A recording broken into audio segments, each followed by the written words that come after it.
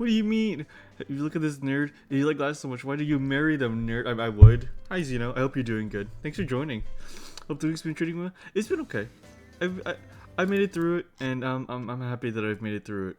It's good to have the week be made through. I'm just setting up, and I'll begin very shortly.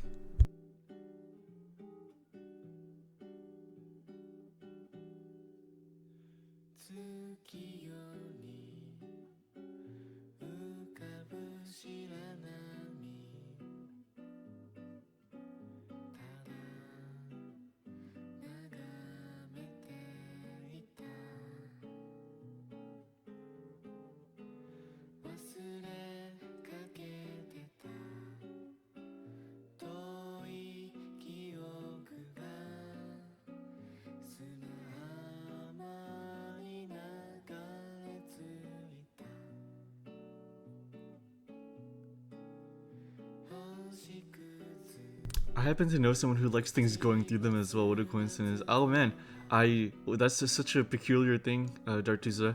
I mean, if you know anything about them and would like to share more information about them, then please feel free to share that information with me. That's such an odd thing.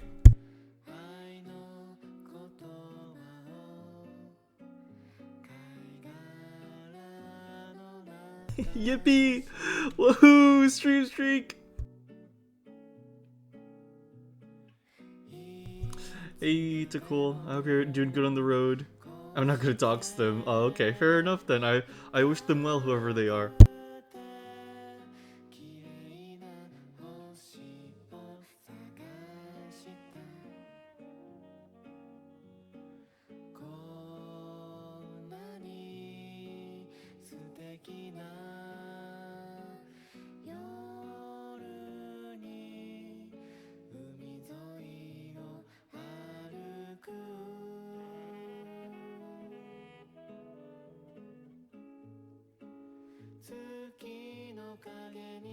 You are now watching MrNeutral. I forgot to unmute. Hey guys, hello. Happy Sunday. I hope y'all are doing good.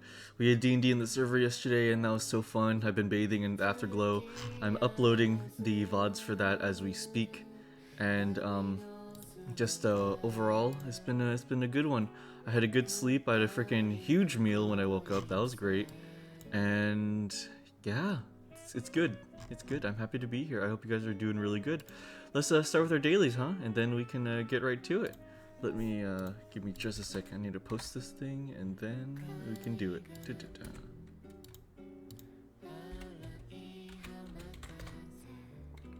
There we go. Excuse me. Alrighty. Let's do some dailies. Woohoo! Hello? There we go. Okay.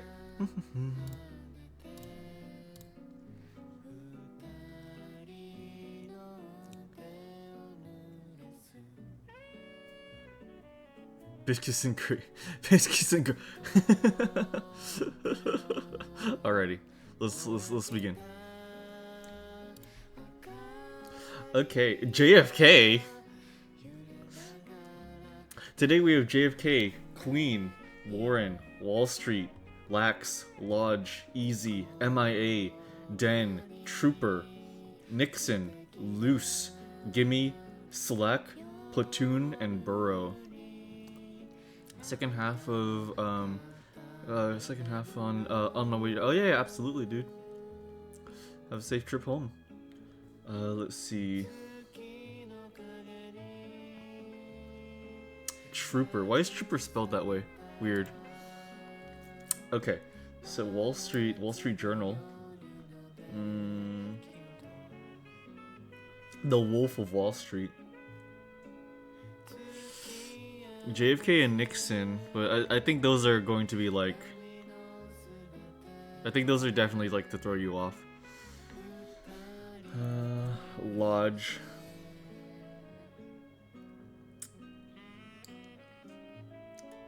Slack, Loose, Easy, and lax. These are like not difficult. Lenient. Okay. JFK, Burrow, Den, and Warren. I won't say what the connection is. Okay. Okay. Oh, JFK, Burrow, Den, and Warren. Are these are all like names of different politicians. Okay, Den, Burrow, and Warren. Okay, sure. One away. Ooh.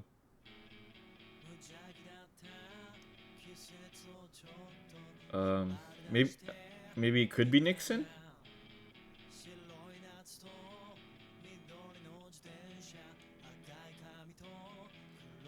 One of them is Nixon, probably. Let's try that. Then, it was a tasteless joke, to be honest. Interesting. I don't know. Let's try Nixon here. Okay, no. It was one of those. A mama. No. MIA is missing in action.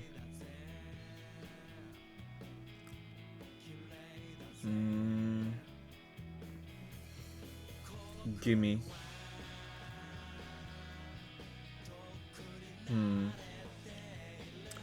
Trooper is throwing me off. Trooper is really throwing me off.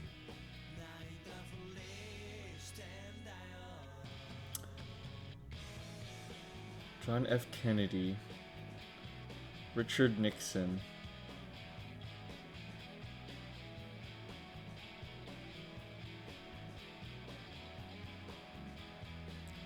Warren Buffett. Airports? Oh! JFK. I mean, I know. So maybe it could be Burrow Airport, Den Airport, or like JFK, Warren, Den, and Queen. Or I don't know.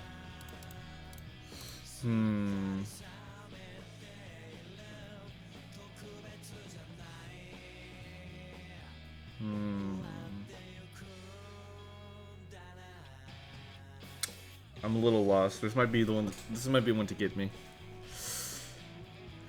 I don't know if I actually thank you, but thank you for the 5-stream streak, Xeno. I really appreciate you being around. By the way, I just said Wahoo and Yippee, but I didn't actually thank you. So thank you. Okay, let's see. Wolf of Wall Street, Wolf Lodge, oh, yeah. Wolf of Wall Street, Wolf Den, Wolf Lodge, and Wolf Burrow, right? One away. Wolf Warren.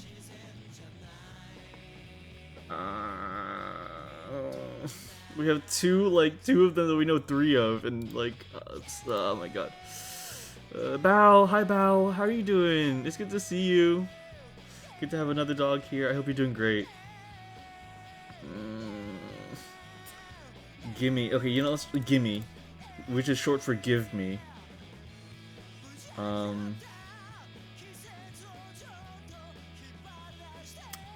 Give me. Queen, MIA, Nixon, Den, JFK.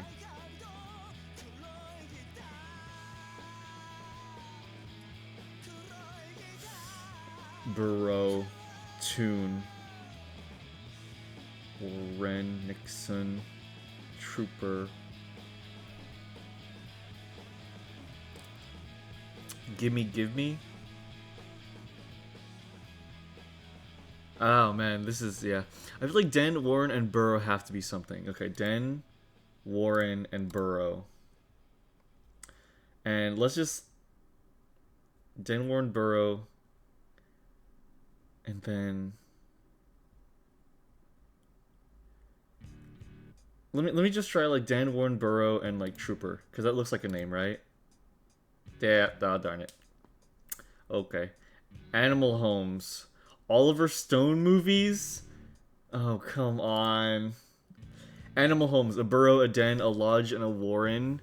I never associate den or warren with an animal housing. Darn it.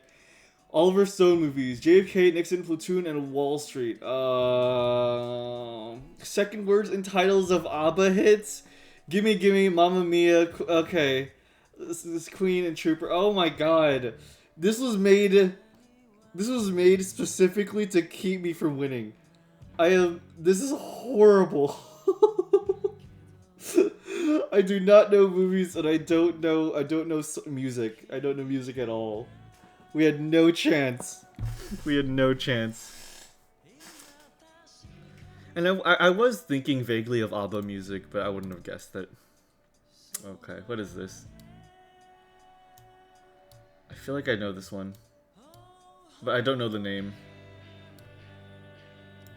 I actually don't know this one at all. Never mind. Please. I guess just please don't touch anything. Sure. It's always very lucky when the title is on the cover.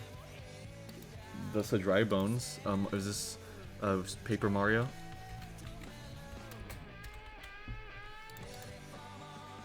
Okay, it's one of the Paper Mario games. Let's try Sticker Star. Paper Mario. Origami King. 1,000 Year Door. Oh. It's 1,000 Year Door. Hey King, good to have you. Don't touch anything? Yes it is, you know. Yo, it's me, that guy from D&D session, the voice actor of famous and wanly loved character Hootie. Hooey dry boning. Hi Ace, it's good to see you. Hooey dry boning. Paper Marino and 1,000 Year Door, yeah. TTYD, what does that mean again? Oh, the 1,000 year, oh yeah, sorry. This. Oh.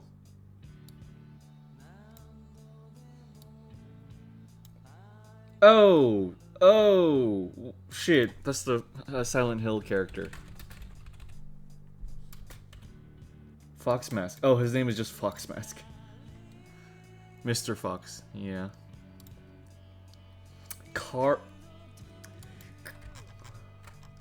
Car urine police catalog.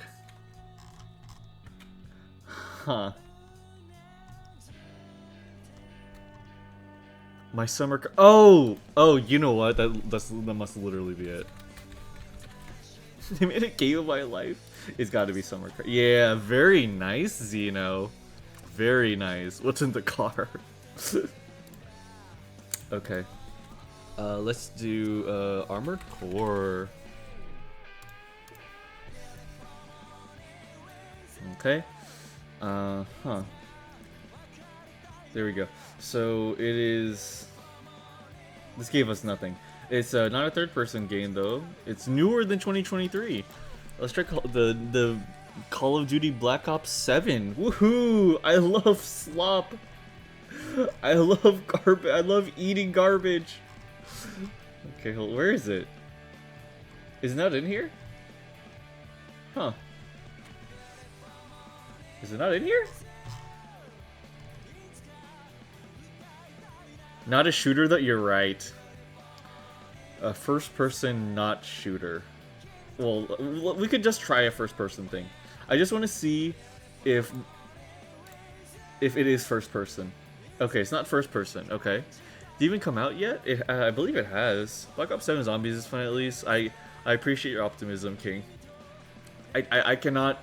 I won't get into it. It is... Oh, it is a 2025 game. It is a game released this year. This year game. Okay. A this year game.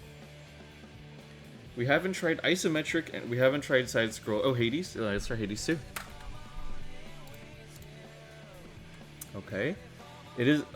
what do you mean the engine is C++? I didn't know C++ was an engine. I thought it was just the language. It's an isometric game. Very nice. I think I saw this one live, so...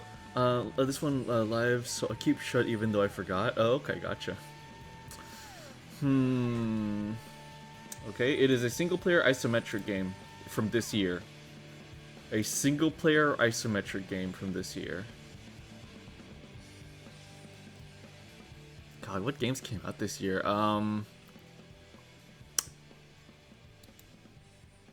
Could be a Survivors game.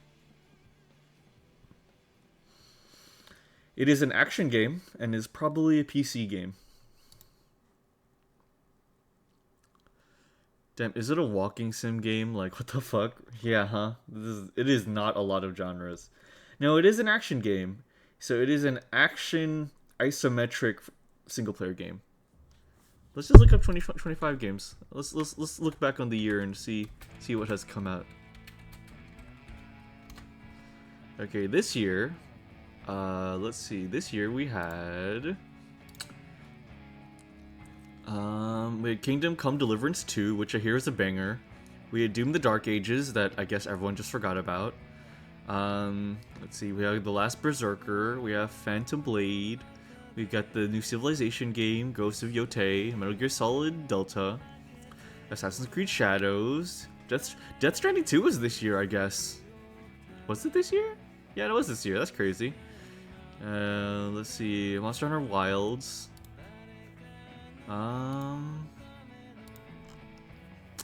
Isometric games.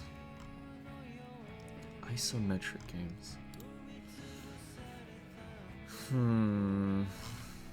Isometric games.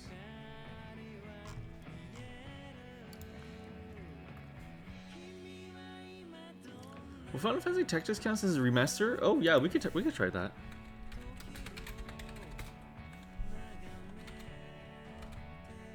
Was it Advanced? Nope. No, it's not that one.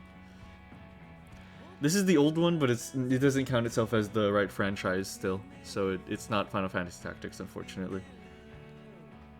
Game Boy Advance, cool. Oh, but the genre is okay. So it's not an RPG.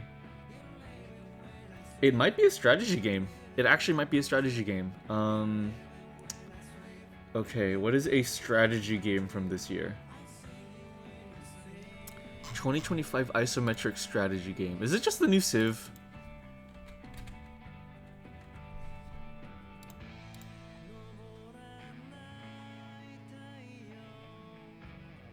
Oh, 4X has its own theme. That's cool. Not that one though. Not that one.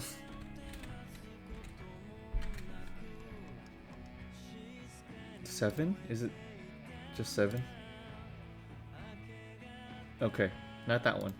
Let's get a hint. It is a strategy simulator game. Okay. A strategy sim game. Balloons? There's no freaking way. There's no way. A kids game? A lot of people would disagree with you. I think I remember now. What is it? What is it, Zeno?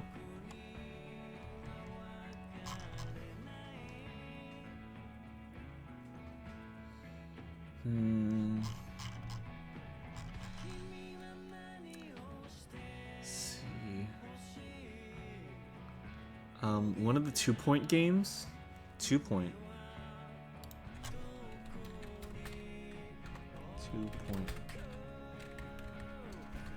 Let me see. Oh, 2-point. Oh, you're right. It would be 2-point museum in that case. You actually 2-point museum. That's close. That's super close. That's a great guess. That's a really good guess. I think we're gone though. I think we're dead.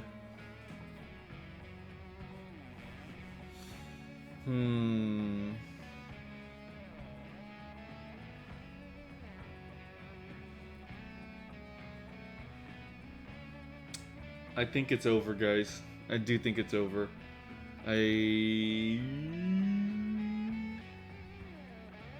Yeah.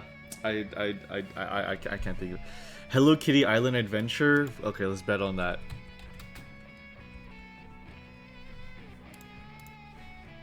It's Jurassic World. We altered the course of nature. unleashed genetic power. It's freaking across Jurassic continents. World.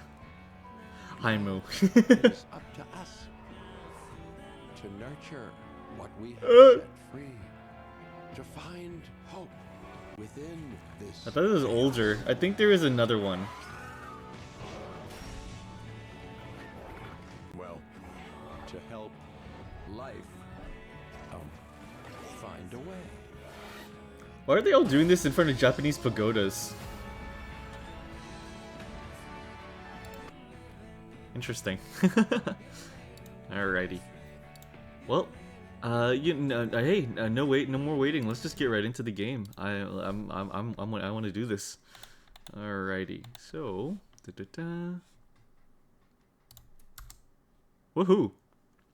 Were there even dinosaurs in Japan? That's a good question. I mean, I guess theoretically there should be because everything used to be connected as Pangea. So, I mean, I'm sure there's gotta be some kind of existence there, right? Like, I'd be surprised if there wasn't at least, like, a fossil. Because it's cool, Newt. What was the third one? Interesting. Alright, guys. Let me boot up Ace Attorney. It needs to update. Wait, this is not the right Ace Attorney. Wait, why do I don't even need to still have the Ace Attorney trilogy installed. I could just uninstall it, and then I could, yeah, what the heck am I doing? Hold on. Let me wait for this update to install, and then I can uninstall Ace Attorney trilogy. Hold on. They had a Mosasaurus, a jawbone in the Badlands. Cool, that's pretty sick. Alrighty. The Great Ace Attorney Chronicles, woohoo! Depends on the period. The last dinos in the Cretaceous period were concentrated in the central U.S. region. Oh.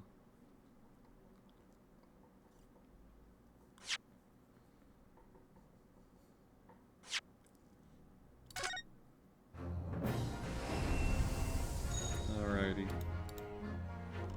Okay. Capture.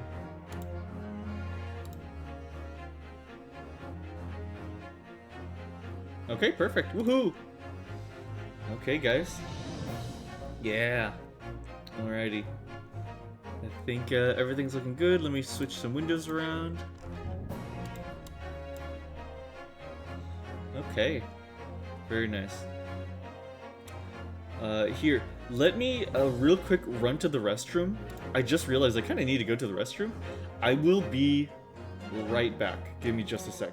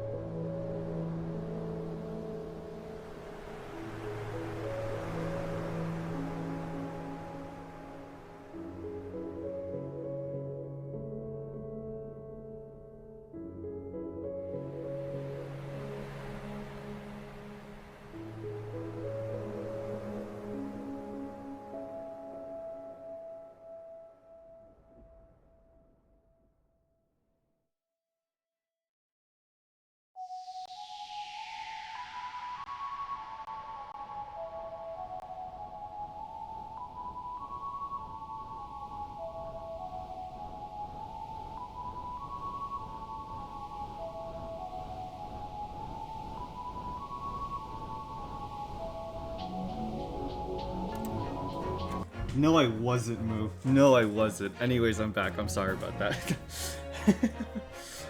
Alrighty. Great Ace Attorney for a different reason. Oh, what if he was called Great Ace Attorney for a different reason? We used to use sexuality the entire time. What I'm driving right now. Da-da-da. Hell yeah, dude. Shut up, you pissed so loud. Shut up. No, the audio is not going through. Don't say that. Anyways, let's continue. Okay. Let's just rewatch the cinematic that we got last time. And yeah. Let's just rewatch the cinematic. In a corner of that small, dark room, Sholmes and I waited with bated breath. In time, there came from the ventilator a hiss and a soft, almost growl-like sound. Suddenly, Sholmes sprang into action, lashing furiously with his cane at a point in the darkness. "You see it, Wilson?" he yelled, his tense voice reverberating through the air. I raised my dark lantern shutter, and the room slowly came into view. Sholmes was staring intently at one particular corner when he started whispering to me. The victim's most perplexing final words. The speckled band. I believe this is the terrible coil to which she referred, Wilson. In front of us was an enormous adder, its fangs bared as it threatened to strike. It truly was the most terrible speckled band I had Yes, it is, ever Dino. seen. This game got voice acting. Jeez, Bowsers. Yeah. Go check out Bow. They're so cool.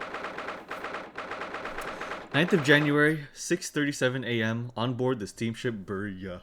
I missed the name.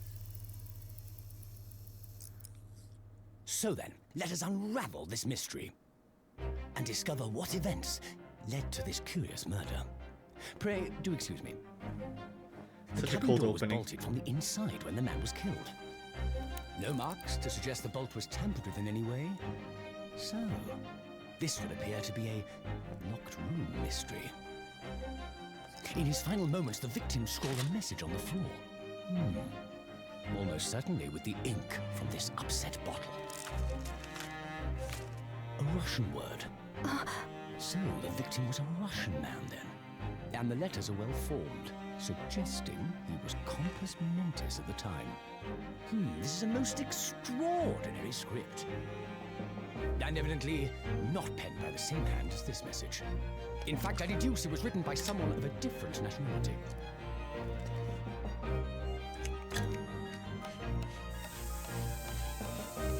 This paper seal was placed just prior to the incident, by the victim himself, I would venture. Well, what have we here? Who are you, and what do you think you're doing here? No one must touch before maritime police come. We must wait. Hell yeah, Moo. That's great to hear. Necessary.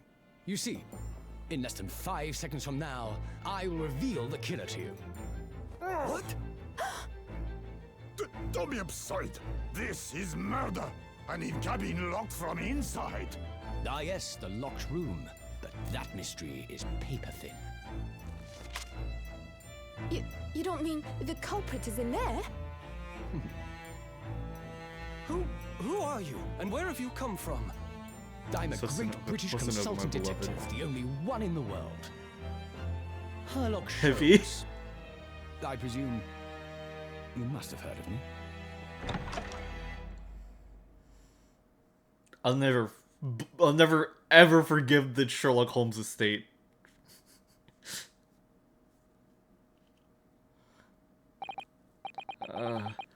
My head is throbbing. What's going on? Something's not right here. There's trouble in the air.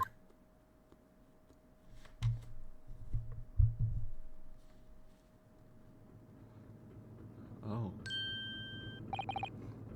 Wait, I can't move. Oh. Ah! What the? Why am I in handcuffs?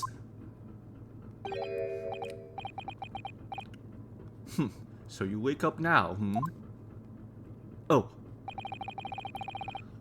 We had to drag you out of the wardrobe. I do not believe in how you... I do not believe how you could not... Oh my god, what the... Ugh. I do not believe how you could not wake up. You are a true cold-blooded man. You... you found me then. We found you. And now you pay. Criminal. How long are you hiding in that tiny wardrobe, sorry. Now you have been found. It is time to admit your crimes. Unless you want to find out how cold the ocean is, No, I'll tell you everything. There's only one thing I'd like to know from you. Isn't that... Oh. Hey, Susato, you'll cover for me, right? Why did you do it?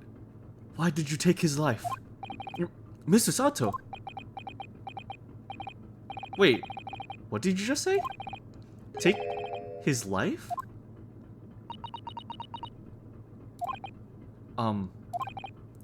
Where is he?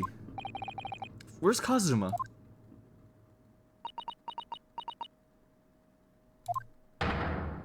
Ha! You'll pretend not to know. You're a wolf in sheep's pelt. You're the killer. Do not try to make excuses. What? Kazuma-sama's body was discovered not long ago. Here, in this very cabin, that was bolted shut from the inside. His body? Please, do not try to tell us you were doing this terrible thing in your sleep. Kazuma's dead? But he can't be. And these handcuffs.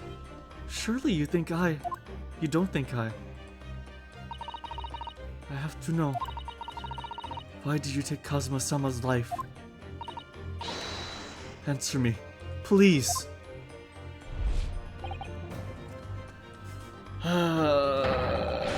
No!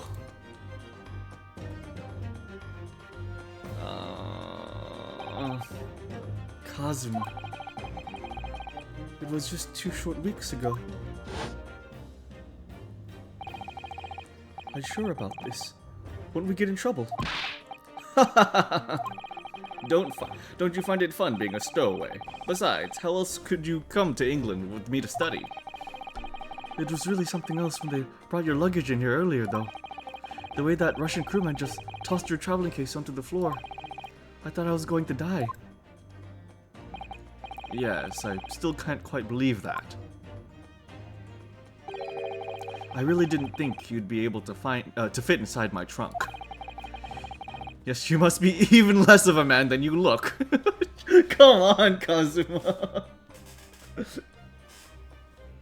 Kazuma. Hey, honestly, I thought I'd broken every bone in my body. Well, it's about 50 days until we dock in Great Britain.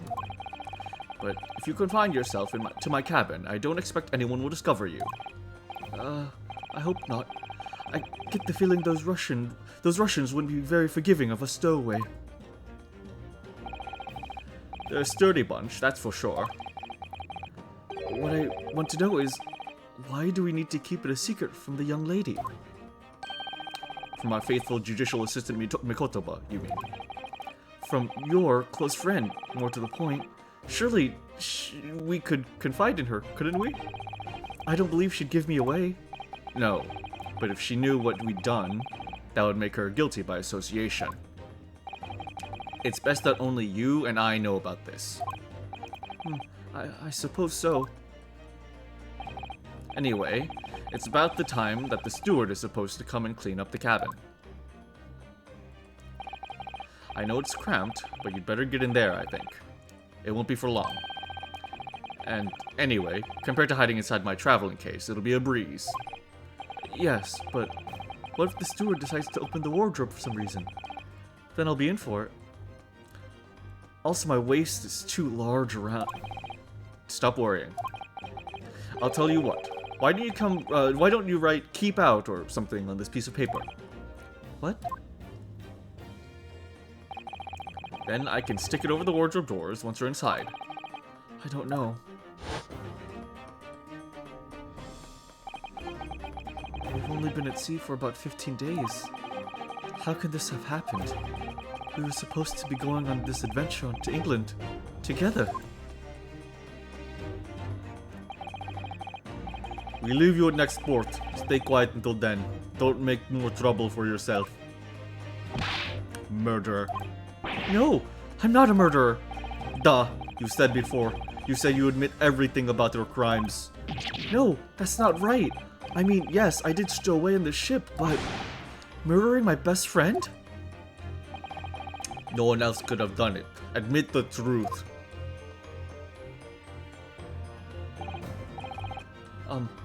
Sato-san. You can't say that with a straight face. Shut up. Please, tell me what happened. I need to know. Very well. But there is something I would like to ask of you too. Those eyes. She looks like she's ready to destroy me. This nightmare is getting worse by the minute. I suppose all I can do is try to find out what really happened. He really has been killed, hasn't he? This isn't just a bad dream. And these handcuffs. They think I did it? They think I'm Kazuma's killer? When they found him, the cabin was locked from the inside. What do you mean? There's no access to the cabin via a porthole window, and the bolt on the door can't be operated from outside. In other words, after the crime, the culprit couldn't have escaped these four walls. What? Or to put it another way, the culprit can only have been somebody inside this cabin. Or do you have some other explanation? It's impossible. There's a large vent in the corner up there. How did he die then? What happened exactly? Are you still going to deny the charge, even despite the circumstances? Please, Susato-san, you have to tell me. The cause of death is still undetermined. I don't know how he died. The ship's doctor is examining the body, but of course, he has no post-mortem analysis experience. I don't suppose we shall learn more until an expert has been consulted at our next port of call. So presumably that means there were no obvious external signs of injury then. That's true, yes. Oh man. That's literally a vent. The killer vented. Can't anyone tell me what exactly happened here in this cabin? I don't understand it. Why would anyone want to kill Kazuma? Presumably that's something you know the answer to better than anyone. Please. Whatever you say, you were here in the cabin after all. Well, yes, I was, but... He would always wake before dawn and do his training first thing in the morning.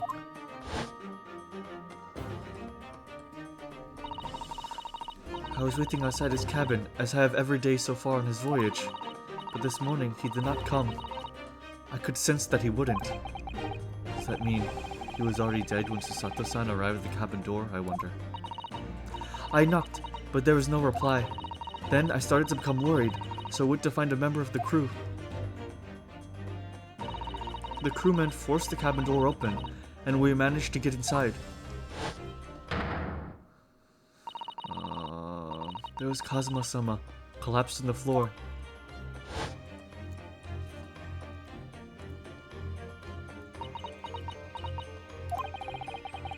And the wet tape there now shows exactly where he was found, I suppose.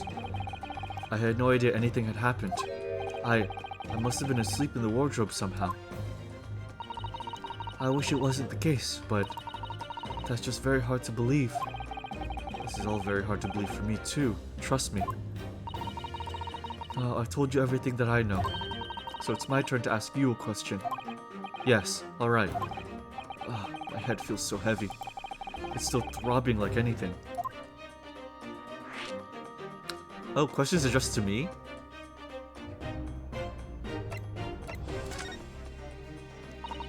Why are you even on board the ship, Naruhodo-san?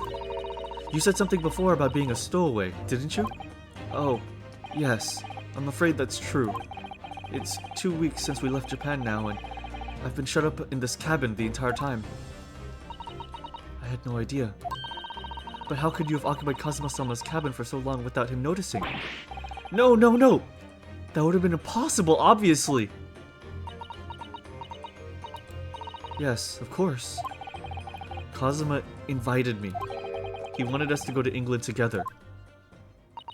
He actually asked you? But why? I'm afraid I don't really know the reason myself. I don't understand.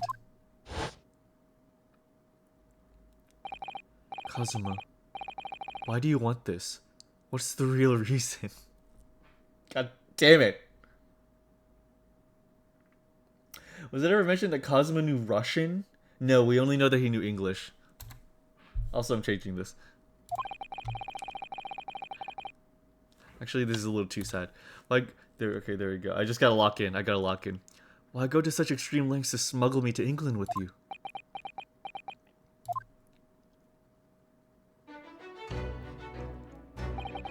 It's an idea that's been on my mind ever since the end of that incredible trial. I think I told you then, didn't I? That you ought to become a lawyer yourself. Well, yes, you did say that. But I don't think you were serious. I didn't think you were serious. You have a talent for it. I can assure you of that. But I've never really thought about becoming a lawyer. Well, that's something you can decide for yourself. London is at the spearhead of cultural development, the center of the world in many ways. There can't be any harm in seeing such an important place with your own eyes, can there? Well, no, definitely not. But on a personal level, if you were to become a lawyer, then... Then what? Nothing. Forget it.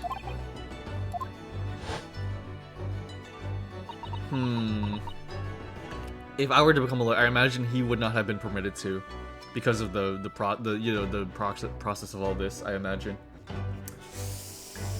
Why does this series introduce psychic stuff right away and never use it? It's so lame. No, this is a prequel, Xeno. They use psychic stuff in every game after the first one. It's just that this game is it's set before they introduced that, so there's no psychic stuff. It's like scientific stuff in this game. Yunosuke, you must become a great ace attorney. Kazuma-sama he's always saying the same thing. That he wanted to change the Japanese legal system. Perhaps he thought that he could do that with you. Yes, maybe. But something's still bothering me a little. The look in his eyes then. It was darker than I've ever seen it before. Susato-san. I'm sorry that we kept it a secret from you. My stowaway on the ship, I mean. If I know Kazuma-sama, I expect he was trying to protect me. To avoid me becoming guilty by association. She knows him well. That's exactly right, yes. Word perfect, in fact. Last night. If you're not the culprit, then tell me. What happened last night here in this cabin? Well, the thing is, I don't really remember. Kazuma brought me something to eat, just like he always did. And then I got myself into that wardrobe over there, just like I always did. After that, I fell asleep. Well, yes. So deeply that you didn't even stir when Kazuma-sama was killed. Well, yes. I know it sounds unbelievable, really, I do, but it's the truth. If only I'd woken up, then perhaps I wouldn't be in this predicament. And for some reason, my head's still throbbing like anything. Really?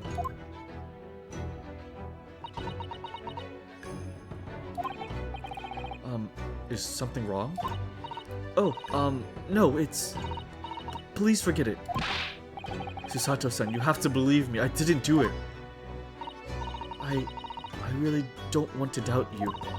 But the trouble is, there's no one else who could possibly have done this.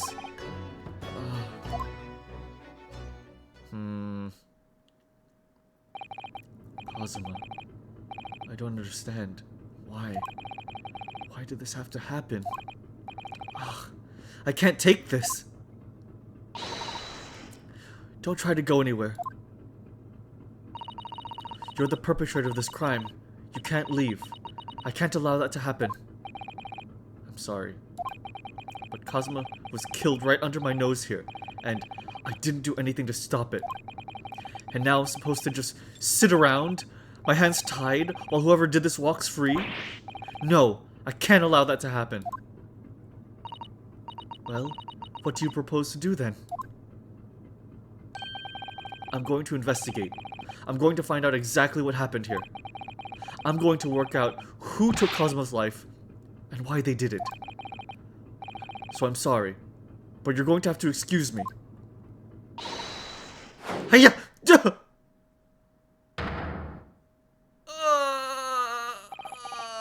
What? That was a Susato takedown.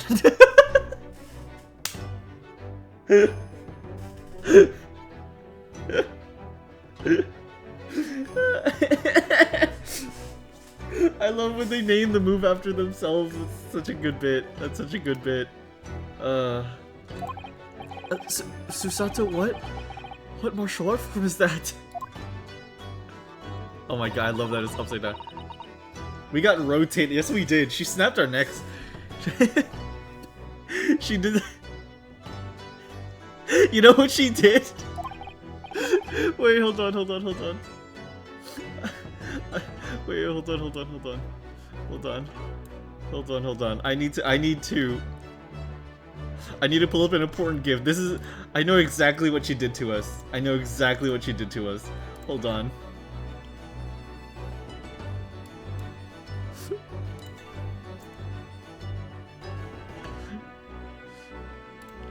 Hold on. Give me just a sec. It's very important that I show you guys this GIF.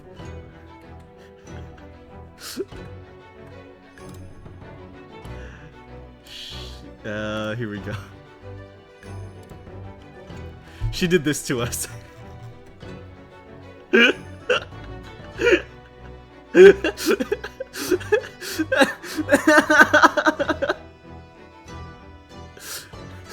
She fucking rocked our world.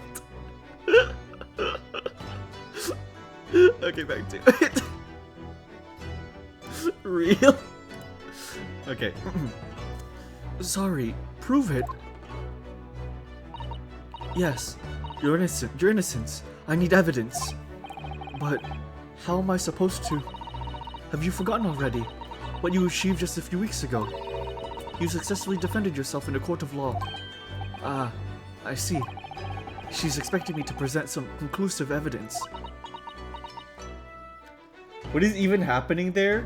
It's a grunt is like minding his own business, and an ODST comes out from the trees and snaps his neck, and he just spins around because his body's trying to catch up to his head. It's an insane animation. I have to get Susato-san to believe me. I'll show her some evidence right now that proves I'm not guilty of this awful crime. Oh, yeah. Yeah, that's true, yeah. Yes! Yes! Tell me, when I was discovered in the wardrobe before, was this piece of paper stuck over the doors? Oh, yes, it was. I remember clearly. I thought so.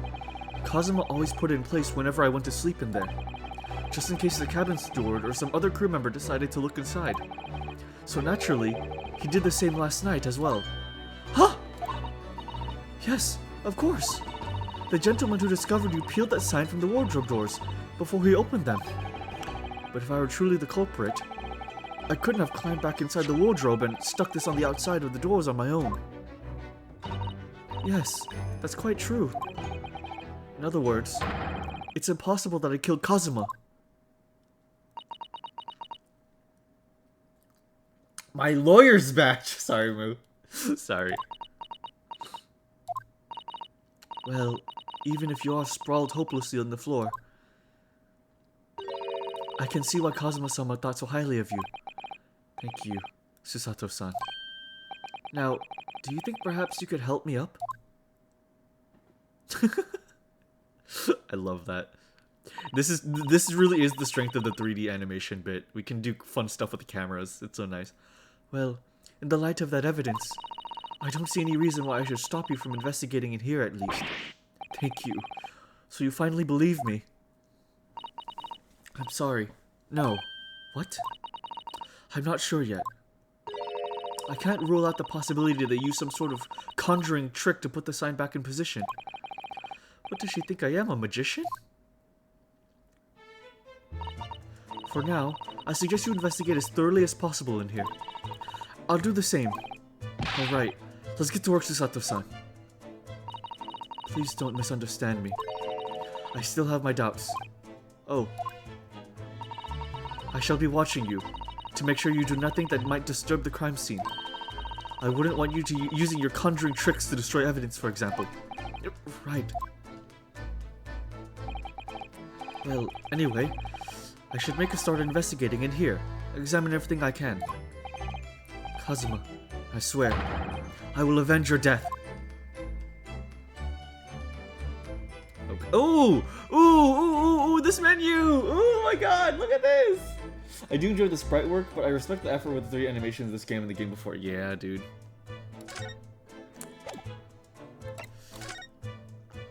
University collar pin. Proof that I'm a student at the Imperial Yume University. I always wear it on the collar of my uniform jacket. Hey, look at this, Susato. Susato-san, about this. I'm sorry, Nahodo-san. But we don't have time to waste on anything else. We must find clues. She looks serious. Really quite deadly serious. Okay, fair enough. Oh, this guy. Seigi. The Japanese word for justice. The brush strokes are straight and true, just like Kazuma. Ha!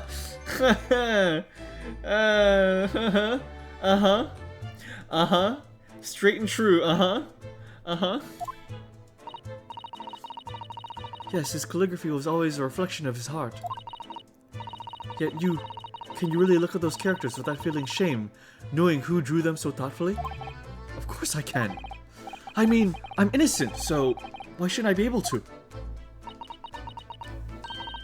Even though you stowed away on the ship? How are you going to bring that up, are you? I can't win. Oh dear, that won't do. Oh, what's the matter, Susato-san? Whenever I'm examining things, I always find myself so focused I forget to look around properly. Yes, that's not good. I don't suppose you're as foolish as me in that regard, are you, Naruhodo-san?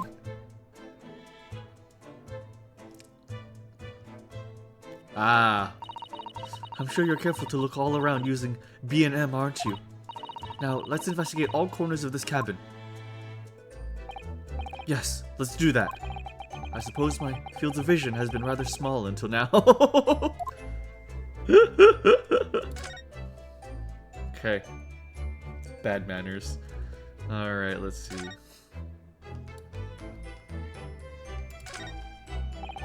Perhaps I should see what this Russian crewman makes of the scene of the crime. Excuse me. What? I was wondering how it's going. The investigation, I mean. Grandmother told me Japanese people do not make jokes, but it's not true, I see. Sorry? The criminal's asking an investigator for information about his crime. Very funny. Oh, I wasn't supposed to be it wasn't supposed to be a joke. He doesn't appear to be laughing either. He's convinced you're guilty. He might have useful information though. I have to keep trying. So, last night, did you notice anything out of the ordinary at all? Niet, of course not. Now back to corner room and make silent. I say no more to you. Did I hit a nerve? Just for a minute there, he seemed a little flustered. Okay, fair enough.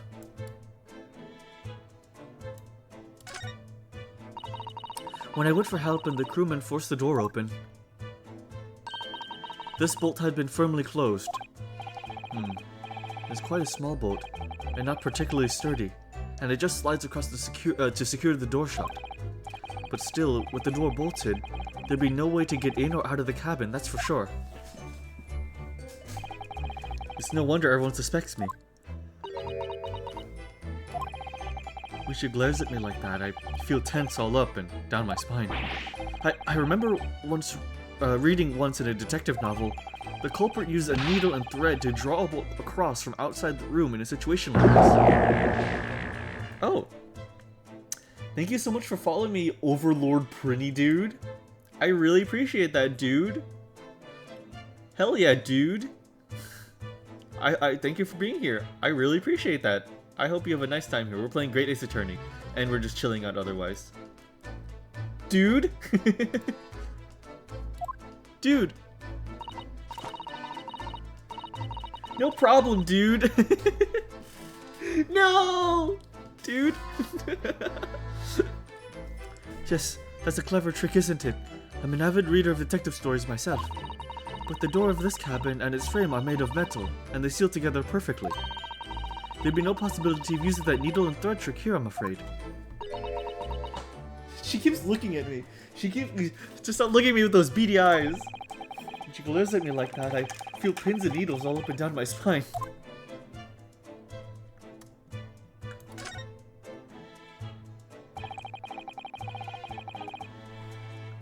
These are the rules of passage for travel aboard the SS Buria. It's essentially a list of requests from the captain to all passengers on board. It's essentially a list. Passengers must not keep weapons or other dangerous objects in their cabins. Pets are also strictly forbidden.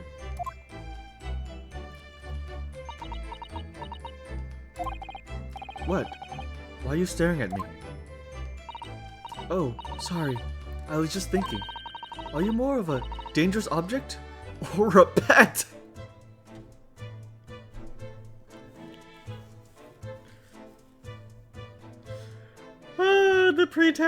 The pretexts, they just keep coming. They just keep on coming. I can't decide. Well, one thing's for sure. Either way, I wasn't supposed to be in here.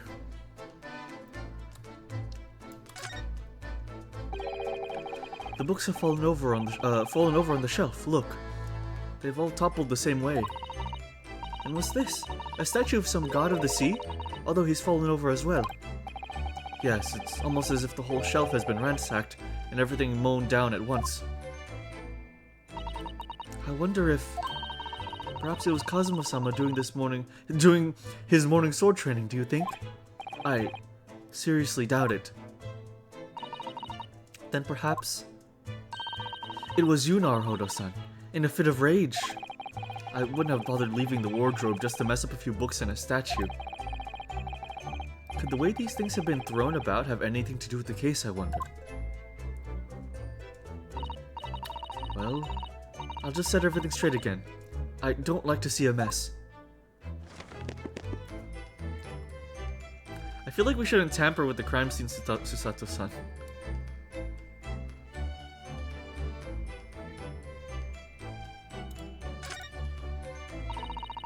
There's nothing on this table at all.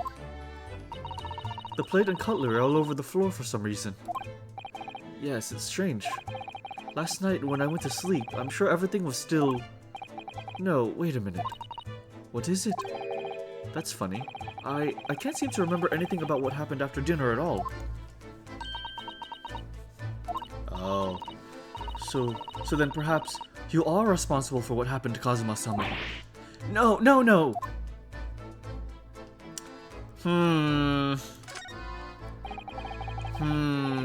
That's my dinner from last night. Roast chicken. It was really tasty. Yes, it was very delicious, wasn't it?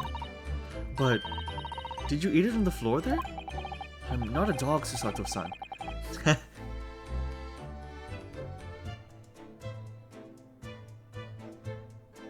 I ate at the table, of course.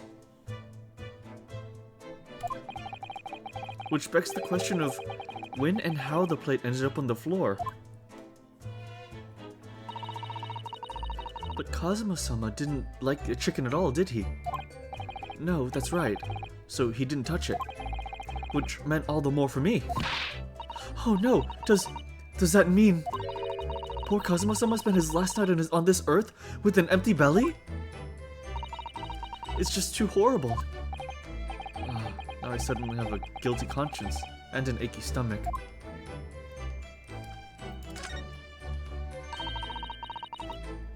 That's Kazuma-sama's special, precious sword.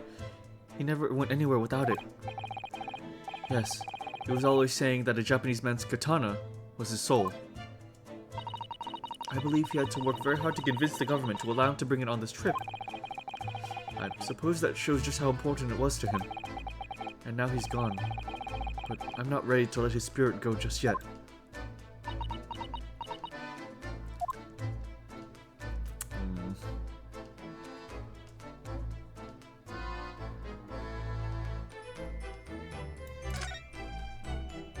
What is that? What do you think this is? It looks like a broken piece of glassware. Whatever the thing was, it appears to have broken clean in two. It looks like an ink pot.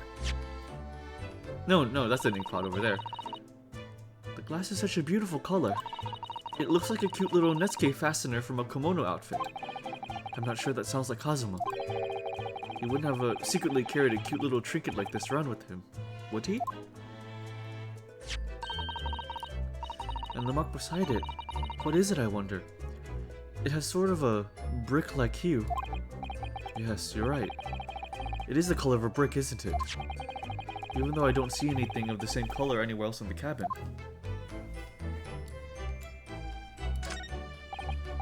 Did Kazuma write that before he died? It looks like it's written in ink. He must have knocked the ink pot from the desk when he collapsed on the floor. Then, I suppose he wrote this message by dipping his finger in the spillage. Poor Kazuma-sama. No doubt he was in a terrible pain.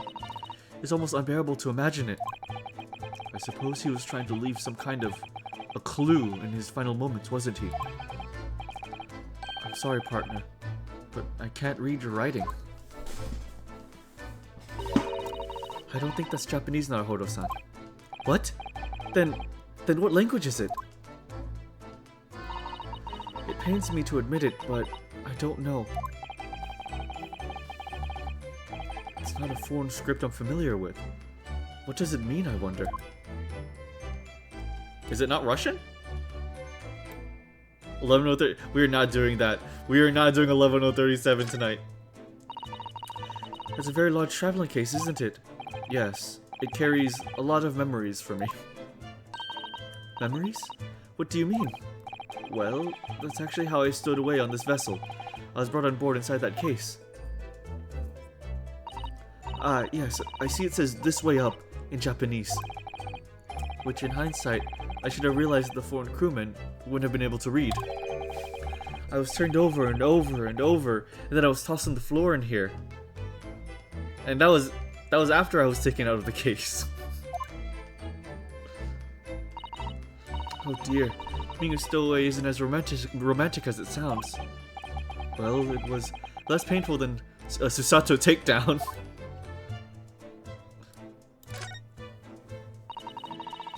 This is where dear Kazuma-sama would have sat whenever he was writing. London Diary. Poor Kazuma. He didn't even make it to his destination. It looks as though the last entry is incomplete. Which means... what? He was in the middle of writing it when the incident happened. Let's see what it says. It could be a valuable clue. Hiya! That's out of the question. What? Kazuma-sama may have departed this world, but you must not read his private thoughts. But what if it's something important? Something relevant to the case?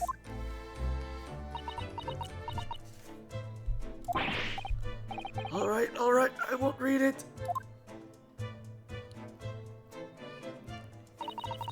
Poor Kazuma-sama. I don't like prying into people's personal matters either. But in this case, Isn't the need for more clues more important? Dang, why she gotta flip a guy? She do be flipping me. She do be snapping my neck upside down. She do be blowing my head smooth off.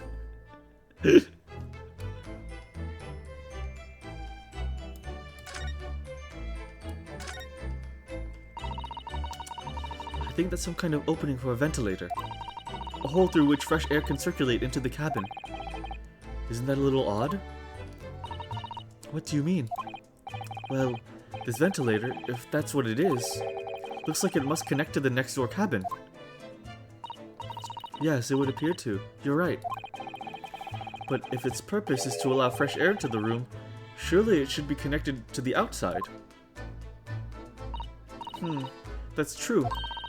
Perhaps it's so that the rain and spray don't find their way in when the seas are rough, or something like that. I suppose maybe that's it. Oh!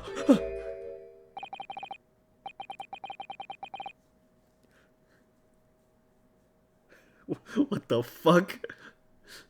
Hi Otter, I hope you're doing good. I wasn't talking about you, Otter.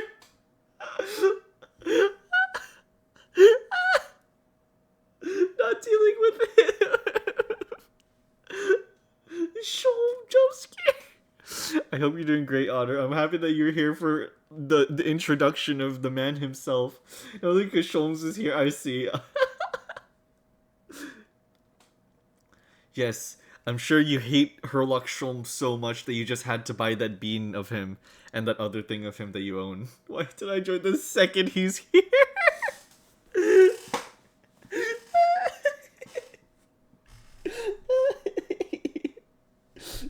You know too much. Bean, it's a bean-shaped plushie, King. It's a very cute bean-shaped plushie of him. I hope you're doing great, Otter. Thank you so much for being here. Who's that? He wasn't there a minute ago. As far as I can tell, it looks like he might be European. Oh, how did he...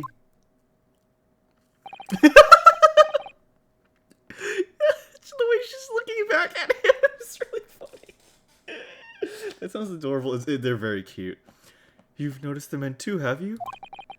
I have no idea who he is or how he got there, but he looks suspicious and tall. Suspiciously tall. Oh, Naruhodo-san, don't tell me. Do you really not know who that is? Well, no, I don't have any foreign friends or acquaintances at all. He doesn't look like a member of the crew. There's something very unusual about him. And is he investigating Cosmo's desk? Or is he just playing on it? I can't tell. Well, in that case, we simply must talk with him. Am I just imagining it? Or does Susato-san look almost uncontrollably excited? By the way, I expected that you noticed already, but just in case. If you press space on people when they're in crosshairs, you can converse with them. Alright then. I'll get that suspiciously tall gentleman in my sights and see what he has to say for himself. Just ignore him. He will go away. We suddenly must exhaust all his dialogue. Oh no. So please do.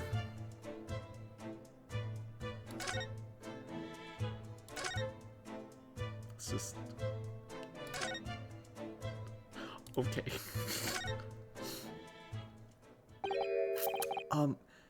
Excuse me? Excuse me, do you have a moment? Shh! This is a critical point in my investigation.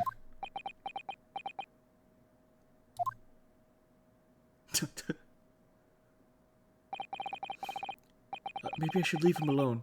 He seems a little unfriendly. Yes, perhaps that would be for the best.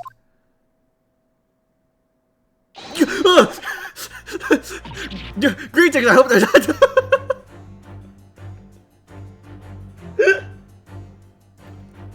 What the fuck is his problem?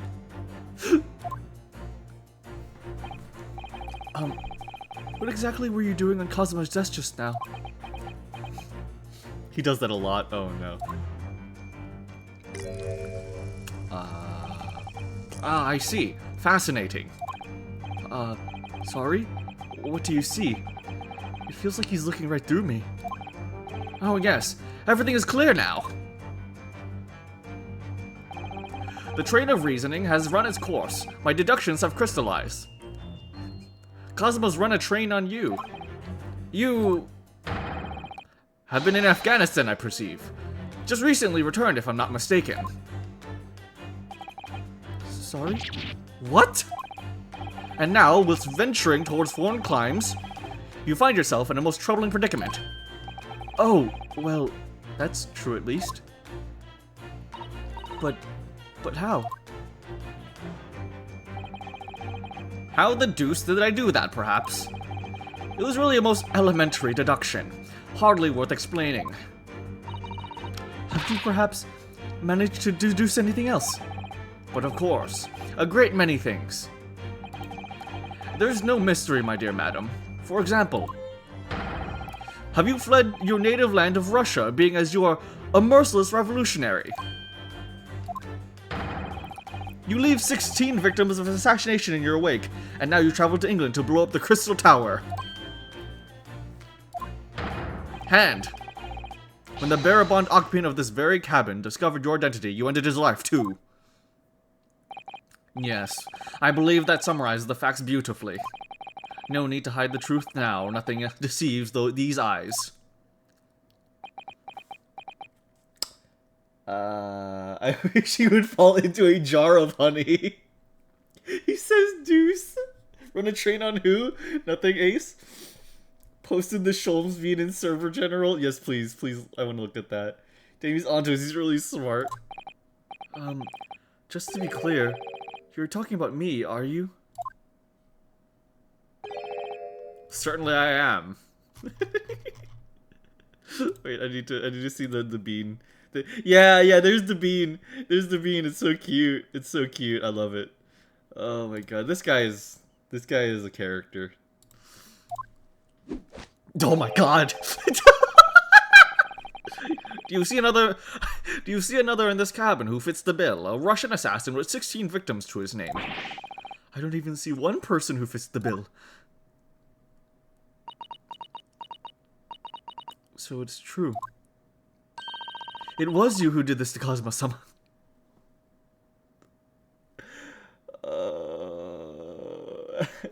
Did he just do the Johnny Bravo? Anyone else see that shit? He did just Johnny Bravo. He very much did just Johnny Bravo.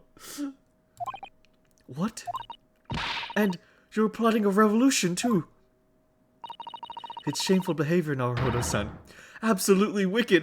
Describing being a revolutionary and a murderer as shameful behavior is very funny. That is very funny. No, listen. There's no way I... Hiya! Oh... Now, explain yourself. Tell me everything. This is ridiculous.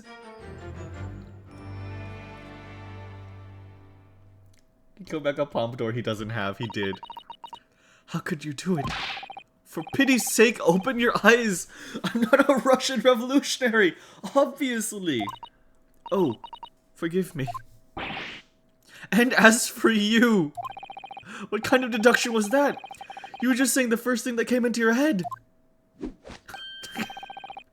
But was I not right? Whilst venturing toward foreign climes, you do find yourself in a most troubling predicament, do you not? Well, yes. Maybe.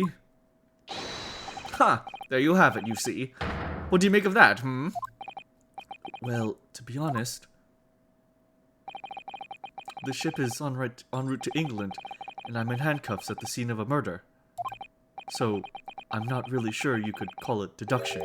It's more plain observation. Indeed, and observation, my dear boy, is the basis of all deduction. My method is founded upon the observation of trifles, you see. I announce my findings with a brassy certitude. And more often than not, I'm right. I don't think you introduced yourself. My apologies. How remiss of me. I am none other than the greatest detective of the century, known to men and women the world over. The inimitable Sherlock Holmes.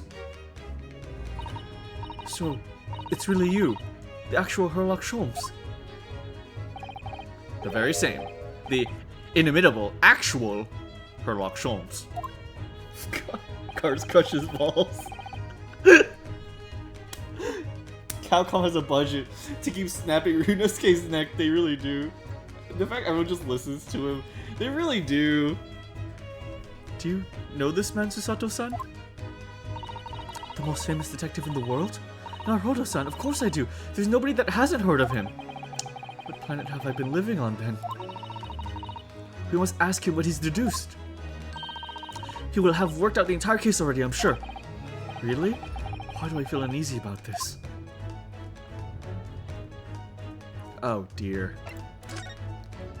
Great detective. So, you're a great detective, are you? And me, I'm a great... sorry, what was your name again? Indeed, I am none other than the one and only Sherlock Holmes.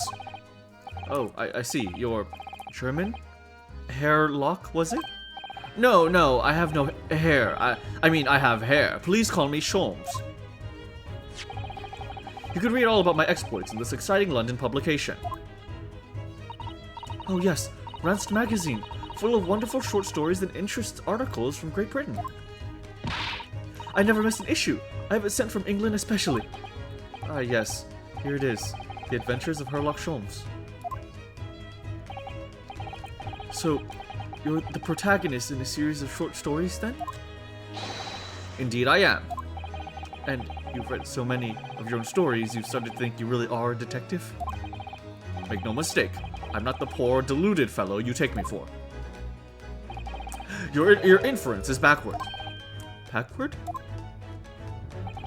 My trusty biographer records my greatest detecting achievements and chronicles them in the magazine. You have a biographer, do you? Doesn't everyone? Mine goes by the name of Dr. Wilson, presently keeping shop in London. Dr. Wilson? I call you Worm because that's what you are. So he's like the Gumshoe of the game. Yeah, a different kind of, yeah, kind of, in a way, I think. I must say, thanks to that publication, I've been fantastically busy of late. Why, this very moment, I'm returning from Asia, having solved the mystery of a cursed royal crown. Really? I can't work out whether I should take this man seriously or not. You know what, actually? Hold on. I just realized something. Hold on. I'm gonna stand up. Give me just a moment. Give me just a second. Where do I keep that? Where do I keep it? Here we go. Wait. Yes.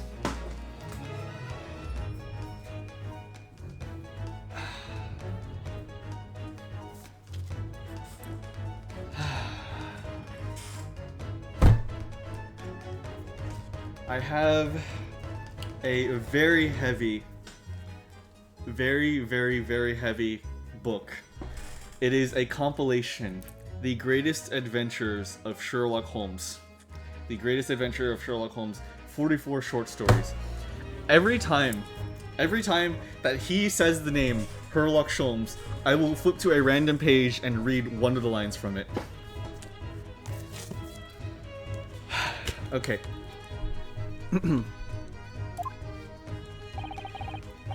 Deduction, you see, is to me a science. Logical reasoning in its purest form. A science? Why me? Come at this while dude isn't looking. A science? Really? The astute observer notices even the most subtle of reactions in a subject. A furtive glance, a twitch of a muscle, a slight inclination of the posture.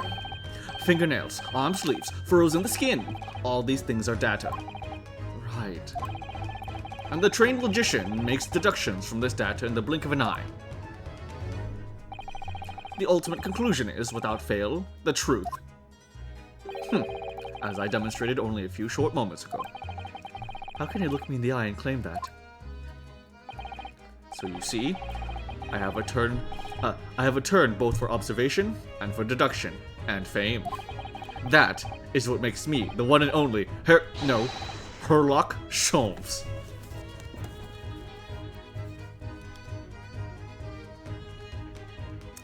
Have you any suggestion to make, I asked. You must drop it, Mr. Holmes, he says, swaying his face about. You really must know. After Monday, said I. Tut tut, said he. I'm quite sure that the man your intelligence will see that there can be only one outcome to this affair. Cosmo's death. Have you managed to deduce anything about this particular case yet? Would that be on the test? Yes, it will be. Can you some of that stuff too? It was my very own Sherlock Holmes popsicle. Have you managed to deduce anything about this particular case yet? Have I managed to deduce anything, my dear fellow?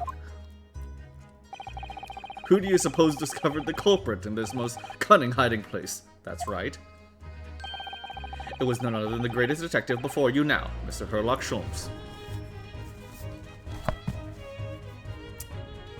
As McMurdo had said, the house in which he lived was a lonely one, and very well suited for such a crime as they had planned. It was the one on the extreme fringe of town and stood well back on the road. In any other case, the conspirators would have simply called out their man. Ah, I see. In other words, I'm in these now because of him. And I became anxious about Kazuma-sama this morning. I summoned all of the crew members to force the cabin door open. And I concealed myself among their number, gaining entry to the scene of the crime. Yes, luckily for everyone, the great detective, Sherlock Holmes, was on board. Yes, Watson, we shall have to go.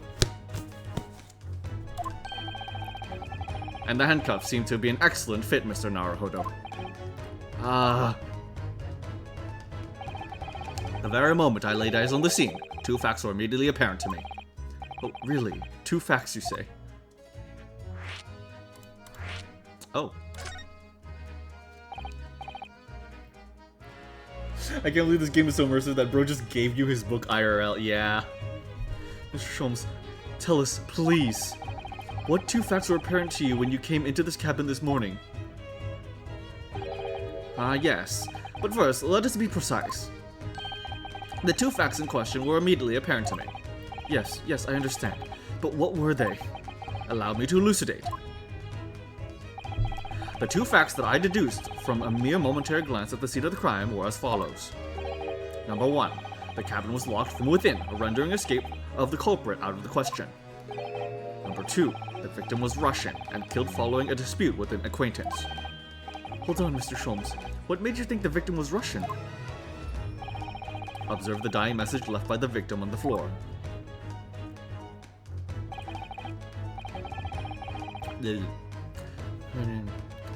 This is Russian for the word wardrobe. Do you really think that Kazuma-sama would have left a dying message in Russian? In the final moments, many find their native tongue filling their head. For this young man, Russian. Kazuma was Russian? Was he? Initially, I considered Garderobe maybe the name of the killer. Certain Robert Gard, perhaps. But in the interest of thoroughness, I decided it would be wrong not to look inside the wardrobe there at least. Where you found Mr. Naruhodo sleeping soundly? Quite so. I found you, the renowned Russian revolutionary killer. Why is it that I'm Russian too? Poor Ryunosuke, having to deal with this man. He is certainly a man. He is certainly a man. I observed that you were wearing the same attire as the victim. In other words, you are acquainted. And if my memory serves, that outfit is the traditional dress of the Russian people. Our school uniforms are the traditional dress of the Russian people? I had no idea. Oh, man. Excuse me. And I had no idea a detective could get something so wrong. I took a photograph of the victim and the message that I might analyze it for hidden. This man is melting my brain. That I might analyze it for possible hidden details.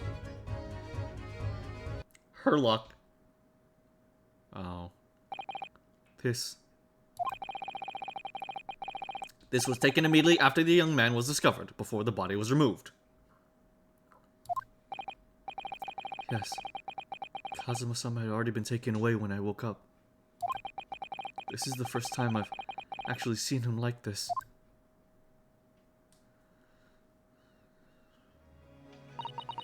Are you alright, Mr. Naruhodo? Oh, yes. Thank you. Photograph of the crime scene has been entered into the court record. Can I ask you something, Mr. Sholmes? Oh, sorry. Can I ask you something, Mr. Sholmes? What, pray? You mentioned Russian before as well, didn't you? You know, when you said I was a fearsome revolutionary fleeing from Russia and all of that. Can I ask myself?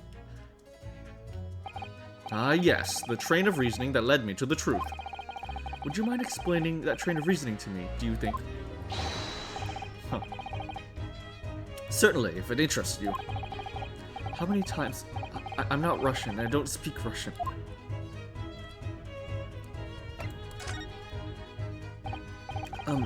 Can we talk about your deduction before? The things you concluded about me, I mean.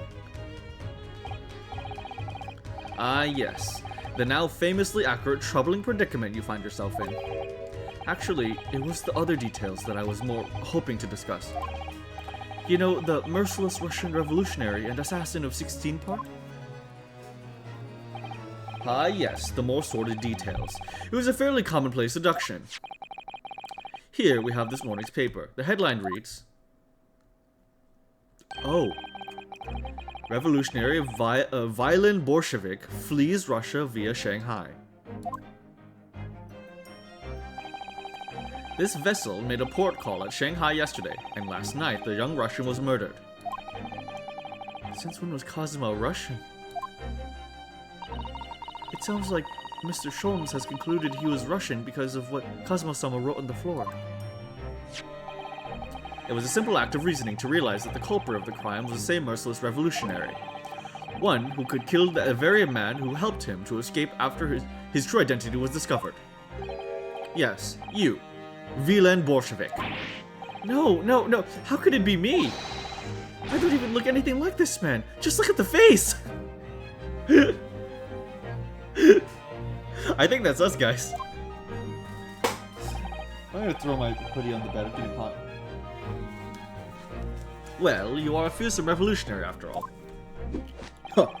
Therefore, you have no doubt learned to revolutionize your appearance as well. I'm gonna strangle this guy. I mean, let her keep rotating you and you might look like the guy. I'm not Squidward. Please. And might I add, your name does not appear on the ship's passenger list. Need I say more? Well, that's because I'm a stowaway. What about the other details? The 16 victims of the assassination and blowing up the Crystal Tower? Ah, yes. The journalist clearly interviewed the man and printed all those particulars in the article. The deeds the man has perpetrated thus far are those he is plotting. Yes, everything about this revolutionary Bolshevik was included. There could be no mistake. Do revolutionaries usually agree to interviews with newspaper reporters, I wonder? What about the part where you said I was just returning from Afghanistan? Also quite clearly stated here in the article. Bolshevik has recently returned after a period of subversive activities in the war-torn regions of Afghanistan. Where even is it anyway? Is this Afghanistan place? Here, take the paper for yourself. As a little memento of this great deduction. Oh, thank you. I've absorbed all of his interest to me within its pages, but I see no rubbish bin nearby. Article about the revolutionary has been entered into the court record. And you may find the article on the back page of interest as well. On the back? Cast your eyes over it sometime if the interest ever takes you, though you may need someone to interpret. It's all written in Russian. I couldn't hope to read it, but I suppose it wouldn't hurt just to glance at the article. Might be a picture or two. Let me see here.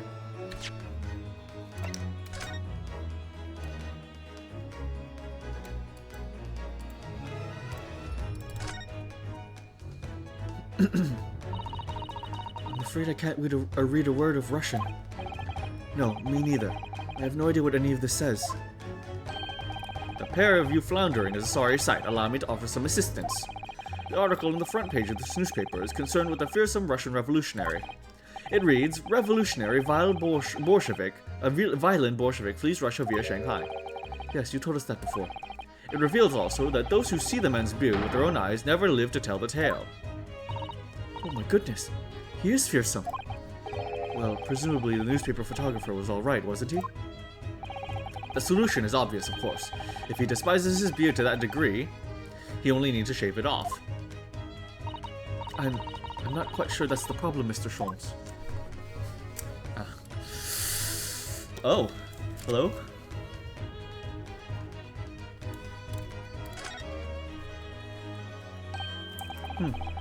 This is interesting. Have you found something relevant, Naruhodo-san? Well, no, I mean, it looks like it might be interesting. I can't read a single word, I'm afraid. No, nor can I. But look at this picture. Perhaps it's about a beautiful young Russian princess, you think? She's very pretty, isn't she? I suppose you enjoy articles like this, do you? I don't know. I can't make any sense of it. Ah, I'm glad you've noticed this article. Ah!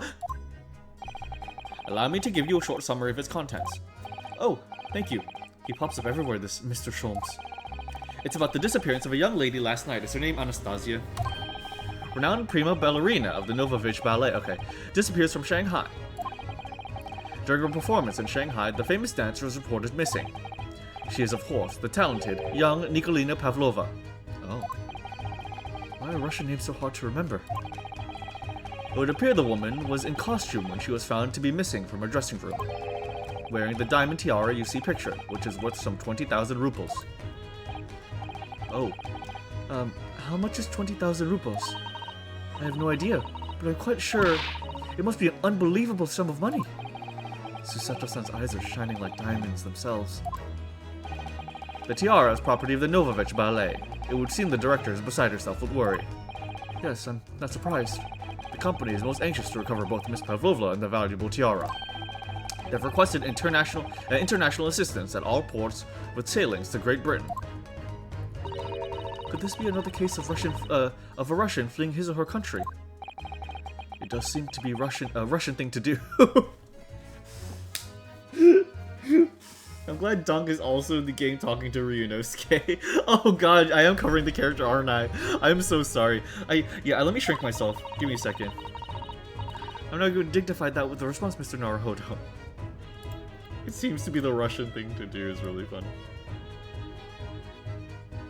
I just realized, yeah, I didn't realize how much I was covering. I'm really sorry about that. Okay, and also now that I'm smaller, let me get Donk off my shoulder. Okay, that should be good. And okay, here we go. Let me know if I'm too small now. I'm not even going to dignify that with the response, Mr. Naruhodo. The article about the ballerina has been entered into the court record.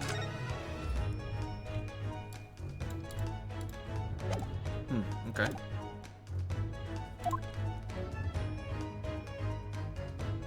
What, you were just investigating? Nope, all good. I think it's good. Okay, sweet.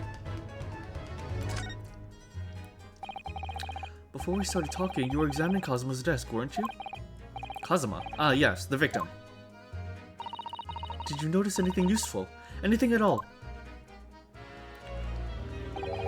Observe for a moment the desktop of the victim.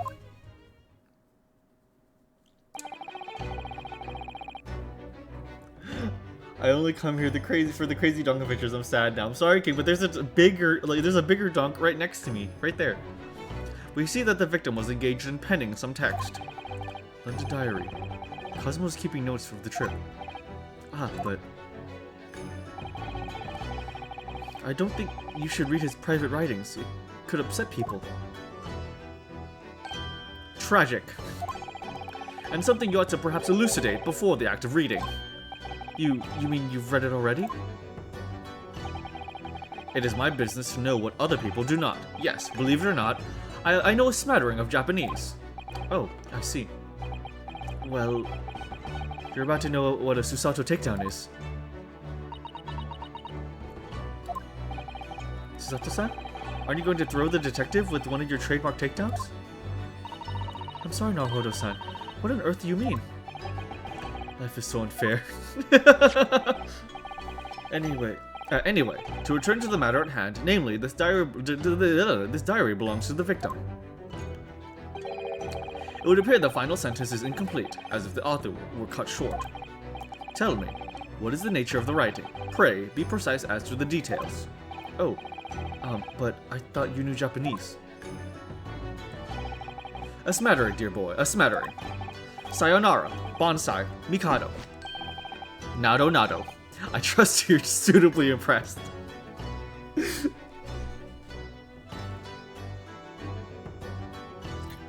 I fucking hate this guy.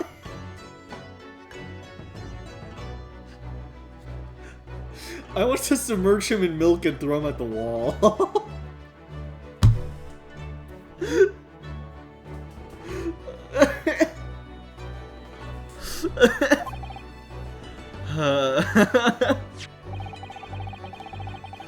But this diary is littered with complicated looking characters, which I can read precisely none.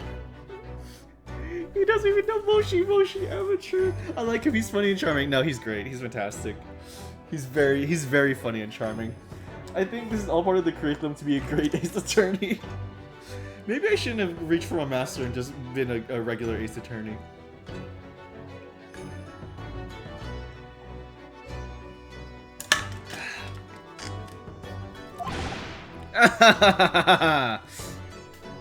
What is wrong with him?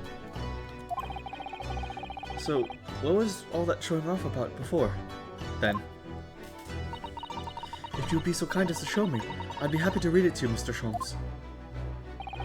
I'm much obliged, my dear madam. The final entry here in Kazuma-sama's diary consists of just 2 short sentences. The first reads, 1:23 a.m. I can hear a faint whistling sound. A whistling sound. These are very deep waters. Pray, go on. The second sentence reads, 1:35 a.m. What looks like some sort of speckled band is dangling from the ventilator grill.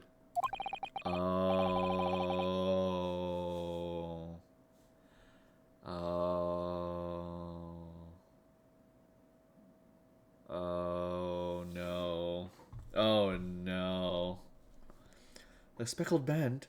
What on earth does that mean? I have no idea. I've never heard that expression before. The ventilator grill, you say?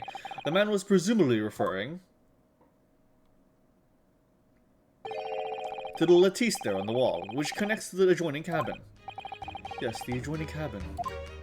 Kazuma-sama's diary has been entered.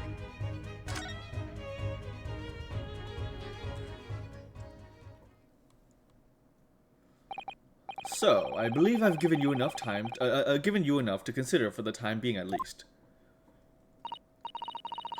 Do you have somewhere to go? She's so goofy sometimes. Like she's like if Maya tried very, very hard to pretend to be serious. Was he attacked by a snake or something? Yeah, right. Did somebody release a very venomous snake into this room? As it happens, the victims writing in this diary have piqued my interest. The matter warrants further investigation, I believe. And if I am still too long, the seasickness takes hold. Oh, I suppose you're thinking of investigating the cabin next door, which the ventilator connects to. Ah, shit, Bullet Train. Oh my god, it is Bullet Train. Dude, we have Russian assassins, Japanese people, and a venomous snake. Oh my god, it's Bullet Train. Hell yeah. We mastered this bitch and Herlock. I do remember Herlock Sholmes in Bullet Train. Great detectives are a curious breed. Our minds rebel at stagnation. We crave mental exaltation. So yes, I intend to investigate, hence the truth will become clear soon enough. I just realized, has he said the name Sherlock Sholmes at all recently? Let me just read a quote just in case. I'd like to say a word to you before we separate. I guess we will not meet again until you see me on the stand in the courthouse. I'll give you something to think over between now and then. You know me for what I am. At last, I can put my cards on the table. I am Bertie Edwards. Okay, that was not Sherlock Holmes reading that line. Okay. Herlock. Brad Pitt. Same thing, really. True! Who's Brad Pitt in this then? Sherlock Sholmes. Keep up, King. Keep up, dude.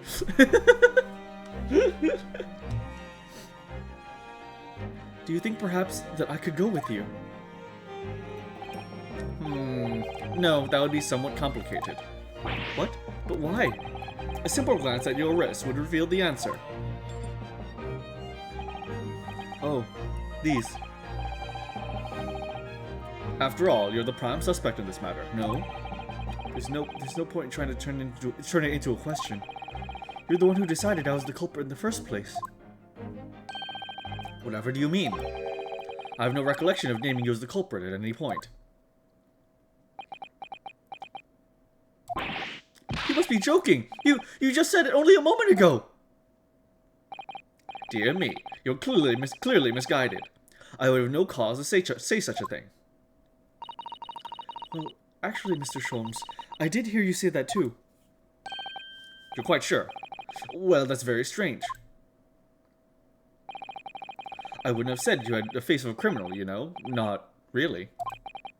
So what? Were you looking at my knees before? So great detective you are. Well, anyway, that was then and this is now. What do you mean? What I mean, sir, is this. If you are the culprit, then you must play the part more convincingly. Roll over and accept your fate. Now he's just being plain rude. I think this guy's crazy, actually. I think this guy's crazy. I mean, don't be mean to me. No, I'm messing with you, King. I'm messing with you.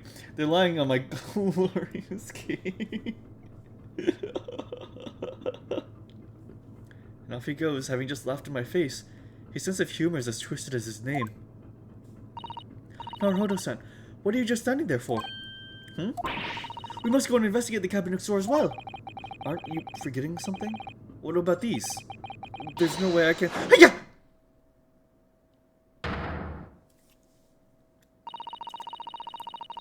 After Kazuma-sama spent his dying moments struggling to leave us a clue, you're willing to give up. You're just going to roll over and accept your fate. As if you gave me any choice in the rolling over part.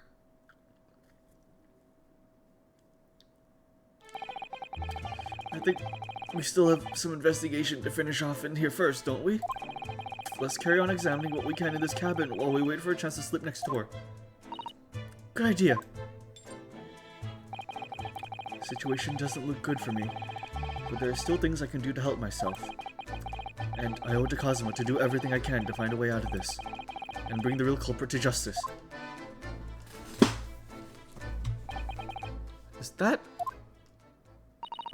Is something wrong, Naruhodo-san? Oh, no, it's just that crewman standing by the door. I can't help feeling like I've seen him somewhere before. Oh, yes, you're right. He does look familiar. Excuse me, sir. Yes, what can I do you for?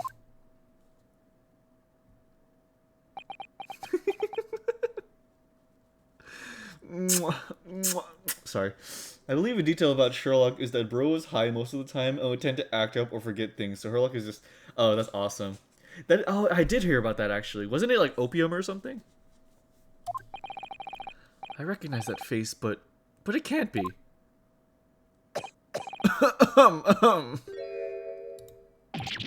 It is! I didn't know you were here, Inspector Hosonoga.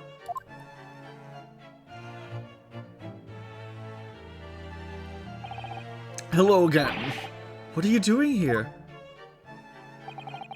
I think that should be my line. I was so stunned when I saw you, my heart stopped. He looks evil. Surely he isn't, though. He's a goofy character. He's a very goofy character. Well, free smoochies. Sorry, I like Hosonoga. Nearly stopped, I hope. I received some special orders to go undercover as a member of the crew on board the ship. Again? Isn't this a Russian ship? Isn't that like breaking treaty boundaries or something? You certainly seem to enjoy undercover work, Inspector. If there's anything I can do to help you, please ask. I never expected to see this man on board, but perhaps his presence can help me out of this hopeless situation. I guess we get some help from Hosonoka. Heck yeah. Only if you get caught. Special orders. So, what are your special orders this time, Inspector? Yes, and why are you dressed as a member of the crew?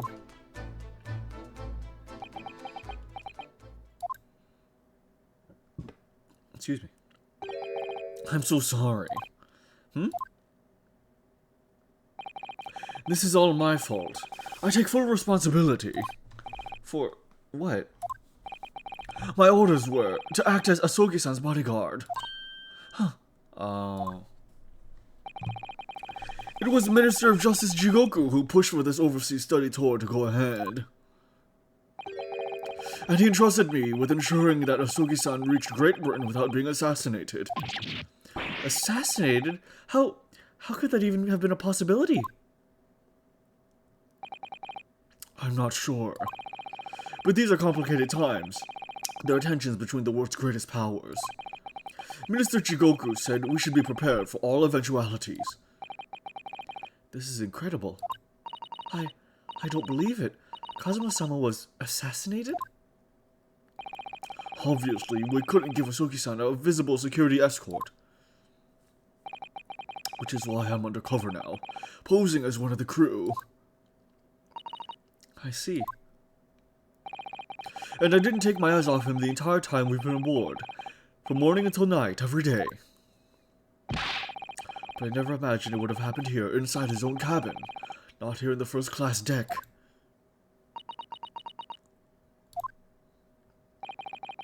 I failed miserably at my assignment, and Asogi-san is dead as a result. I'm a disgrace. All I can do is humbly apologize. Inspector. So if there's anything at all that I can do to help now, just say the word. We're doing what we can do to investigate Kazuma's death ourselves. I thought you might be. You didn't do it, did you? You're not the killer. Of course not. We'd really like to investigate the cabin next door. Yes, we need to be allowed out of this cabin. I'm sorry. What? You've been deemed as a risk to the ship's safety. If you moved even a touch, if you moved to even touch the handle of the cabin door, that stormy-looking seaman there would surely snap your neck in two. I suppose I'm not just a stowaway now. They think I'm a murderer as well. Would it be possible to give me something to work with, do you think? I'm going to need something persuasive. What do you mean? If I had a solid reason why the next door cabin should be investigated, for example, I'd do everything I could to persuade the captain to allow it, really. I'd lay my life on the line if I had to. But I don't see how... There may be a way.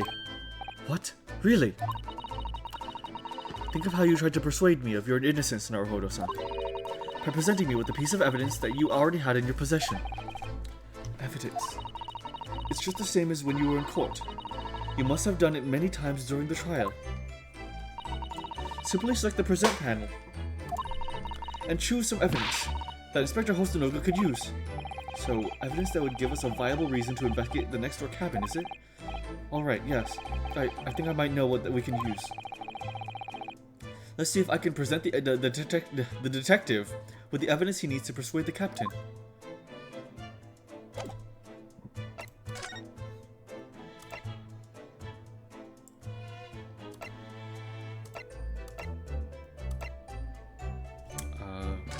How about this one? What's that? It's Cosmo's diary. Just before he died, Cosmo-sama wrote something rather strange in his diary. Strange? In what way? He wrote, what looks like some kind of speckled band is dangling from the ventilator grill. A speckled band? That is strange. Yes, we're trying to work out what he meant by that. But what I'd like to know is... Don't tell me. The ventilator, is it? You're very astute, Inspector.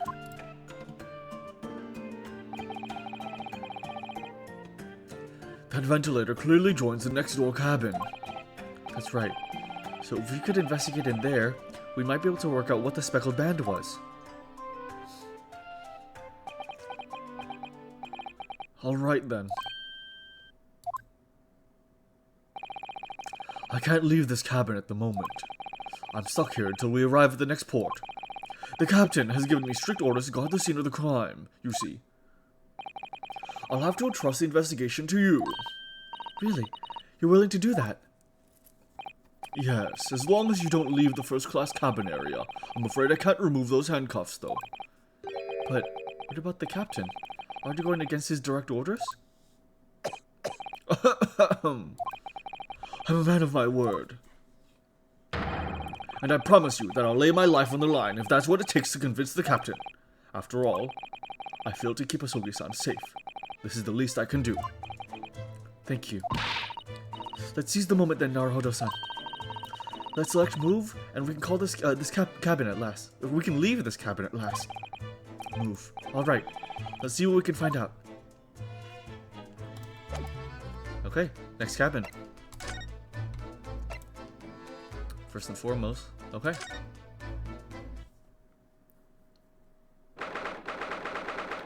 Mousetrap. 9th of January, 7:48 a.m.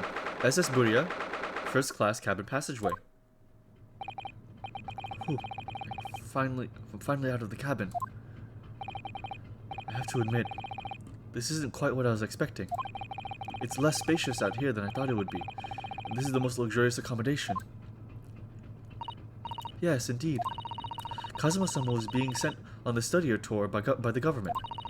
That's why he was being put in a first-class cabin. Even still, this is about twice as large as my accommodation in steerage. Really? That must be awful. Oh, jeez. Oh, look over there. There's another crewman keeping watch. And he looks enormous, even if he is sitting down. The door next to him leads to the second-class accommodation. I suppose he's making sure that no one comes in here who shouldn't. I suppose. Like people in handcuffs.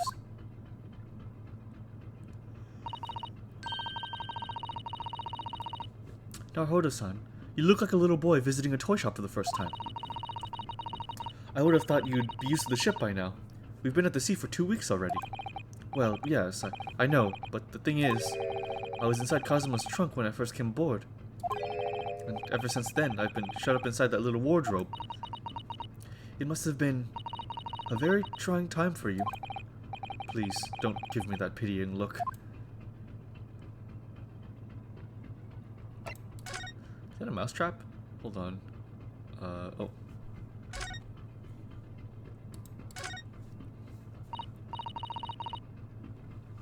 Did we assert that British lady from last trial, or did she just leave? She just left. She left for England. Ah, a trap for mice. Yes, we have plenty of those back home in Japan. Although they seem to be using a lump of chalk or something as bait. Let me see. Yes, I think that's what is called cheese. It's made from the milk of cows. Cheese. I wonder what that tastes like. You can't eat it, Naruhodo-san. The trap will snap shut on your fingers. Really? But, I suppose you're right. You weren't actually going to try it, were you? All I've had to eat for the past couple of weeks is Kazuma's leftovers. You don't know how hungry I've been in that wardrobe. Poor you. I'll find a little snack for you later.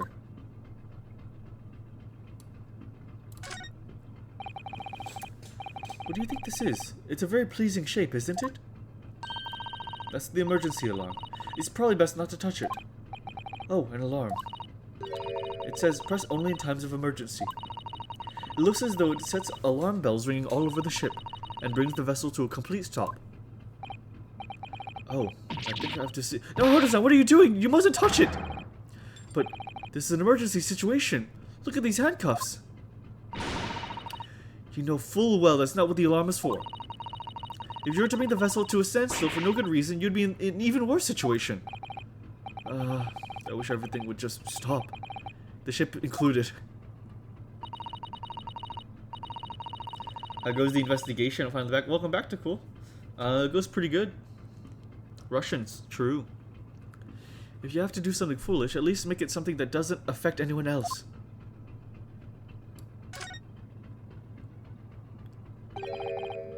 This is it. This is the cabin next to ours. The one the ventilator connects to.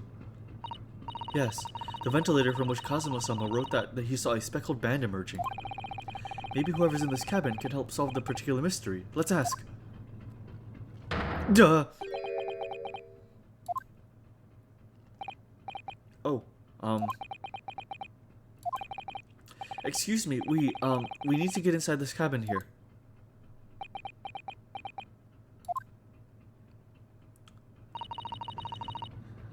The sailor's eyes speak volumes, especially because he has blue eyes. They're clearly saying, keep out. That's what I wrote, that's what I wrote on the sign we kept over the wardrobe doors. Although this man's version is definitely more effective.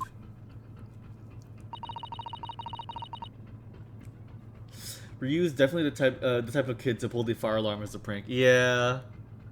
Yeah. It doesn't look like he's going to let us pass. That's a problem.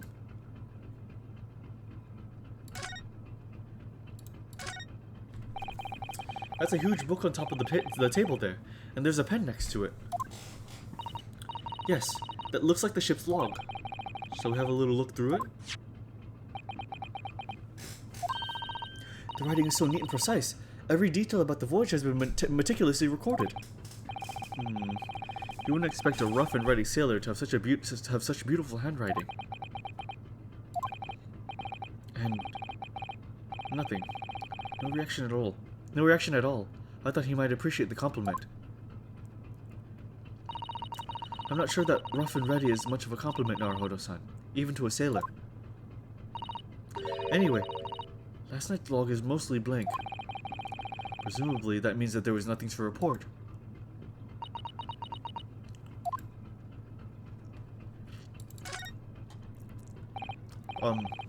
Excuse me, but could I ask you something?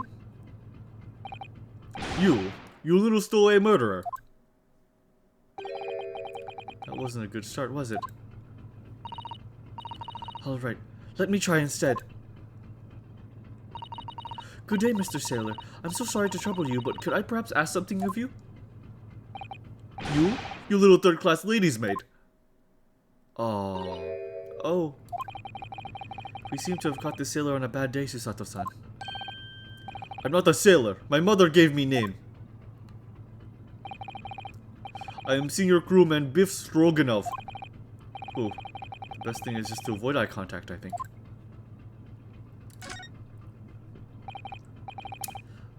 Mr. Stroganoff, about the first-class cabin area? Here we are on the finest part of Borea's steamship for very important persons.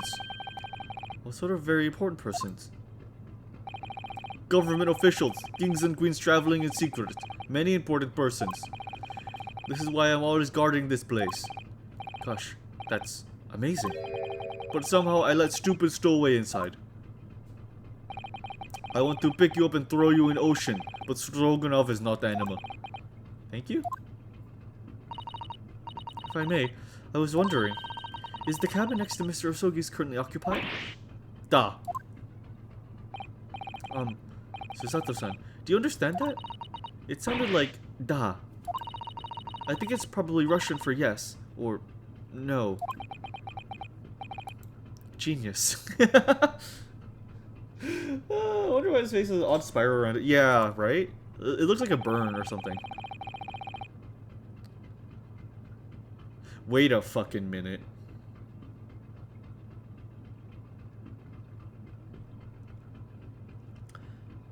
Do you think he was strangled by a snake?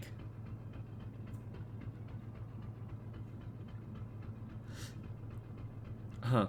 It is not permitted to visit other cabins without invitation. Well, it sounds like there's somebody in the next door cabin at least. Yes, it's tantalizing.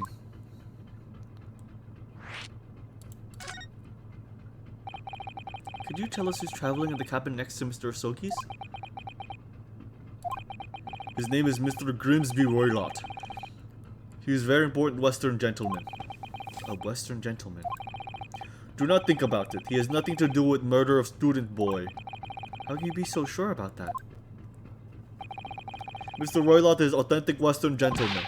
Such a man would have no interest in lowly student from insignificant Far East Islands. That was harsh.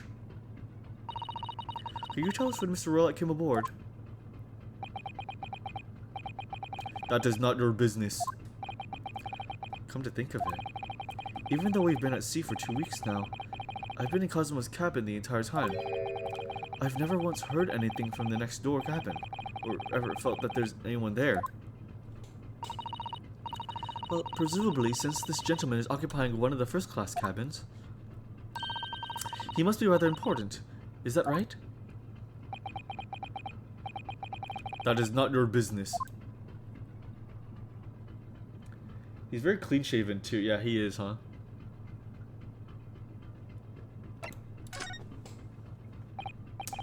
I have suspicions about this Russian man. Yeah. Are you on watch here all the time, Seaman Stroganov? Duh. All time. So criminals like you cannot come in or get out. I wonder, can you tell us anything about last night at all? It is sad about student boy. Were you in watch last night as well? Of course. And did you notice anything at the time? Anything unusual? Niet. Susato-san, did you understand that? It was clearly a no. She's very cute. I saw nothing unusual, nothing at all. And you didn't hear any strange noises, or sense anything was wrong in some way? I said no. Sorry. Hell, the fancy gentle lady was definitely into murder. Well, not hell. She was definitely into murder. I'm not so sure. I could have sworn that he wouldn't catch my eye for a moment there. Maya would be proud. Yeah. This is enough. I cannot say more now. Oh. It is time for me to report to Captain. You must return to cabin. Yes, alright. Bulkhead to second class area is staying locked at all times. You escape while lobster whistle on top of mountain, or as English say, when the pigs fly. Yes, I understand. Good. Now we can investigate this area properly, shall we? Definitely.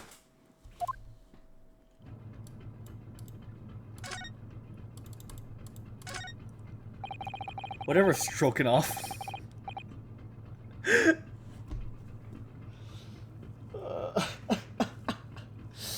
Stroke.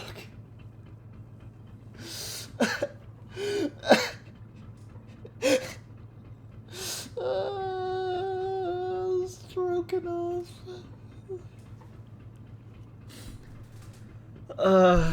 This looks like a plan of the SS Buria. It shows each deck, look. The Buria is a large-scale steamship with a triple-skinned hull. What a marvel of engineering. Well, it's been playing on my mind for a while now, actually, but how is it such a huge lump of metal? How is it that such a huge lump of metal doesn't just sink to the bottom of the ocean? Oh, that's really quite simple, Naruhodo-san. It's simply impossible to sink. It was built to not sink. It is impossible. It is? Well, considering the Japanese archipelago, the islands of Japan, yes, they're not metal, but they are enormous lumps of earth, many times larger than this ship. And they don't sink, do they? They've been floating happily in the sea since the gods created them. Well, I suppose so. That's very cute. That's very cute. Okay, let's go in here. We all feel like stroking off. Super true. They say Russian group very strong like bear.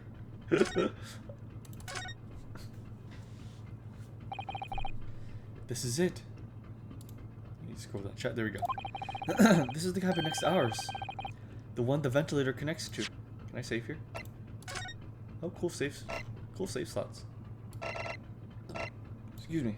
I guess. Wouldn't hurt to have a lot of different saves.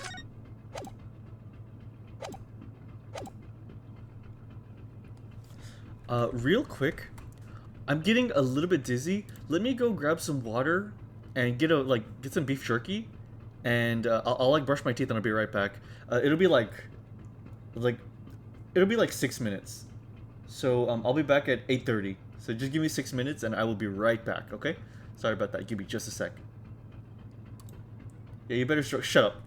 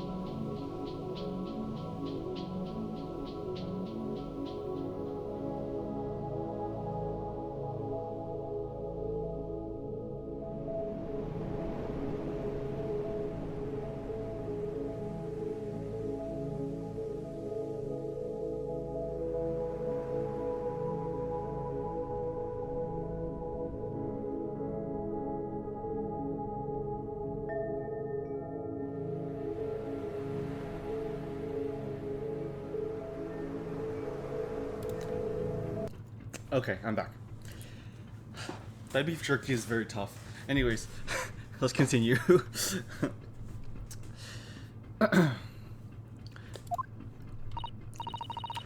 Yes. The ventilator from which Kazuma-sama wrote that he saw a speckled band emerging.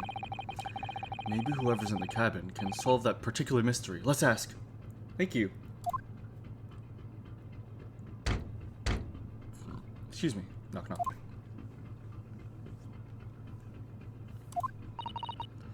No answer. Out of luck, it seems. There's no one in there to help with our inquiries. How annoying. Ah! What was that? It came from inside the cabin. Such a high-pitched scream. It must have been a woman. Stand aside. Oh, stand aside. I'm about to break the door down. Where the heck do you come from? Mr. Sholmes. I shan't be stopped. When the fit is on me, I revel in kicking doors off their hinges. Please, wait, Mr. Sholmes. The door doesn't appear to be bolted. It doesn't? Then how the deuce can I dispatch a muscular bird? What prey can I kick? Wait. Dude. Oh, muscular bird. What is wrong with me? What the fuck is going on with me? Then how the deuce can I dispatch this muscular urge? What prey can I kick? I think we should go in. There's no time to think about stress relief. What is wrong with him? What is wrong with this guy? 19th January. SS Budia, first class, cabin, number 2. Who are you? A Western gentleman. This man looks Russian to me. We heard a woman scream. Woman, don't be absurd. As you can see, there's nobody but me in this cabin. True, this old man does appear to be the only person in here. But in that case, who just screamed? Get out, all of you, now. Please excuse the intrusion, but you're Mr. Grimsby Roylott, I believe. Yes, that's me. And you are? I am the one and only, the actual Herlock Sholmes. You've heard of me, no doubt. No. I am a great detective among great detectives. One who adorns the covers of popular magazines, no less. So I assure you, you may trust me completely. This man used the magazine like a business card. A detective. I do not trust detectives. We distinctly heard a scream emanating from within these walls. But there wouldn't appear to be a lady concealing herself within the wardrobe this time. So might I be so bold as to ask you to open that small traveling case? What? Don't be stupid. How could anyone fit in a small trunk like that? Well, it's quite fashionable these days, is it not? Traveling inside one's trunk. Don't look at me. All the stuff is knocked down, yeah. Oh my, did you see that, Mr. Nahodo? Yes, the case just shook. Leave. Now. Otherwise I called the steward. So, this is Kazuma's neighbor, Mr. Grimsby Roylott. There's no doubt about it. This strange Russian man is hiding something. I couldn't agree more. Let's see if we can find some clues before that burly sailor returns.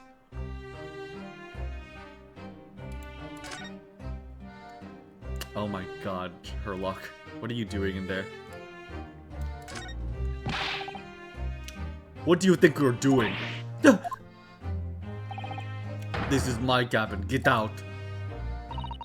Can we just have a quick look inside your traveling case, perhaps? No. What a pity. I think we're out of luck. I think you're right. There doesn't appear to be anything more we can do. I agree.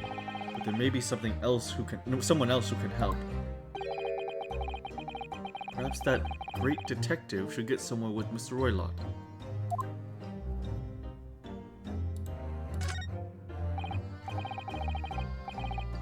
Coke and cane. Amazing. Do you have a moment, please, Mr. Sholmes? You need only address me as Sholmes. That's what I just did, isn't it? Well, Mr. Sholmes, what were you doing in there? Why, I was resting, of course.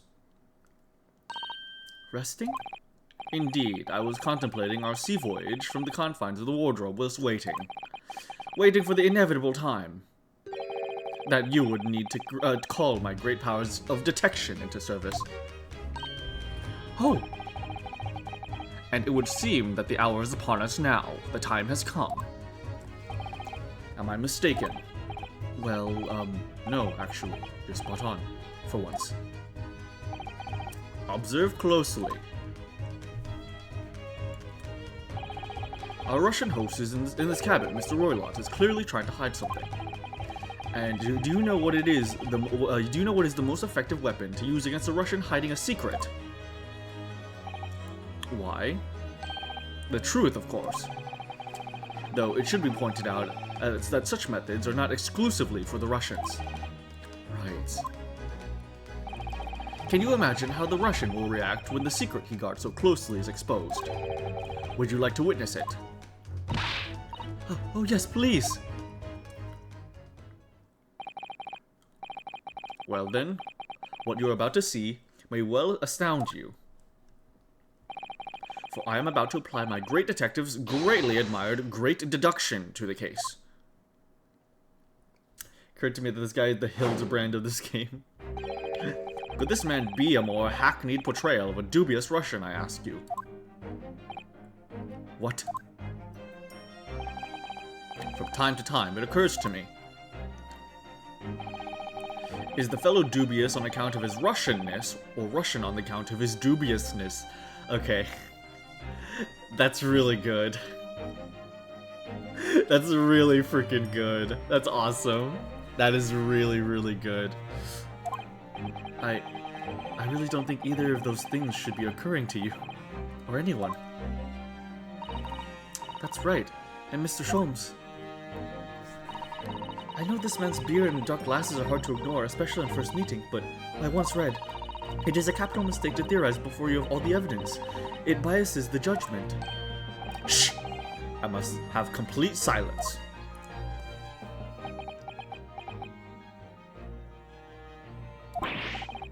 What are you doing?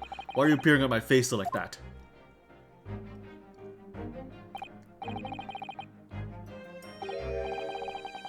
Just as I thought.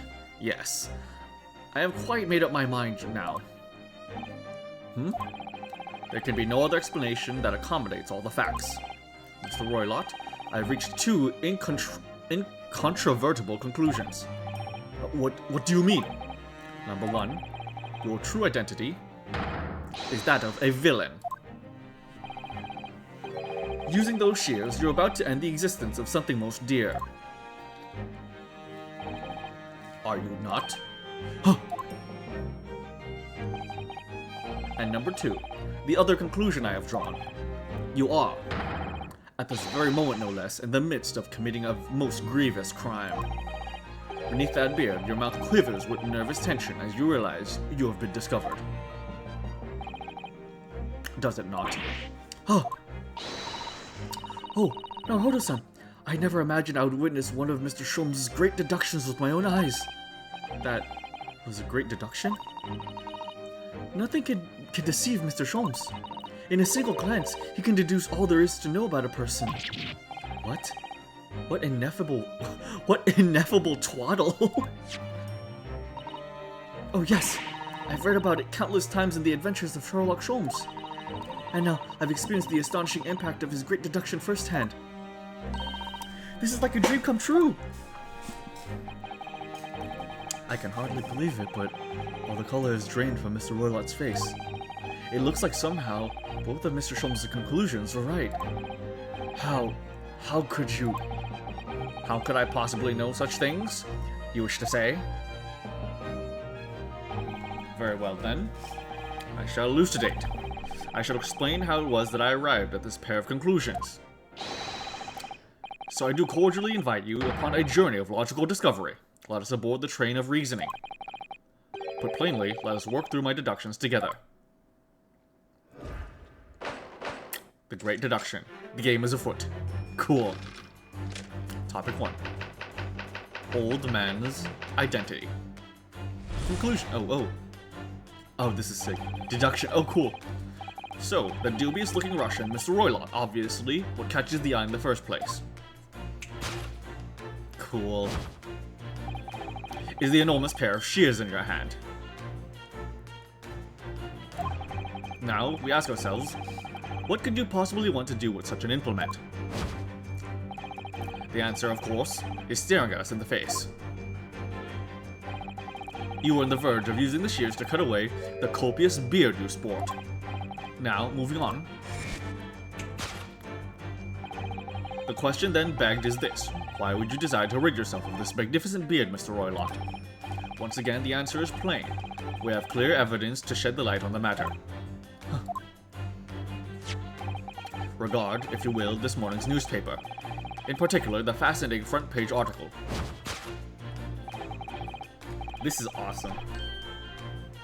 Which, it would appear, you have also read, Mr. Roylott. Second last year's between Swoon, I love his coat. Looks directly at Cameron asking for help. I love that. Ain't getting away from me, went to Christian. I'm sure it needs no further clarification. The evidence that reveals your true identity. Article about the is the article about the revolutionary. In translation, the headline reads, Revolutionary VLN Bolshevik flees Russia via Shanghai. As you cannot fail to observe, the subject of the article possesses an extremely copious beard. Having noted the article yourself, you decided to remove your incriminating facial hair before it gave you away. In short, your true identity is beyond a doubt. You are the fearsome Russian revolutionary himself, VLN Bolshevik. Not that I've heard of you myself, you understand. Conclusion. A revolutionary on the run. Topic 2. Topic 2. Wrongdoing. Now, as far as my second conclusion. You are, at this very moment, on the brink of committing a most grievous crime. And the proof of this crime, over there. Ah, yes, Mr. Roylott. Taken unawares, people have a propensity to let their eyes stray, you see. Huh. And I assure you, the eye speaks so much more eloquently and honestly than the mouth. The answer we seek lies where the furtive glance falls. The proof of your crime sits before our very eyes. Yes, that traveling case. It is time, I think, that the case be opened and its contents laid bare. No, I refuse. What could you possibly be concealing inside, we ask? By my estimation, a young lady, perhaps. One slight enough to fit therein. Don't be absurd. And what, pray, would be the identity of this young lady in the traveling case? Dear me, we are not well suited to a life of crime, are we? Your careless coup duel betrays you. Once again, we need only allow your furtive glance to find the answer.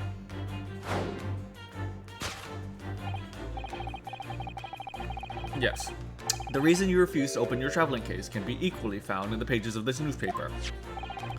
But there is another, most stimulating article.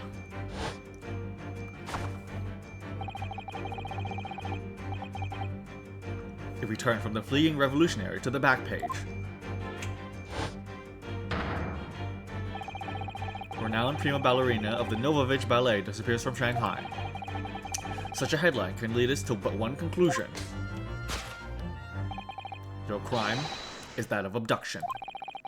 And according to the article, the young lady's name is Nikolina Pavlova. Conclusion: kidnapping of a young ballerina.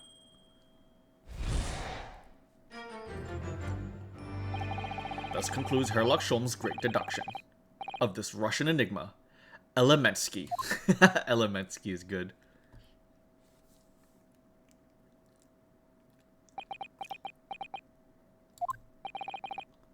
Susato-san, that wasn't one of the great deductions I've been hearing so much about, was it?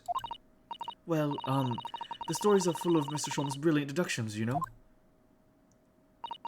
But that did seem a little different somehow. Give me a second.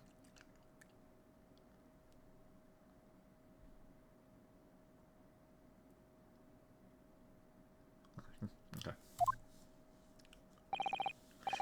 Excuse me, Mr. Sholmes.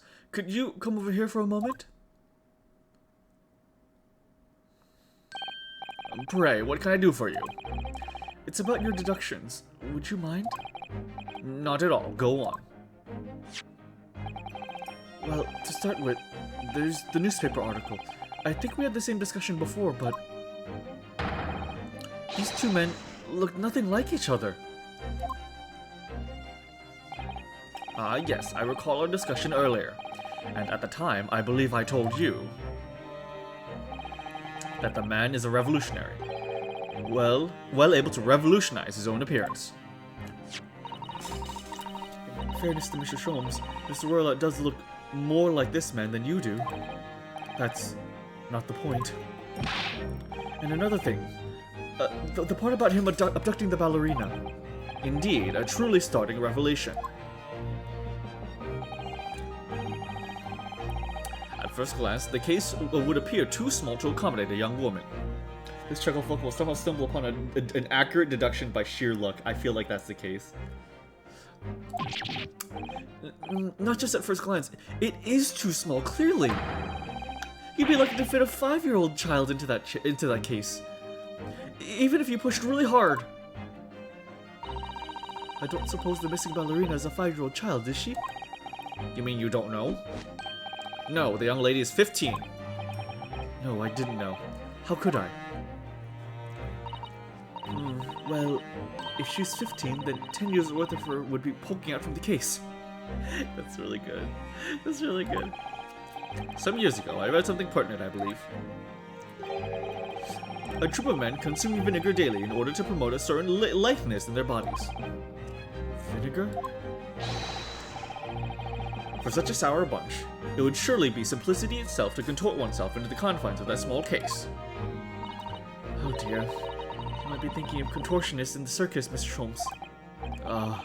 This whole thing is turning into a circus. Mr. Naruhodo, something's occurred to me about Mr. Sholmes' deductions just now.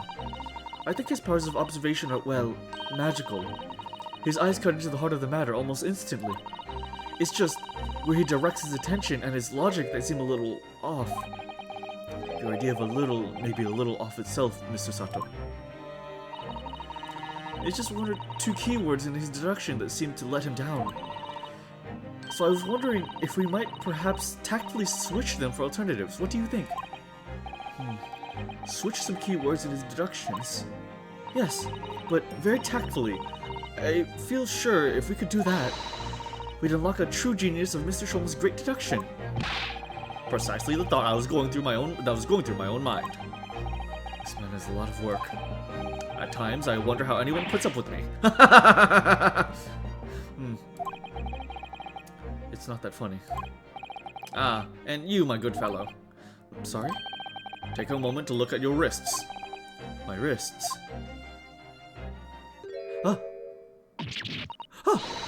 Where are your handcuffs? Huh? How did... I felt they may hinder your ability to follow me in our dance of deduction. I don't believe it. Mr. Sholmes, you're a marvel. And don't worry, I shall restore the shackles to your wrists when we are finished.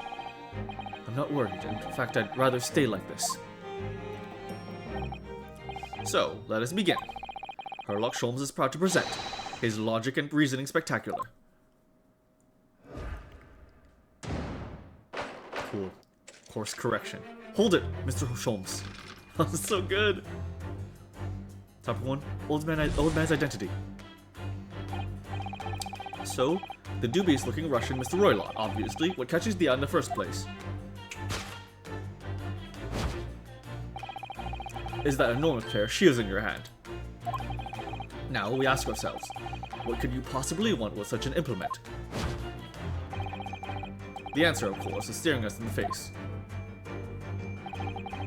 You're on the verge of using the shears to cut away the copious beard you sport. I'm not sure. Would you really use shears like that to cut off a beard? I doubt that's something I'll ever have to worry about. It doesn't sit quite right with me, though. It doesn't seem to be sitting right with Mr. Roylott either. Which means, I suppose, that the deduction is wrong. Let's try to switch a key word here, Naruhodo-san, and see if it helps matters. Alright, but how? I think we should start by taking a long, hard look at Mr. Roylott. I wonder if it's really his beard that he intends to use those shears on. Exactly. If we do manage to find something that seems to fit the sense of Mr. Sholmes' deduction better, then what? Then I'll leave the rest in your capable hands, Naruhodo-san. Why am I the one to do something about this? Well, anyway, let's see if there's anything we could even use to switch around in the last sentence. What exactly was Mr. Roylott really going to use those enormous shears for?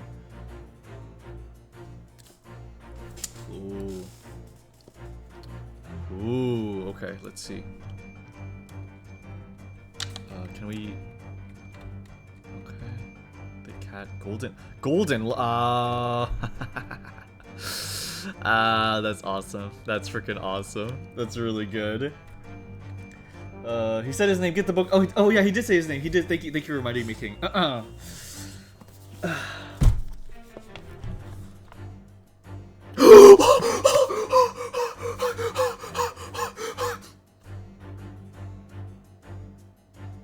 Guys, I flipped to a random page in the Sherlock Holmes book. This book is 939 pages long. I would like you to read the page and the paragraph that I flipped to. The Speckled Band. On glancing over my notes of the 70-odd cases in which I have had during the last 8 years studied the methods of my friend Sherlock Holmes, I find my many tragic, some comic, a large number merely strange, but none commonplace. For working as he did rather for the love of his art than for the acquirement of the wealth, he refused to associate himself with any investigation which did not tend towards the unusual or even the fantastic.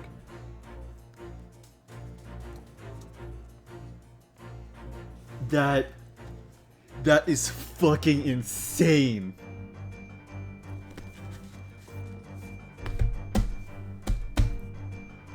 Oh my god. Oh. That is insane. Okay, wow. Back to it, but holy shit.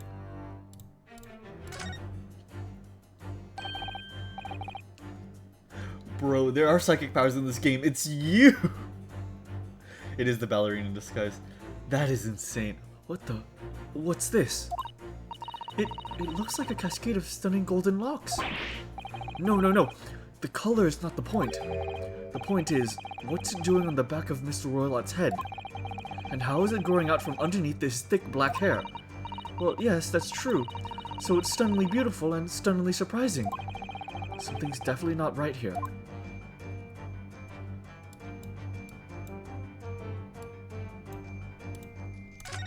Oh, present.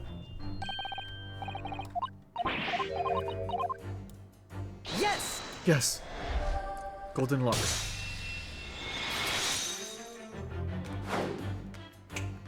Oh my god. You're on the verge of using the shears to cut away the golden locks you sport. Oh my god, I love him. I love him. I love him so much. I love him so much. Oh my god. Oh my god. Oh my god. Oh my god. Oh my god. Oh my god. Oh my god. Oh my god. Oh my god. Oh my god. Oh my god. Oh. Okay. Indeed, you have identified the precise detail I was intending to expose. The quality of this game, right? Such lush, golden hair certainly does not befit an old man. Huh. You're not a man at all. You're a woman, and judging from the length and sheen of your hair, one still very much in her youth. Oh no, Oh no! If only I had managed to cut off my hair, no one would have suspected. The question then begged is this: why would you desire to rid yourself of these magnificent locks? Once again, the answer is plain. We have clear evidence to shed the light on the matter.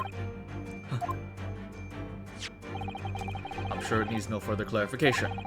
The evidence that reveals your true identity is the article about the revolutionary. Well, that was a shock. I had no idea that the old man was really a young woman in disguise, did you? What? Why are you staring at me like that? Yes, it was a surprise, Naruhodo-san. You're enjoying this, aren't you? Sorry?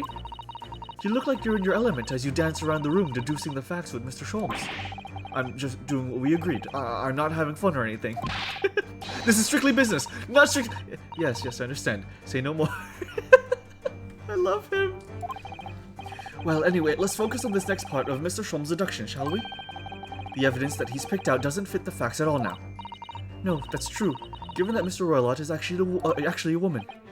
Exactly. He, or rather she, can't possibly be this merciless revolutionary. I suppose it's because the deduction as a whole has taken a different direction now. Yes. Let's switch the evidence for something else.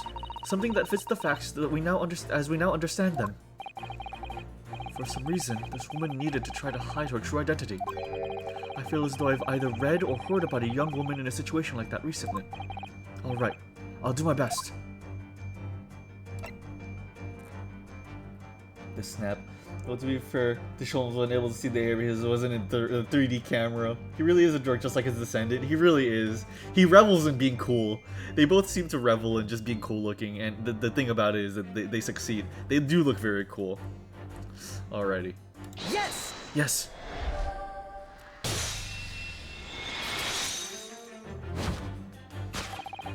The evidence that reveals your true identity is, of course, the article about the ballerina.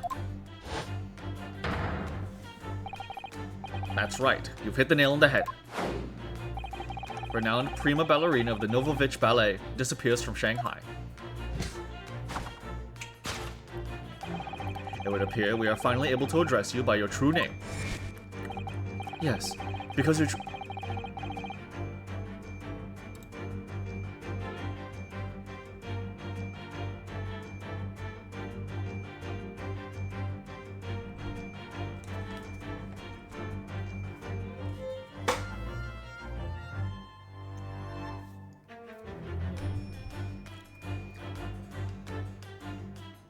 I think I'm back.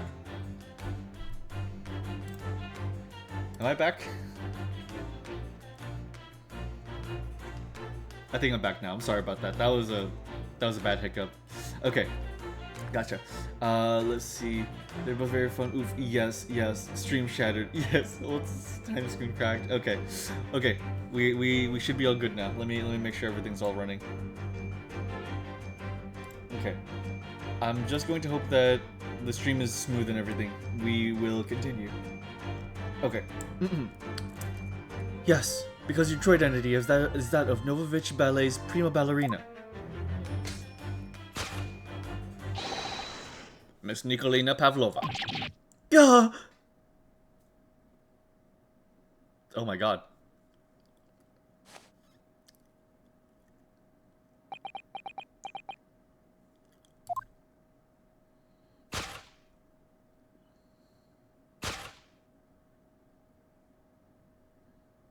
Oh my god. Oh my god. You're right. My name is Nikolina Pavlova. But please, I beg you, don't tell anyone. Oh my god. Oh, it's buffering? Okay. Okay, let's give it a little bit then.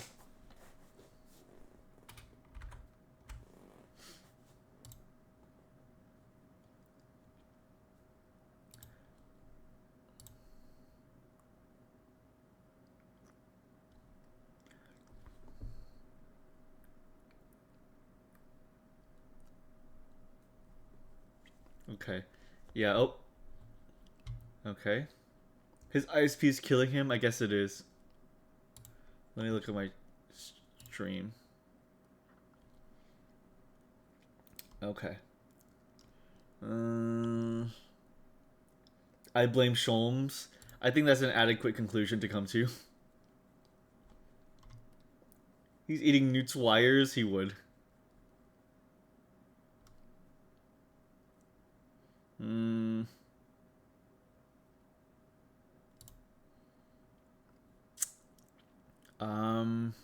Okay. Is God.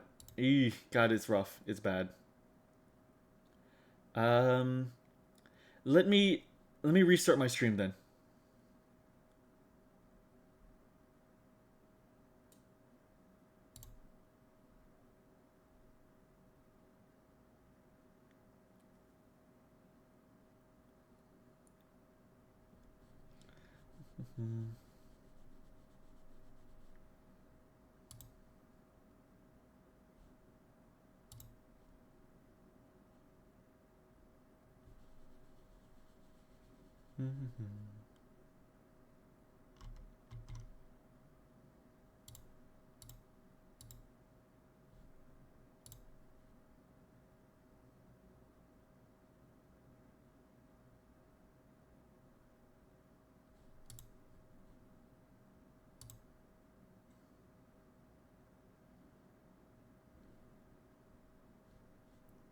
Okay.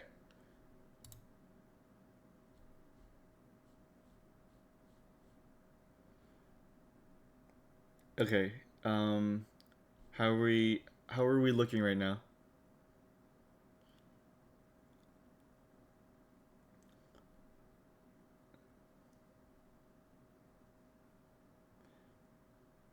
I I guess it is. Oh my goodness. What the heck is going on?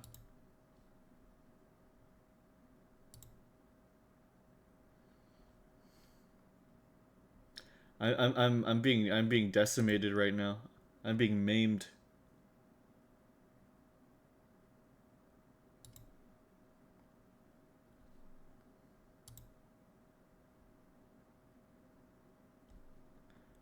Um okay.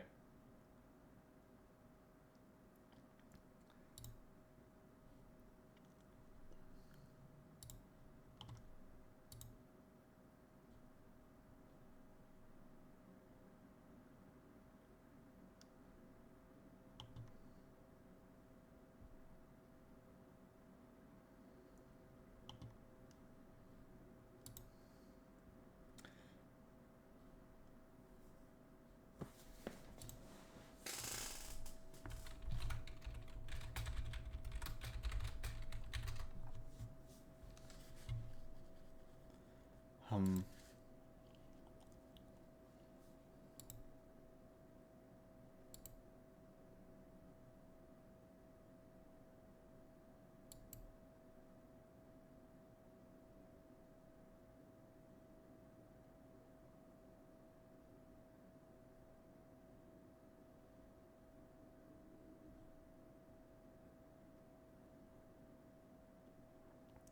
I'm not doing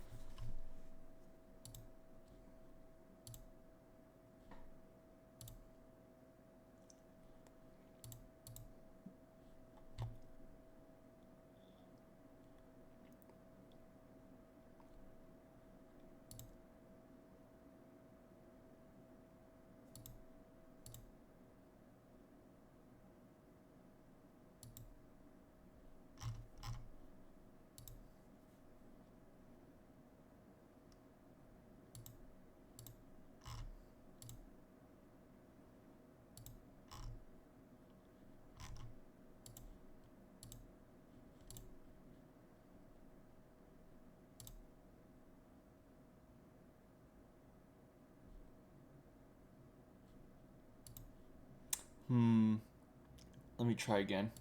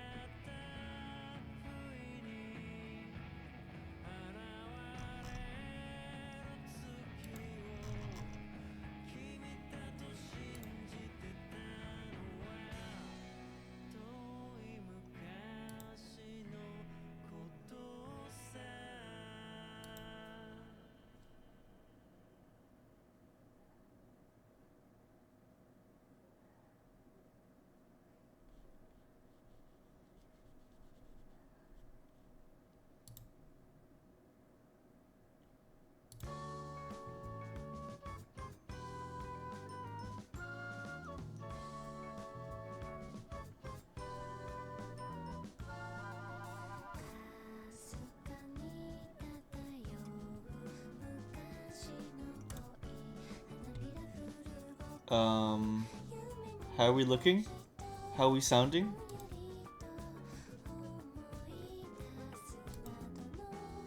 How? Okay. Maybe I just had to do a spin. Maybe Twitch likes it when I do a spin. Okay. Okay. I will simply... Tentatively, yeah. Okay. I will just simply proceed. Yeah, I will just try to proceed. Sorry about that, guys. That was a little bit insane. Let's try this. Okay. Spin cycle that soldier boy. Okay. But please, I beg you, don't tell anyone. Conclusion. A ballerina on the run. Solved. Topic 2. Wrongdoing. Now, as for my second conclusion. You are at this very moment on the brink of committing a most grievous crime. I'll have to turn Twitch off and on again. There's a weird disconnect, but I think we're back. Huh. And the proof of this crime, over there. Oh yes, Miss Pavlova. Taken unawares, people have a propensity to let their eyes stray, you see. Huh. And I assure you, your eyes speak so much more eloquently and honestly than the mouth. The answer we seek lies where the furtive glance falls. The proof of your crime sits before our very eyes. Yes, that traveling case. This woman is the ballerina, and she's right in front of our eyes. So clearly she can't be inside that traveling case as well. No, that's right. It seems she wasn't abducted at all. In which case, what is the crime this young woman is apparently committing? I can see I'm going to have to step in and fix the great detective's mistake again. You seem to look pleased, Naruto-san. Do you like the idea of another chance to dance around with Mr. Sholmes? Stop it. Anyway, there must be something else here that shows what this woman is up to.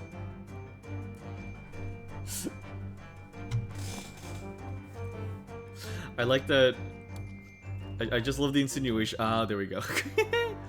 I love the insinuation that he just loves dancing around with Sherlock. Also, hi Tiara. Awesome. Wow, look at this dazzling tiara. I've never seen anything like it. Are those real diamonds, do you think? Oh, Naruto-san, try it on. What? Me? Isn't it usually girls who wear tiaras? Wouldn't you like to try it on? Oh no, I couldn't possibly. It's far too beautiful. Why does this tiara look familiar?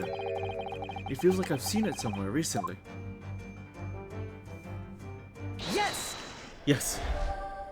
The clown can fit in, so it can. So can. The proof of your crime is surely this tiara. Huh. I believe this tiara is worn on stage by dancers in the Novovich Ballet, is it not?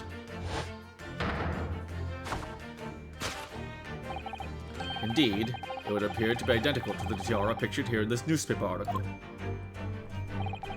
And if the reporting is to be believed, it's an item worth 20,000 rubles. In summary, the crime you have committed is theft. Oh no! Yes, you left your ballet troupe, unlawfully taking the precious tiara with you. Ah!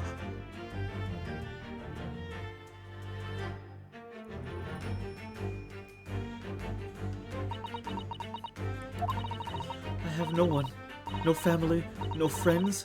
I'm all alone, and I need money. But I did not steal the tiara. It was a present from, how do you say, an Earl of Prussia. It belongs to me. This girl's only 15 years old, and she ran away all by herself. She must have been extremely lonely.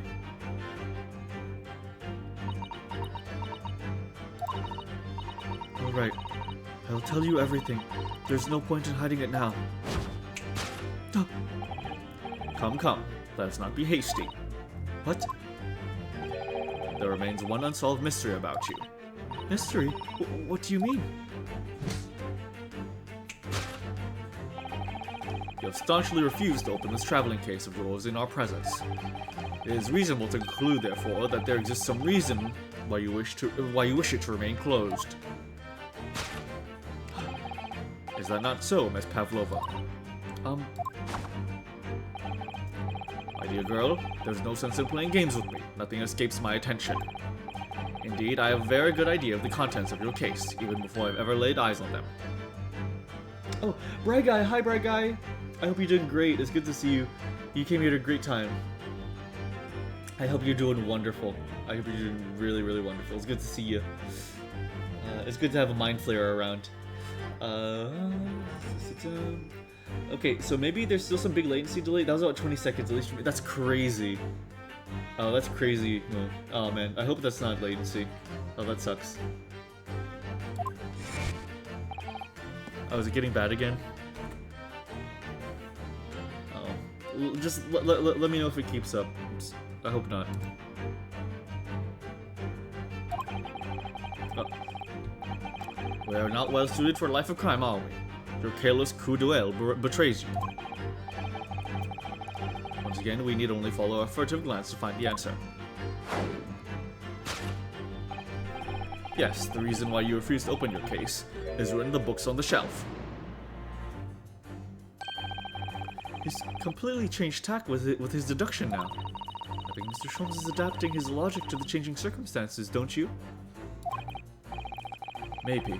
But why has he suddenly brought the bookshelf into all of this? It's just a wild guess, surely. Oh, do you think so? Well, it doesn't seem likely that the reason why this young woman doesn't want to open her case would have been written in a book that doesn't even belong to her. Yes, that's true. But still, Miss Pavlova certainly did cast her eyes in that direction. I noticed it myself. And there has to be another reason why she won't open her case. And it must be somewhere in the same area, if that's where her gaze was involuntarily drawn. It's happening for everyone? Okay, gotcha. Is the stream? Okay, gotcha. Yeah, okay, it's being bad. Okay. Okay. We might have to call it early then, if the stream's just gonna be really bad tonight. I don't know what's going on. I'm sorry.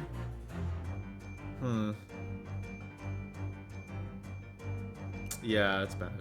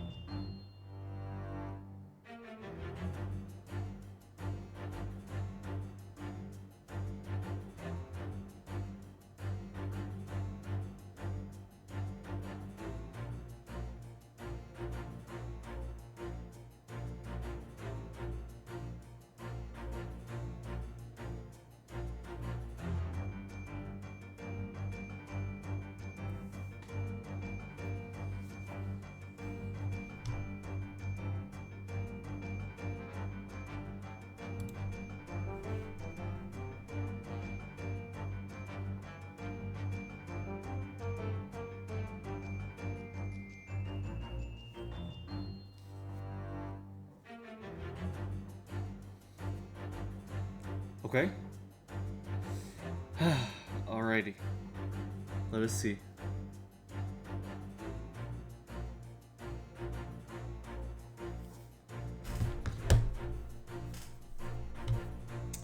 Alright. Okay. Let's see. Let's see. Crossing fingers. Truly. Okay. How's everything looking?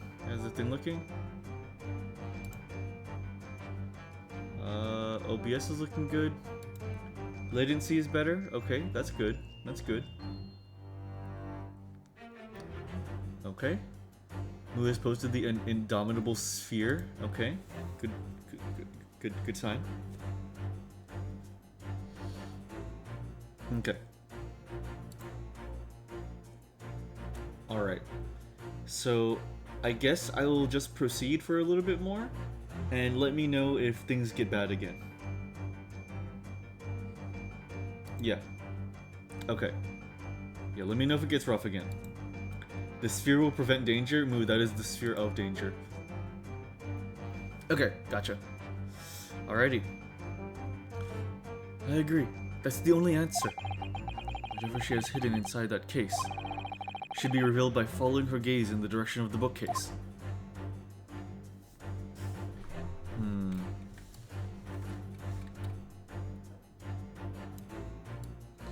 Rules of passage. Oh, it's the rules of passage. Oh, she has an animal. She has an animal and she's afraid of the rules of passage.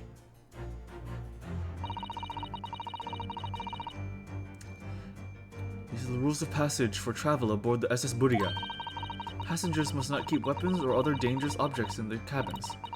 Pets are also strictly forbidden. There was exactly the same notice in our cabin, too. I wonder what happens if you break the rules. Oh dear, I'm sure the punishment could be severe, Naruhodo-san. You'd probably be left to drift in the frozen cold ocean, or shut inside a tiny wardrobe for days on end. So I've actually been serving time for weeks now, have I? Okay. Yes! Yeah, it's this one. Rules of passage.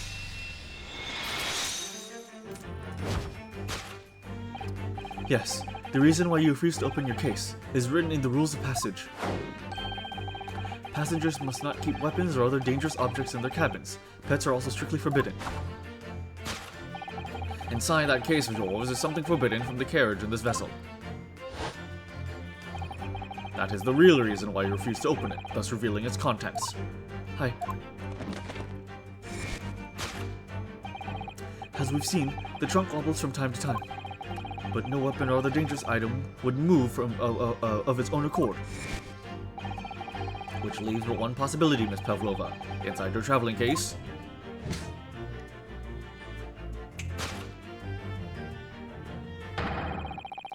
is the last item listed as forbidden in the vessel's rules of passage. A pet.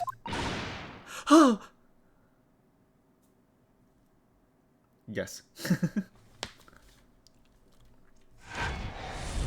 Pretty character design. Possession of a prohibited animal. Solved. Deduction complete. Elementary. It's the funny image without a 100-line character edited. So, clearly, you aren't who you said you were. No, I'm not Grimsby Roylott. My real name is Nikolina Pavlova. Everything you said was correct. You absconded during one of your ballet company's performances in order to escape your homeland. Later that same night, you stole aboard this vessel. Which could have been easy. The Boreas has a huge steamship with a vast crew. Could she really have snuck aboard without being noticed? The latest is good. Okay, awesome. Awesome, very good, very good. Thank you, too cool. Every one of these games are pretty in their own way. Absolutely. In order to obscure your true identity, you somewhat recklessly took the guise of an old gentleman. And you intended to sever all links with your past by severing your long hair. Yet, to a woman, hair is no trifling matter. My personal recommendation is to leave well alone. So, what if... so, if it was just you about to cut your own hair, who was it that let out the scream when we heard from outside the cabin? That veritable tinkling of a bell? Well, none other than this young lady, naturally. More like a full set of pipes, if you ask me. I was so scared when I ran away in Shanghai.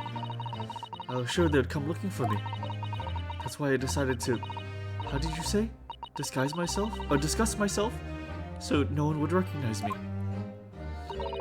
As a result, you transformed yourself into that questionable old man? I see. I put on the fur hat and fake beard. Then, just before you came in here, I saw in the newspaper, right on the page, there was a picture of me. I was so frightened, I couldn't stop from screaming. I knew that if I didn't change my appearances completely, they would find me. So I decided to cut all my hair as fastly as possible. I picked up the scissors in my hand and... At that precise moment, we walked in through the annoyingly unlocked cabin door. Things happen like that sometimes, don't they? Things do indeed happen like that from time to time. Are those even talking about the same thing? There's just one more thing I'd like to know. What exactly do you have inside your traveling case? You're right. It is my dear friend inside, my only friend in the whole world. Please, don't tell anyone. If the captain finds out, if you say to any of the crew. Your secret is safe with us, I assure you. But in return, you must tell us, in as much detail as you can muster, about the events of last night. Yes, all right. I will tell you. Well, Mr. Naruhodo? Wasn't it something Mr. Sholm's great deduction? It was certainly something, yes. I'm just not entirely sure what, but at least Miss Pavlova has agreed to tell us what she knows. That's incredible. Indeed, it is incredible. Ah, and one more thing. Oh, yes, what? Observe your wrists. You've got to be kidding me. Huh! Your hands are cuffed again. What? But how? True to my word, I've restored your shackles. When? And why? This is one of 3 starter Pokemon, very true. This dude should have been a magician instead, right? There's still a shadow of guilt cast over you, Mr. Naruhodo. I'm sorry to say, it can't be helped at the moment. Can't it? Really? Anyway, let's listen to what Miss Pavlova has to say. I can't go on not knowing. I have to find out what the speckled band that Cosmo-sama wrote about in his diary really was.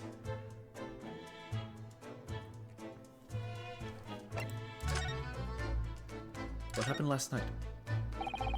Did you know that someone was killed in the cabin next door to the next door to this one last night?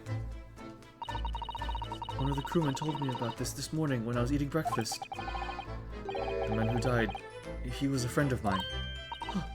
Oh, that's why we're trying to find out what happened. Did you notice anything unusual last night? Perhaps you heard a strange noise, for example. Perhaps people talking. Perhaps the ship was absorbed in a wild tempest. Perhaps its steam engine exploded.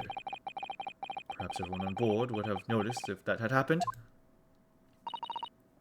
Miss Pavlova, is there anything you can tell us? I don't know. I'm sorry, but all I could think about last night was what I had done and whether they would find me. I didn't notice anything that was happening around me. Oh, I see. I'd have gotten your wallet too. I wouldn't put it past him. I wouldn't put it past him. Running away. You've run away from your ballet company, haven't you? The Novovich Ballet. Yes. I am traveling to Great Britain, and from there, I want to go to America. I will never dance again. I want to forget everything about the ballet. I will start a new life. You wish to forget? A challenging proposition? When you have that striking tiara as a reminder. But the tiara is mine. I needed to live.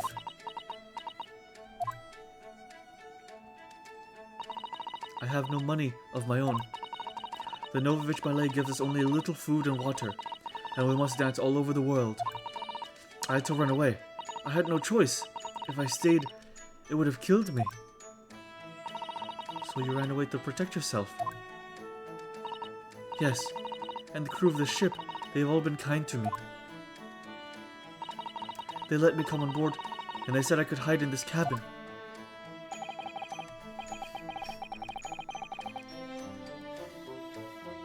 I was thinking the same thing, that Novovich is the same name as the John Wick family, which is very funny. If that is indeed the truth, Miss Pavlova, it creates a most intriguing conundrum. Yes, it does. What do you think about it, Mr. Naruhodo? Me? Oh, well, yes, of course. I think we should hear Miss Pavlova's explanation. To what conundrum, I'm not sure, but...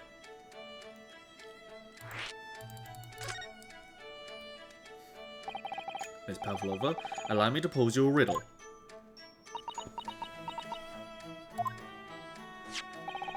According to this newspaper, it was only yesterday that you absconded from the ballet. Now, that being the case, it must have been last night that you boarded this vessel.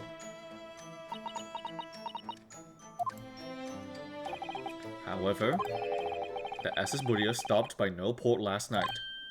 Ah, that's it. Of course. So how is it, pray, that you come to be on board?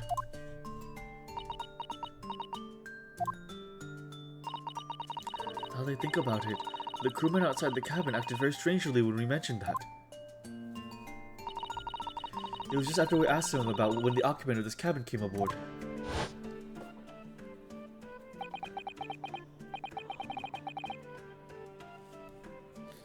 That is none of your business.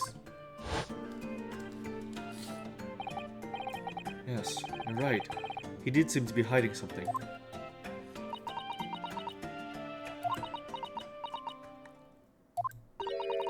An angel descended from the heavens, bringing grace and beauty to the stage. Sorry, what was that? It is how the Russian newspaper described one of my performances. And that is how I came here too. I descended from the heavens, because I am an angel. Considering English isn't your mother tongue, your description is very vivid. Mr. Scholz once said, I never can resist the touch of the dramatic. It seems Miss Pavlova is the same. A genius descended from the heavens, bringing grace and beauty to detection. Words once said about myself. A quote from a wonderfully extravagant advertisement for The Adventures of Sherlock Holmes, in fact. In bookstores now. Yes, Mr. Shoei. Anyway, it doesn't look like Miss Pavlova is going to tell us what really happened. A friend. So, the friend you mentioned is inside your traveling case, is that right? I don't think animals are allowed on board, according to the rules of passage. Oh, please, don't tell any of the crew that they found my precious... Then the burly Russians would bestir themselves in unison to throw you and cast you overboard. No, Jesus. I need to drink some water. I need to reset myself. Bro, shut up, man. He said his name. Oh shit, he did say his name. Hold on.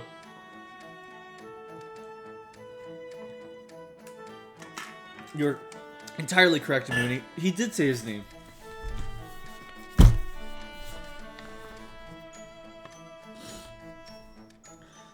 I'm sure we owe you an apology, Mrs. Toller, said Holmes, for you have certainly cleared up everything which puzzled us.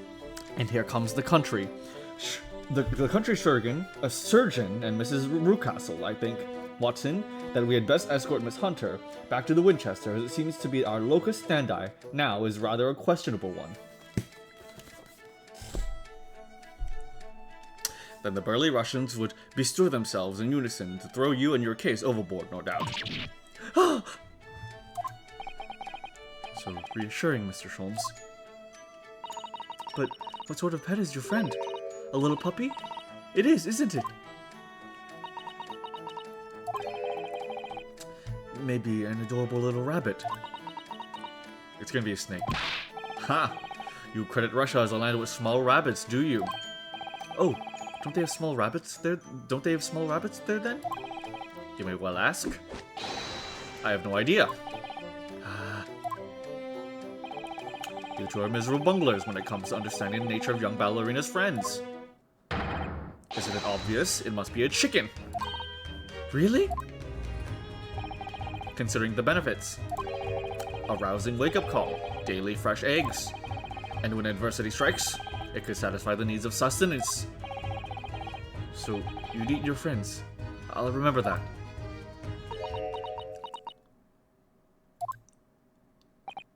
Well, it would appear this friend's identity is a closely guarded secret, not to be revealed. God, why the fuck do you choose Sherlockium studies for your elective this fucking curriculum? Sherlockium?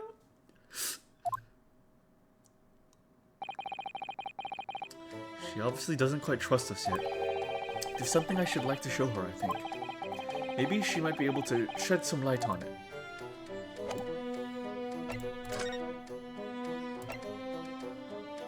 Aha. This is the diary of my friend who passed away. His diary? Yes, and he wrote in the last night before he died. Something a little unusual. It reads, 1:23 a.m. I can hear a faint whistling sound. And then a few minutes later, 1:35 a.m.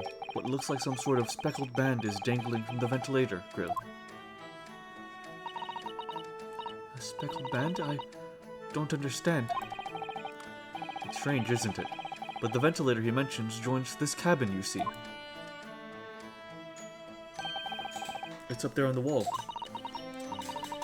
In other words, this cabin and the victim's cabin are connected together.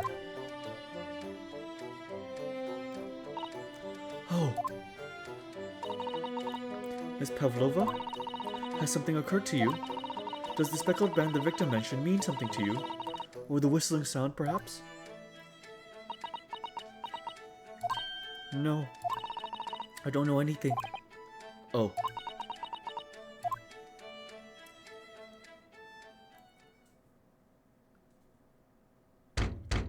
Uh-oh. Excuse me, Mr. Roylott. Yes, what? Wow, she's fast. Captain would like to speak with you. You must come to Captain's quarters at once, please. All right, I will come now.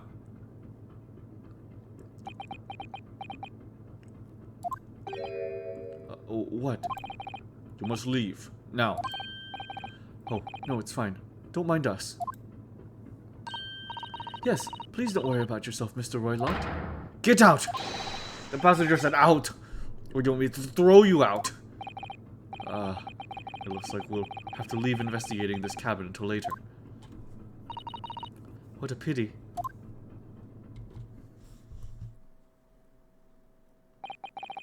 And so we lost our chance. Having still not managed to investigate Miss Pavlova's cabin, we were unceremoniously chased out. That is to say, we were quite literally picked up and thrown into the passageway outside. To be continued. I'd say let's go a little more.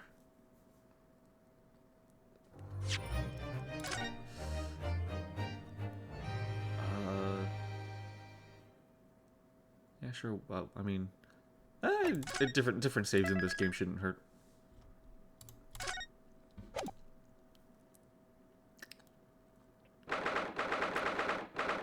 9th of January, the SS Budia, first class cabins passageway. I saw we kept stroking on. I wish we hadn't been thrown out like that. I wish we'd managed to find some clues to what speckled band might be. We didn't manage to investigate at all. And I imagine that we won't be able to for a while longer. We'll never get past that sailor guarding the door. He's clearly glaring at us as if to say, don't even think about it. Oh, wait a minute. What is it? Well, what happened to our great detective friend? Where did he go? Oh, yes, he's completely disappeared. When did he do that? He slipped away as quietly as the wind, but not before ensuring these were securely back on my wrists.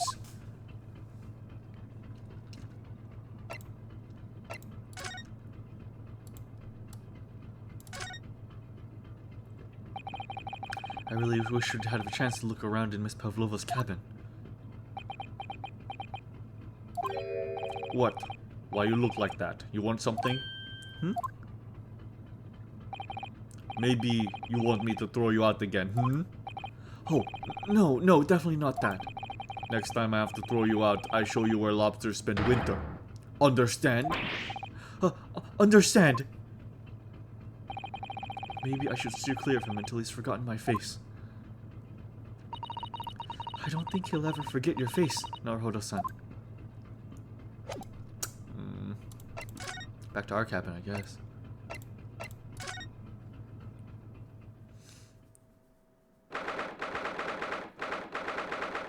9th of January, SS Budia, first class cabin number 1. It looks like they're still investigating in here. Yes, on that subject. I wonder if Inspector Hosonoga's unscathed. What do you mean, unscathed? Surely you haven't forgotten, have you, Mr. Naruhodo-san? Don't you remember what he said about allowing you out of this cabin to investigate? He was going to talk to the captain about it. He said he'd lay his life on the line for you. Oh, yes. But I'm sure he was exaggerating. Let's see what he has to say for himself. He might have some new information for us. You never know.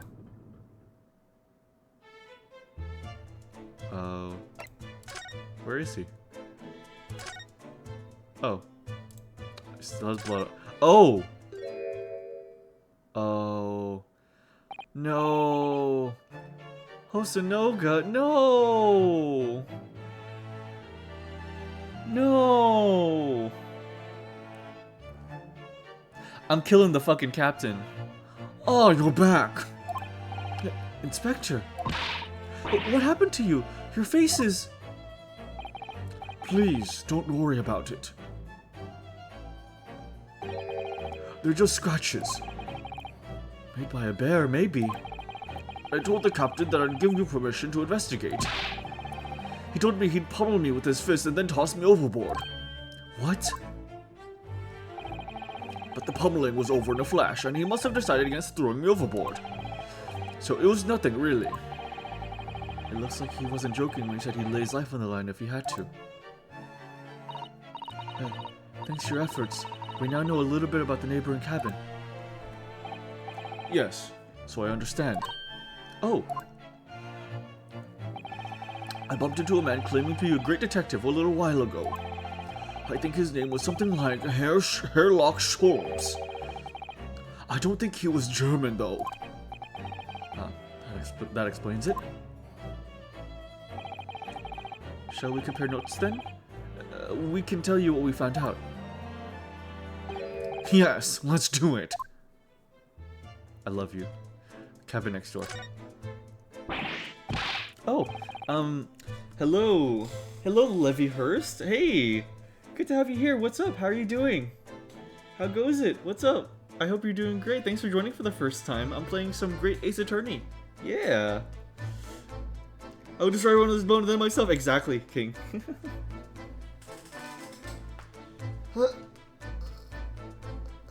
Excuse me. Sorry, stretching. But yeah, I hope you're doing really, really great, Levy Hurst. This is a very cute emote. Oh, good things. I love the game with the passion. Oh, awesome, awesome, awesome. Heck yeah. Well, feel free to join us on the ride. We had some hiccups earlier with my internet, but I think things are looking well. We'll see. But I'm going a little bit into Act 2 or Case 2, and it's pretty sick. All right, let's continue. What? Nikolina Pavlova? She's in the cabin next door. Oh, do you know who she is? Please. What self-respecting ballet fan wouldn't know that graceful angel? Oops, I think I upset him there. Well, that tells us the neighboring cabin is unrelated to the case at least. Oh? How? Because angels don't go around committing crimes, do they? Oops, no, I've definitely upset him. Inspector, has your investigation in here proved fruitful? If I'm honest, there's very little more I can do. Our duty is to make sure the scene isn't disturbed, ready to hand over to the Hong Kong police. So I'm just keeping watch here, trying not to take my eyes off the job. Oh, I see. Oh, there is one thing. I do have a small piece of new information for you. Oh, what? Yes, do tell us, Inspector, please. New information, woohoo! What is the new information you have, Inspector? It's this. The Buria's medical officer has finished his examination of the body. I managed to obtain the report. Oh. Cosmo's postmortem report. Cosmo-sama. So, what was the cause of death? Damage to the cervical vertebrae. That's what's written in the report. Oh, blunt force trauma? His neck was broken? Ah. Yes, it would seem so. There are no obvious wounds or other signs of injury. So at first, I'd think they were considering poison. But it turns out they found no trace of poison in his system. Okay, that... So then maybe... Is a speckled band, like, not a venomous snake, but like a constrictor? Like, is it like a boa? It might be, that could be the case. Because that would explain why the sailor outside had the red marks on his face. It tried to constrict him, you know? When he was handling it, maybe? And so then somebody could have let it loose and it came in here and then broke his neck. Like, it crushed him. That would make a lot more sense than if the speckled adder was venomous. How am I finding it so far? This game is very sick. I really like this game. I'm really enjoying it so far. It's very strong already. I really like it. Well, what weapon was used then? Yep. Nothing has been found as yet. But the fact that there are no signs of a wound suggests it may have been a blunt object. Something that wouldn't leave a mark. Oh, I see. All the body's nerves run through the spine to the brain. A strong enough impact to the neck could induce death. It is a possibility. and no obvious wound would be left. Poor Kazuma. I have a second copy of the report.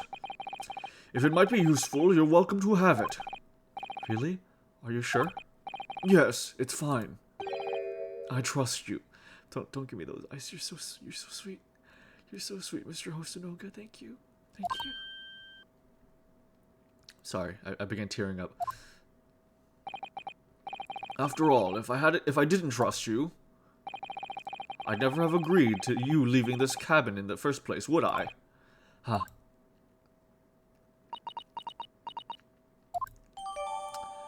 The postmortem report has been entered into the court record. Awesome. Yes, I love Ace Attorney, and this was my favorite one yet. Awesome. That's great to hear. Hoping for Ace Attorney 7 in the style of this for sure. Oh, that'd be so sick. Well, the obvious culprit now is Susato, because she keeps rotating your head.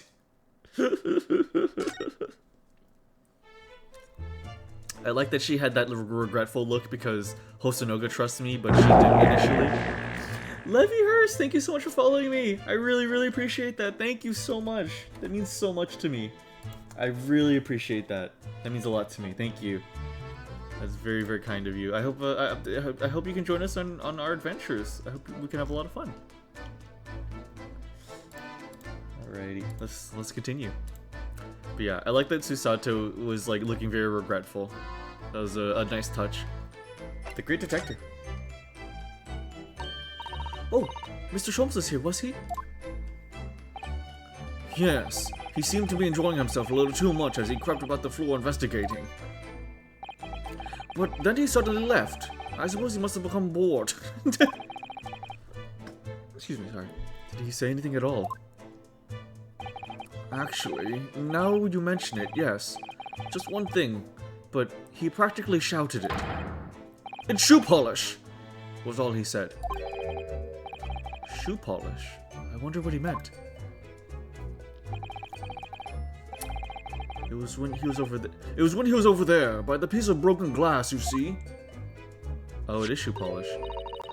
Huh. Perhaps he was talking about this brick-colored mark. Do you think? Yes, that must be it. But how could Mr. Sholmes know that it's shoe polish? Well, it does have a smell. That leaves me cold, I'm afraid. I have no idea. Glad to have stumbled upon you? Absolutely, dude. Absolutely. Oh, what is it, Susato-san? Sorry, every time I try to click away, it sometimes like progresses to the next text. Sorry about that. What is this, Susato-san? Well, Kazuma-sama was wearing leather shoes with a very dark tan hue. Dark tan? A sort of dark brownish red, then. Yes, a little like the color of red wine, but darker. I often repaired them for him. Oh!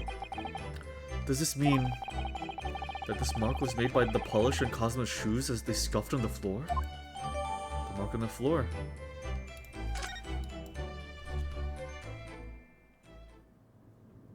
Oh. That's really all I can tell you at this stage. I shall return to my post. My fellow crewmen's eyes are boring into the back of my head. Yes, that might be for the best. Thank you. Poor Inspector. You look exhausted. Oh, no. Well. I feel terrible that I failed to protect Asogi-san. He was my responsibility. Oh. Of course, my pain is nothing compared to yours. You were as friends. The truth is, I seem to have had a heavy head ever since I woke this morning. Oh, you too? Heavy head. That's interesting. My head's still throbbing too.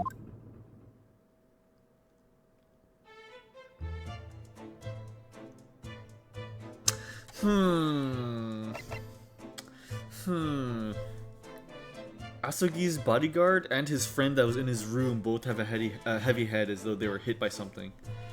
Weird. Weird, weird, weird.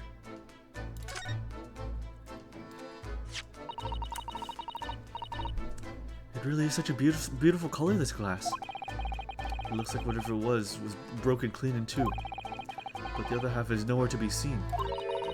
And then there's the brick-colored mark, which is shoe polish according to that great detective you seem to know all about. I suppose it must be from Kazuma-sama's shoes. Maybe. But what I'd like to know is, how can the detective be so sure that it's shoe polish and not something else? Because he's a great detective, of course. That's hardly a reason, is it? Okay. Can I talk to you now? You, where did you go? Oh, sorry, I just went to the next door cabin to investigate. What? Why? Who gave you permission for this? Well, Seaman Hosonoga did. That new Japanese, was it? Later I will roll him into a ball and throw him in cold room. Whew, he's come back to guarding the door. I hope Inspector Hosonoga doesn't find himself in too much trouble on our account. He's really gone out of his way to help us, hasn't he? When we get back to Japan, we'll have to take him for a steak at La Carnival. That could be a very long time from now, Naruhodo-san. Yeah, that's a very fair point, actually. What else is... I guess let's look at the body line one more time. So it's clear that these letters were written with the ink that was somehow spilt on the floor. And they spelled the Russian word for wardrobe. It does seem to be an unambiguous pointer to you, Naruhodo-san, as you were sleeping in there. But to be truly ambiguous, it should have just spelt out my name, don't you think? Well, either way, one fact remains. It's hard to imagine that Kazuma-sama would have written his last words, or word, in Russian. Which begs the question of who did write it. Yeah, I don't think he wrote that. I don't think Kazuma wrote that at all.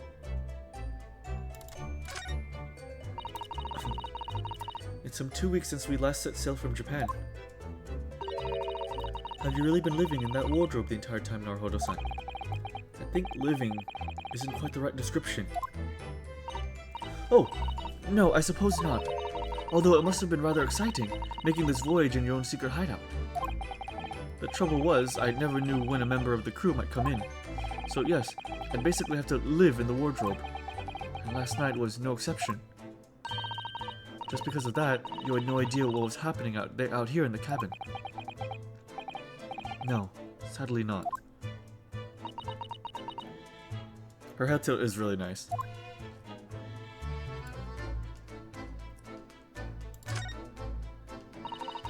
This is... yes, it's a bell cord contraption, I think. What do you mean, contraption? I read about it in a book I was studying that talked about life in Great Britain. Large households often have bell cords like this, which you can pull to ring a bell to summon servants. Really? That sounds almost magical.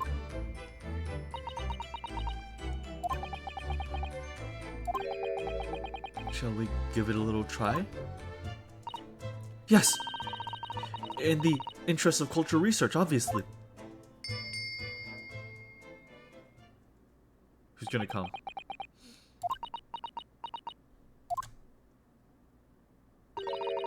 I suppose nobody comes for lowly Japanese people. No, I'm sure it's just that everyone is busy, that's all. So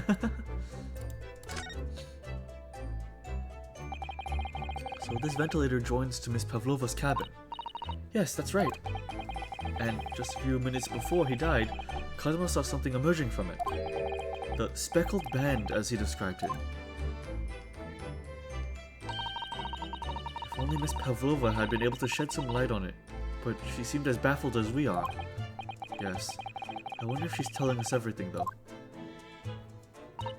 I'm not sure. I know most people aboard would say the same about me, but there was something about that woman that didn't sit right with me.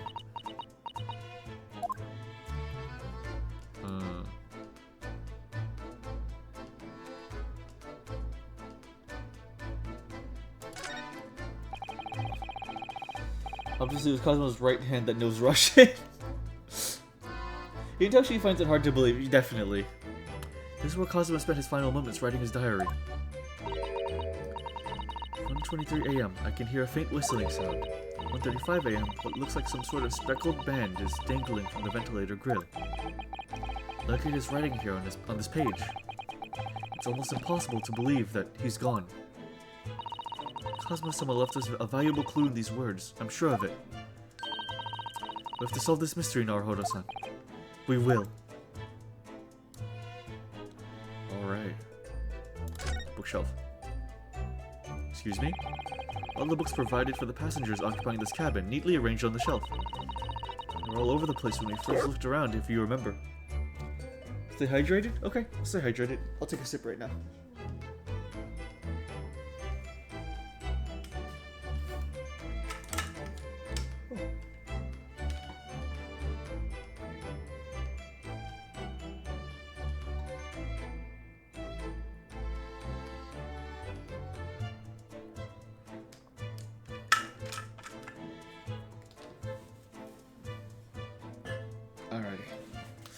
Alrighty. Oh yes, and you tidied them up, didn't you? You have to look after the ship's property. Unruly behavior in the cabin's least damage. But it really wasn't me who knocked them over. Well, anyway, I feel much better now that they're neatly lined up. I can't relax when things are untidy. She's very much the opposite of Maya in a lot of ways.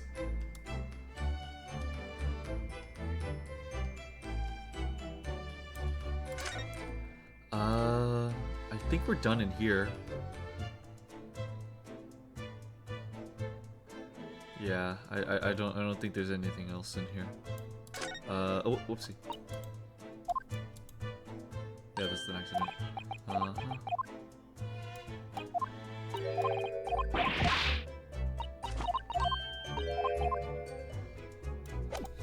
Okay.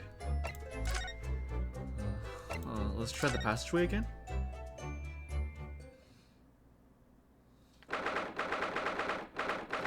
January 9th, SS Buria, first class cabin, passageway.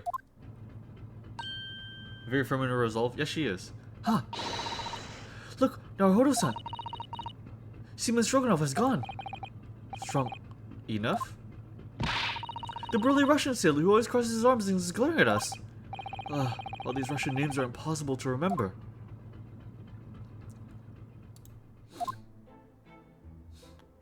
Tra-la-la. Did you hear that? It sounded like someone singing. Tra-la-la-la-la. I did it, the great detective. Tra-la-la-la-la-la. I did it the great detective way. This caroling. I know that lark-like voice. Well, never mind that now. This is a golden opportunity for us. Yes, you're right. We must seize it. Let's get inside Miss Pavlova's cabin while we can and investigate. Definitely. Before that stringy knot crewman comes back. It's Stroganoff, not stringy knot.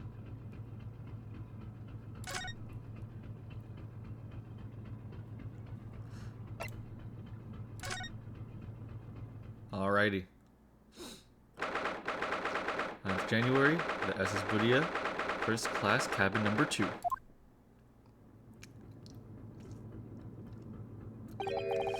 Miss Pavlova isn't back yet.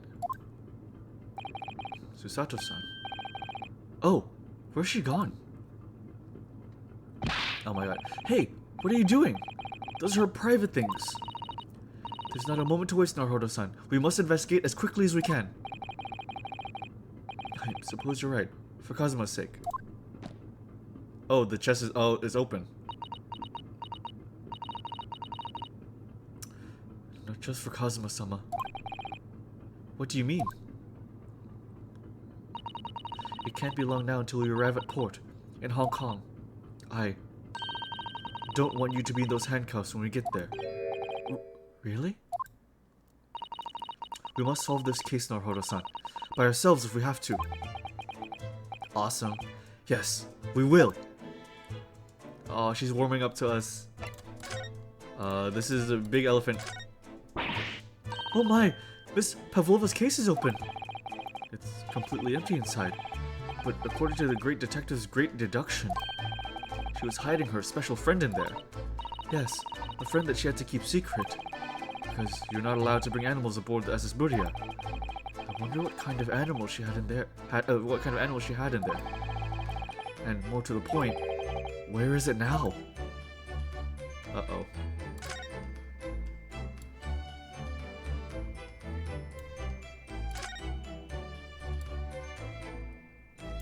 That's a big bag. Naruto-san, are you there? Sorry? I'm right here, yes. Why? Oh, good. I thought you might have climbed into the wardrobe when I wasn't looking. There's no place like home. God damn it, be nicer to me. Believe me, I don't have some strange compulsion to jump inside every wardrobe I see, you know. Well, anyway, I'm not sure anyone can fit inside this one. It's full of beautiful outfits.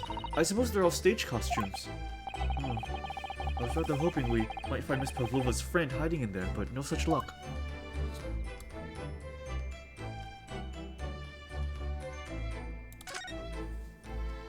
Go home to your cupboard. What's her deal, man? Yeah, she's like, that was weirdly aggressive of her. Thank you, Dorothy, xenomorph pet. So this ventilator connects to Cosmo's cabin next door. Yes, although what a foolish shipbuilder must be to open a ventilator into another room. Huh, maybe it's so that if there's a gas leak next door, the occupant of this cabin would notice and raise the alarm. That is very silly. Or the occupants of both cabins would die of gas poisoning. Huh, that is a possibility. Anyway, last night Cosmo wrote that he saw a speckled pen coming out of this ventilator.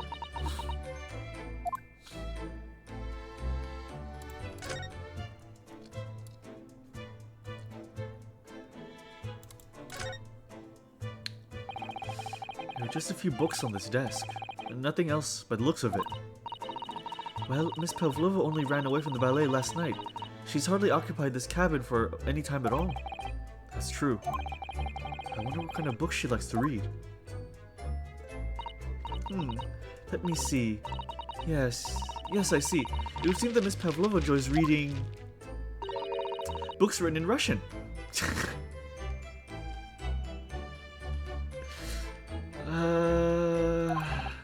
Thanks. I think I probably already knew that. It's rude to ask too much of people, Naruto-san. Kindly remember that. Oh my god. It's like she acts like Maya, but at the same time she like acts way more professional than her, so it's like hard to be the straight man around her. It would seem this teapot is empty. So the natural conclusion is that the Russians are very thirsty people. Or because Miss Pavlova only came to this cabin last night. She hadn't had the chance to make any tea yet. I mean, it could be either. It's definitely that they're excessively thirsty. I'd lay 1,000 on it. I'd lay 1,000 to 1 on it. You're rather obstinate, aren't you, Naruto-san? That's very funny. I wonder what this little saucer's doing on the floor. Yes, it doesn't look like it's been dropped. More like it was put there deliberately. Ah, do you think there could be a leak in the roof just above there? What? A leak? Is this ship quite safe? I'm sure that even if there's a little leak in the roof, it doesn't mean the whole ship is going to sink. No, you're right. Of course you're right. She's really trying to persuade herself, isn't she? Oh man. All the books have been toppled over together. Look, every single one. Do you think that's a god? That's a god of the sea, perhaps? He's toppled too, though. It's exactly the same as the bookcase next door. In Cosmo's cabin. Perhaps Miss Pavlova was practicing a difficult ballet pose and fell against the bookcase. I don't know. Would she really be practicing ballet on the same night she ran away from her ballet company? Alright then. It must have been you. You lost your temper and knocked them all over in a fit of rage. Not everything bad that happens on the ship is because of me, you know. That's very funny. Well, anyway, I'll set them all straight again here, too. I don't like seeing things in disarray. Wait, don't do that. Okay. Fair enough.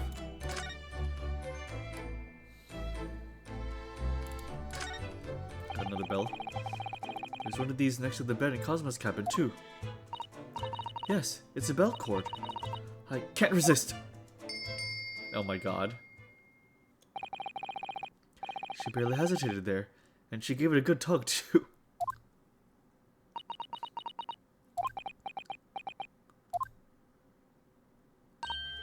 No, I didn't actually expect anyone to come. We don't want them to. We're trying to investigate in secret. It's very funny.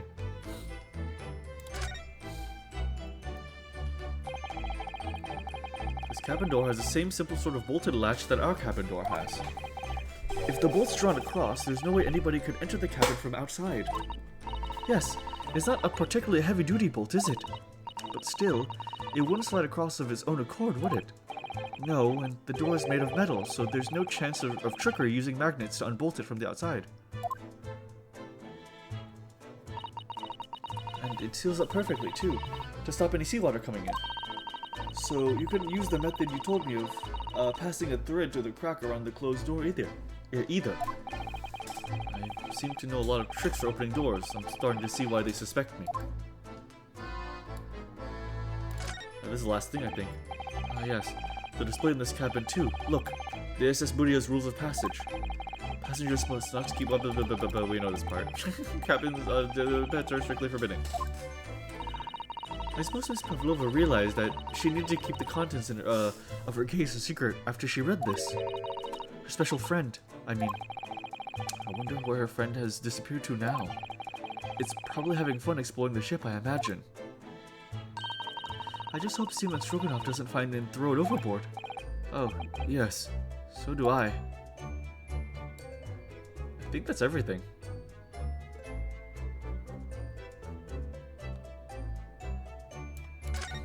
Oops.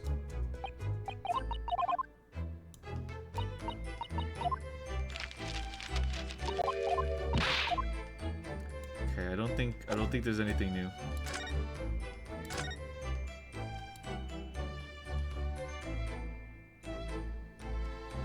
Oh, bin.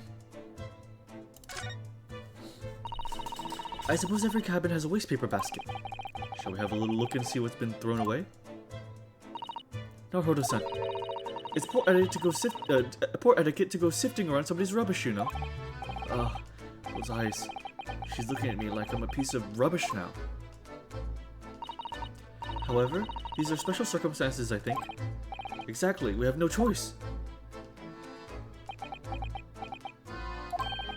There's hardly anything in there at all. Oh, well, that's a little disappointing. Okay, I think that's everything.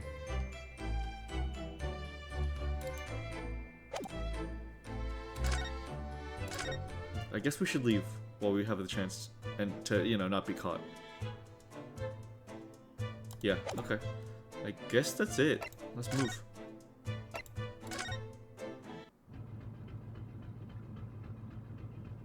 Oh. Some more in this area? Okay. Then let's see if we missed anything.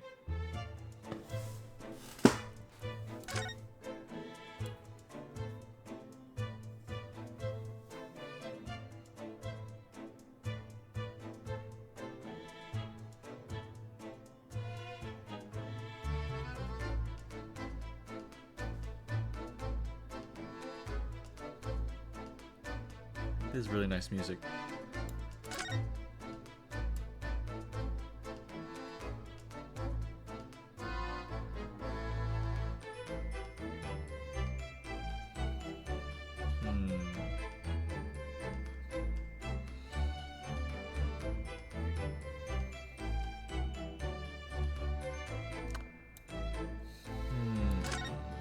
Oops. I keep on...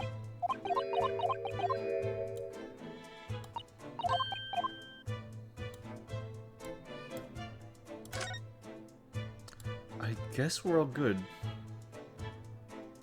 Let's search outside then.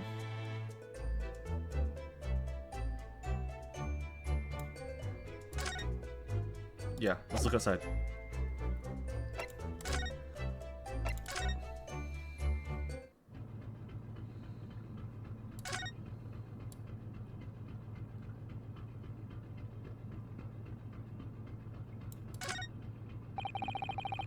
I've investigated thoroughly, but I can't find anything out of place.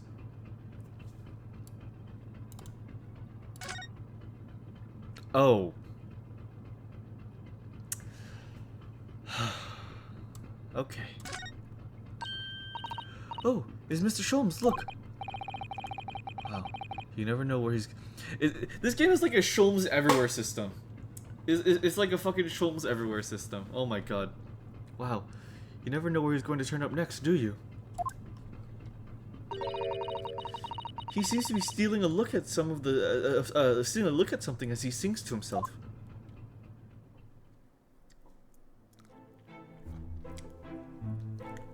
Tra-la-li-la-li-la-lay.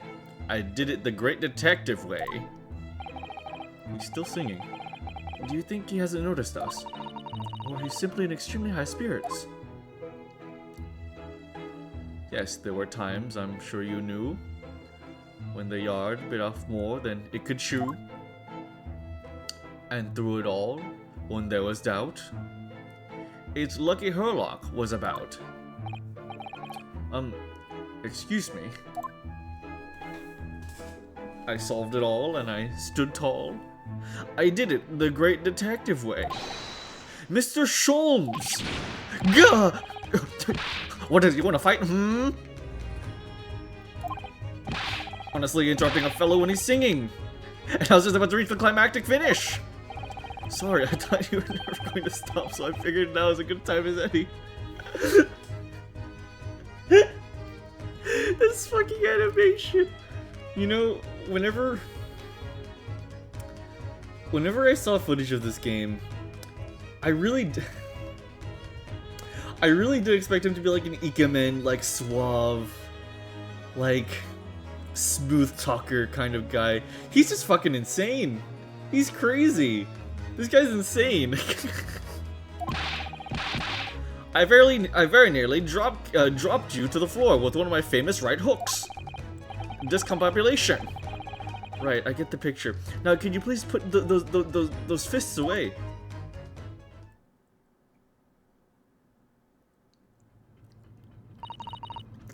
Mr. Sholmes, you seem to be examining something before we interrupted you.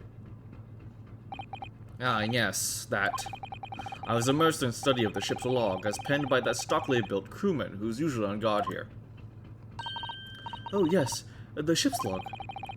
And did you find anything useful from it? Well, after 2 AM this morning, the majority of the entries are blank. Which means that there was nothing to report. Nothing of note happened, so...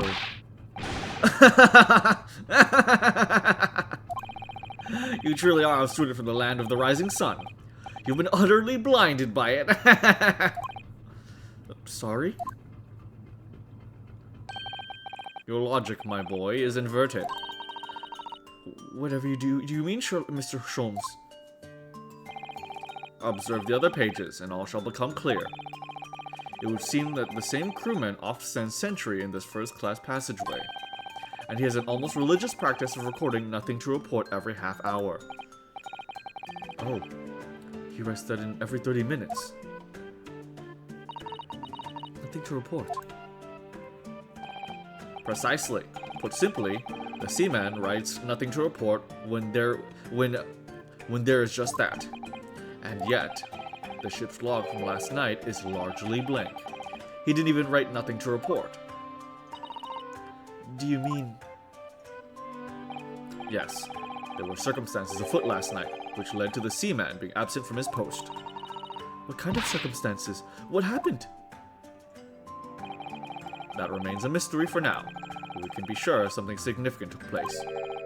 So significant that it caused the seaman to forget his regular habit of describing nothing to report in the log.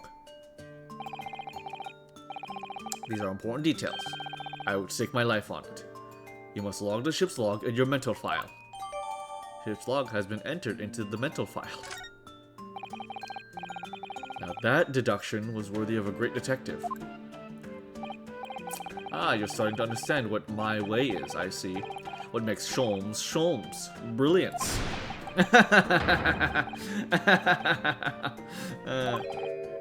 Oh, ouch. What is it? Are you hurt? Oh, don't worry yourself. I seem to be afflicted with a throbbing head this morning for some reason.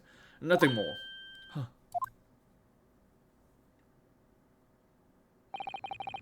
Well, my friends, until our next encounter, are we getting are we getting like, is there a gas leak happening? He's still singing to himself. I can hear it as he wanders down the passageway. Is something wrong, Susato-san? You seem lost in thought. It's just, well, I feel the same. Sorry? Ever since I woke this morning, I've had something of a headache. A sort of continuous throbbing. Oh, you too. Is there a freaking gas leak happening?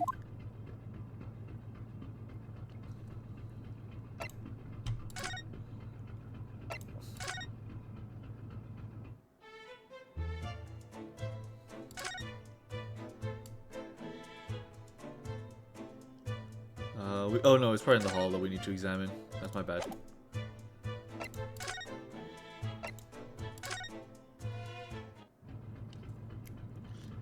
Oh, he took the log.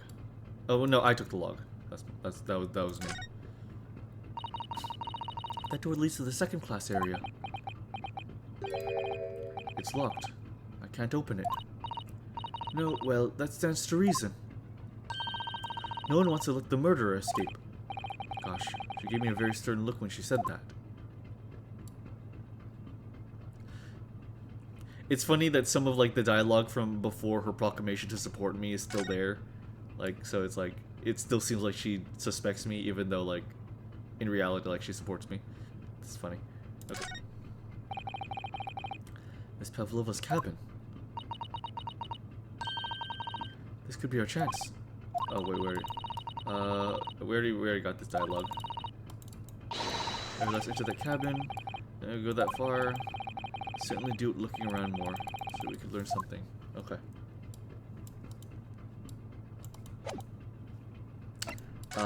Let's try again in Miss Pavlova's cabin.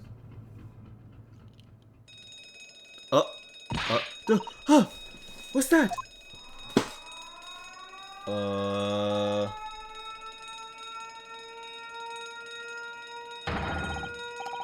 Shut down the engines immediately. Vessel sighted a quarter-mile forward. Full stop. Arc starboard. All hands brace for impact. What the? I didn't do anything. I didn't do anything, Dartusa. This was not me. I did not pull that very enticing-looking fire alarm. I think we're about to crash into another ship. What? I can't stand. Susato-san, hold on to me. Whoa!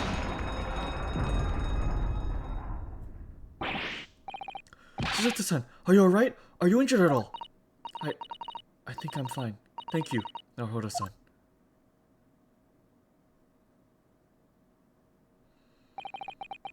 It looks like we avoided a collision. I think... Yes, the ship has come to stop. Oh my goodness. What about you, Naruhodo-san? Are you hurt? No, I'm fine. Hello. Is anybody in there? Shout if you need assistance. Oh, that sounds like... Inspector Hosonoga. Is that you in there, Naruhodo-san? Unbolt the door quickly. What? The... Oh... What? The bolt. Yeah. Yeah, and the books fell over. Yeah. Yeah. It was the swaying of the boat. And I wonder who can predict and control the swaying of the boat.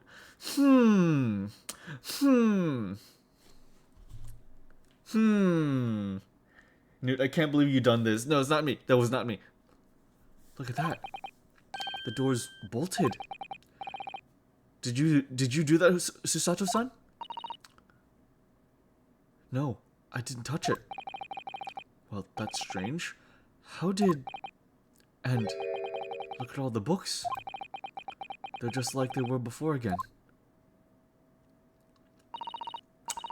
Now, Rhoda-san, aren't you going to open the door and let the inspector in? I better tidy this place up first. Our violent emergency stop has solved one mystery at least, in a very vivid way. But I knew that what awaited us on the other side of the cabin door would not be pleasant. I hurried around tidying up the cabin, with a new sense of foreboding in my heart.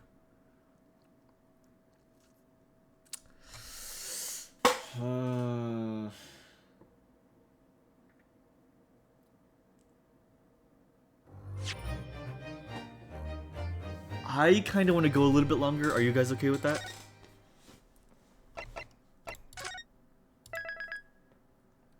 I feel like this may be the last part of the investigation before we do something that isn't investigating. Very much so? Awesome. We will continue then. Your time is fine? Oh, thank you, Ace. 9th of January, Asisburia, Miss Pavlova's cabin. Somehow, the door to the cabin we were in ended up bolted after we made an emergency stop. Susato-san took a deep breath and gently slid back the bolt.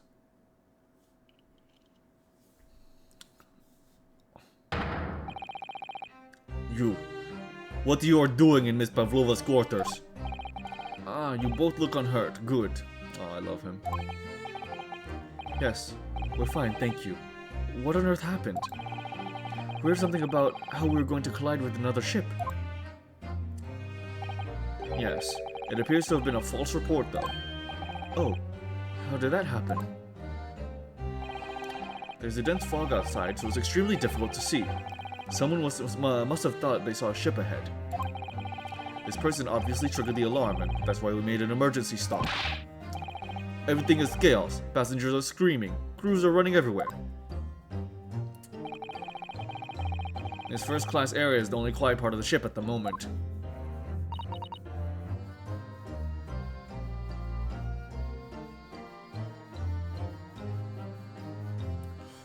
Did the big dude just slip and say her real name? Or was he... No, they were aware. The people in the ship, I'm pretty sure they were aware. Because remember, she was only sliding into the disguise whenever she saw the newspaper report. So she probably came onto the ship as herself. I think they were only calling her by the male name as a cover. They're like being complicit essentially with her. Oh, I see. Someone triggered the alarm. Does that mean that someone pressed that button outside?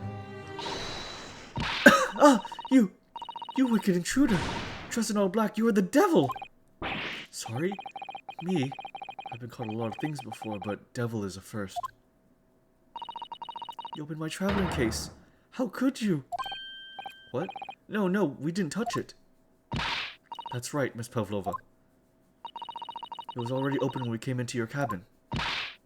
Inspector! Yes? Arrest this man. I know he did it.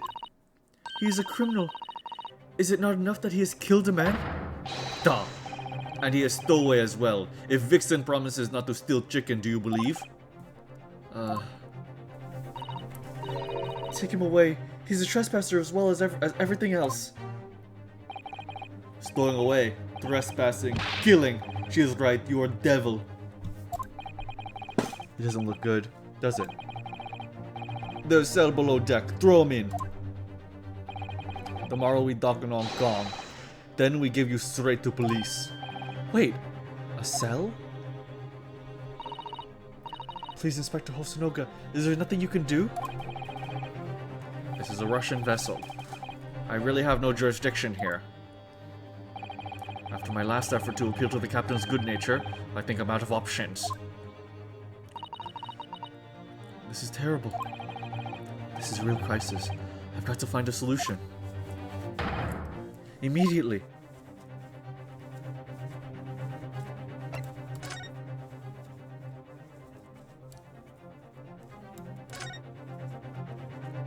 Oh my...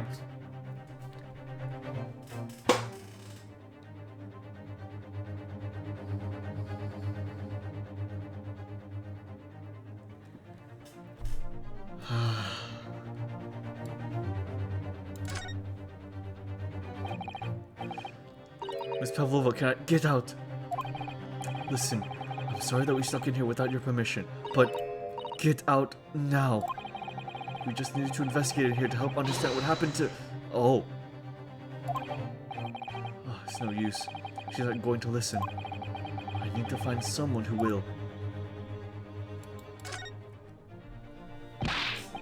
Please, just give me a little more time. I do nothing for you, except show you away to the ship's prison cell. Thanks, but no thanks. But I'm innocent. I didn't kill anyone. And trespassing and stowing away? Well, you know, sometimes life can lead you down some unusual avenues. And, well, enough. You're guilty. Ship's the only place fit for you. Come on, there has to be someone.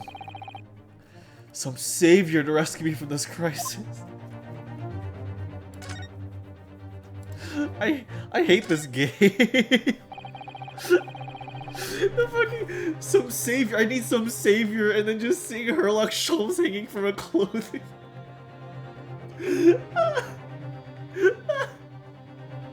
This game is really good. Oh my god, this game is really good. You've got yourself in a difficult situation here. By entering this cabin uninvited, I mean. Sorry, I was just so desperate to find a clue. I'm afraid there's nothing more I can do to help you. If I push my luck any further, a punch to the face will be the least of my worries. I'm really sorry. I have to take responsibility for giving you the freedom to investigate Miss Pavlova's cabin. Now, if this has happened, I'll have to report to the captain at once. I really need someone to help here. I need a savior to rescue me from this crisis. Damn, dude, this looks bad too. Like, this looks bad too bad. They're only us five and the weird looking coat in the coat hanger. Yeah, the coat. What the? What are you doing up there? Oh. Oh my god. Oh my god. Ugh. Mr. Sholmes! Naturally, I was analyzing what a weight of 20,000 rubles feels like on one's head. Have I not told you that as a detective, it is my business to know what other people do not? This isn't mere tomfoolery, my boy. Oh, no, no, no. Well, why were you hanging from that hook before then? Isn't it obvious? To properly assess the weight of the 20,000 rubles, naturally.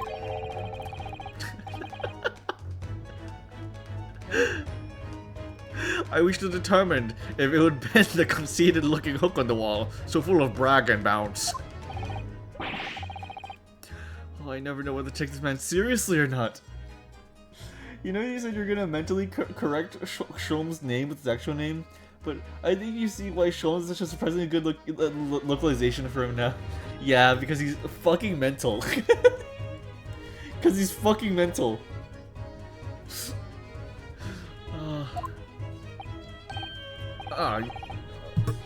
There's a bump on my... Sorry, I just realized. I was trying to scratch the part of me and there's a bump there and it, like, hurt.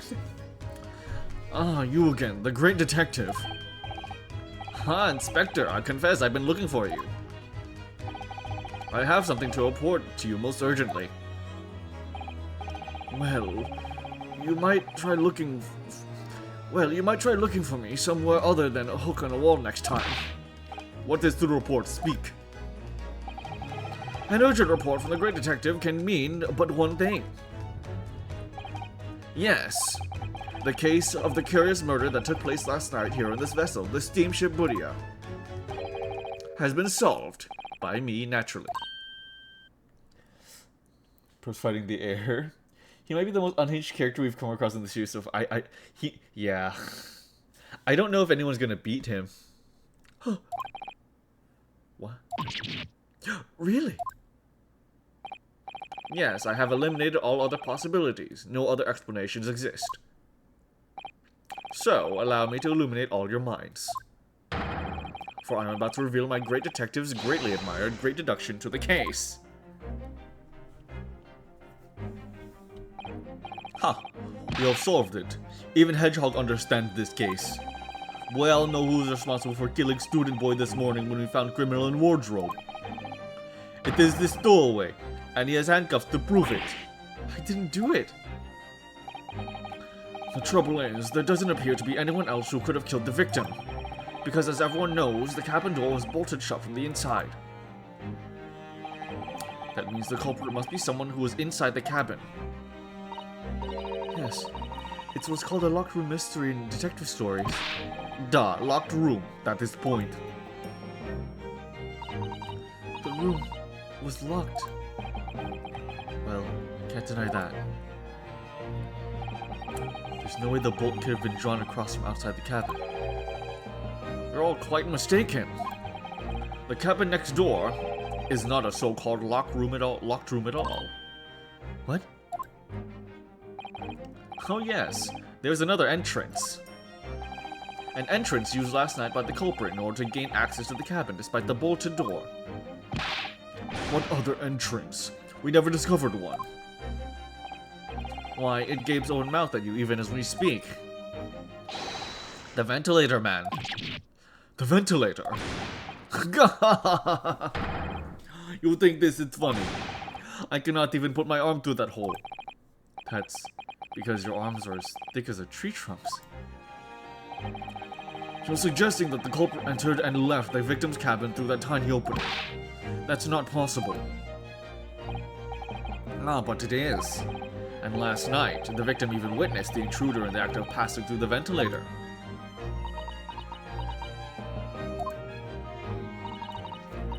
Mr. Sholmes, do you mean... Are you referring to the words Cosmo-sama wrote in his diary? 1:23 AM, I can hear a faint whistling sound. 1:35 AM, what looks like some sort of speckled band is dangling from the ventilator grill. Precisely, my dear madam. What does it mean? What is this speckled band? The answer to that particular conundrum is in this very cabin.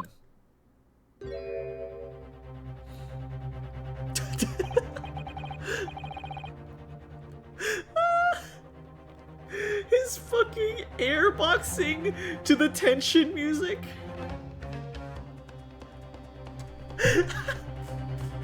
It's like he's been aggroed.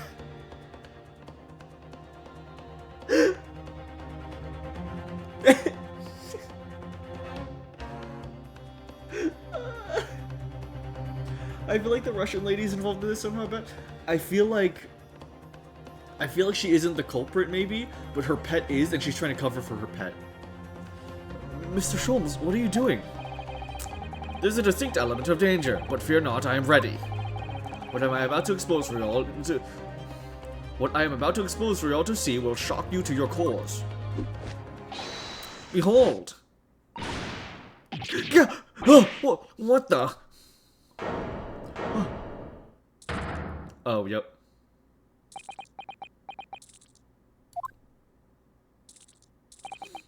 Allow me to introduce you all to the band, the speckled band. A snake? Indubitably. He said the word.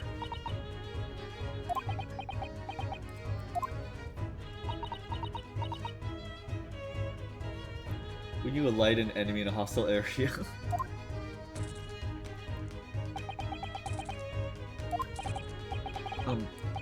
Mr. Sholmes, just one thing.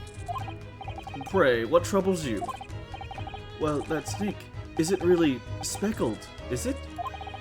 It looks more stripy, wouldn't you say? Hmm? Yes, you're right. I think in this case, you'd have to call it the striped band, wouldn't you?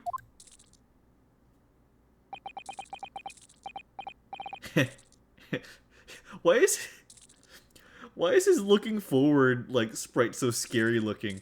Like he looks so scary in his just basic default looking forward sprite. It just scares the shit out of me.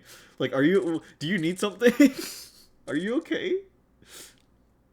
I guess there is another snake. That might be his snake in that case. That might belong to this sailor. You both see and observe distinction, however. Do you not think that precisely the trap into which the culprit wishes you to fall? Oh my goodness, really? It's a trap? How exactly? I think perhaps it is time I explain the intricacies of my train of thought. Are you ready, Miss Pavlova? I'm sorry for the young man who died, but that is all. His death has nothing to do with me. This whole thing has nothing to do with me. The goggles help. I can't believe he whipped his snake out in front of us. Sholmes would. There are two conclusions I have drawn from the facts.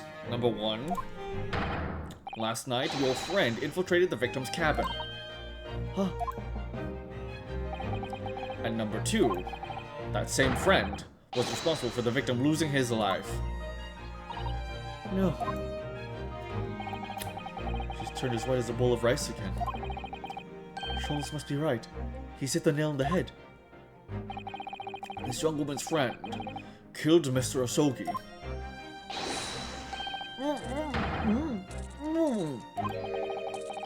Looks like he can't speak with that snake coiled around his head. I would advise as little movement as possible, Seaman. You wouldn't want the fangs of that long friend in your neck. Excuse me. So everyone, let us begin. Sherlock Sholmes is proud to present his logic and reasoning spectacular. Oh, here we go. The Great Deduction. The game is afoot. Snake in jail. This is the first time for everything yet. Topic 1. Intruder's identity. Deduction. Ms. Pavlova, moments ago you claimed the following. His death has nothing to do with me. This whole thing has nothing to do with me. Yet you cannot deceive yourself. Yes, when you recall those horrid events, your aching heart smarts with pain. Huh. And it is that very pain that evidences your inextricable link with the victim's death. So we ask, what was the nature of this intruder that stole into the victim's cabin at the pretentious night? Why, naturally, it was the friend with which you boarded the vessel, was it not? Ah, as I suspected, another telltale glance. Without doubt, your friend is the writhing serpent we see before us. And yet, that fact leaves us in a quandary. The victim has written observations on the 9-question tell of a speckled band, whereas regrettably, this specimen's markings do not fit that description in any way. What explanation can we give, pray? What was this sight that fell upon the victim's eyes last night? What are you doing? No, don't look at me. This has nothing to do with any of this. Oh, but it does. You have the answer to this quandary even now, hidden behind your back. Oh. Yes, that which you were trying but failing to conceal can only be the snake's soft skin. Evidently, after the subtle and horrible crime, this mostly dead friend of yours sheds its original skin. No? I don't know what you're talking about. Last night, through the ventilator visible in this cabin, your then speckled friend slithered next door. Using the bell cord on the right side as a bridge, the serpent silently descended into the victim's quarters. In the dim light, it appeared to the young gentleman who was about to lose his life as a speckled bat. In summary, the nature of this friend of yours, which last night infiltrated the scene of the crime, is a rare breed of snake, whose markings change each time it sloughs its skin. No. No. No. No. No. No. I don't know why, but I'm getting Ghost Trick vibes. I think it's Spotlight. Yeah, the Spotlight is definitely helping. There's his own Great Ace spin-off game. He's pretty great. A snake so dreadful, we can only imagine it would be found in the deepest depths of India. What? A beloved speckled snake. Conclusion. Topic 2. How Mr. Osogi died. Moving on, we come to the heart of the matter. The grim demise of the victim.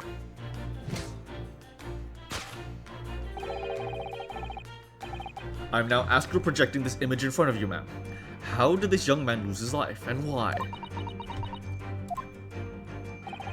According to the data, which I have been apprised, it would appear that there were no visible signs of injury. Huh. In fact, the circumstances of the victim's death can only be explained by a terrible venom. Now, if we were to take that as fact, we can reasonably imagine that there remains evidence to affirm that at the scene of the crime. I like that they're back in time now. That is so sick. That's so sick that they framed this as them going back in time to the crime scene. That is so cool. No. Could there be? Yes, an examination of the deceased body will prove the cause of death conclusively. The almost but not quite imperceptible puncture wounds left by the venomous fangs will seal the truth. Yes, the vestiges of the snakebite delivered by your terrifying friend. This makes no sense. There's no point feigning ignorance, Miss Pavlova. After the incident, you endeavored to hide everything, didn't you? But now your involuntary glance betrays the hiding place you chose. That's right. You hid the evidence that links you to the victim's death in that traveling case. When we first met in this cabin, it came to my attention that your case moved periodically. Your serpent assassin was restless inside, no doubt. You don't...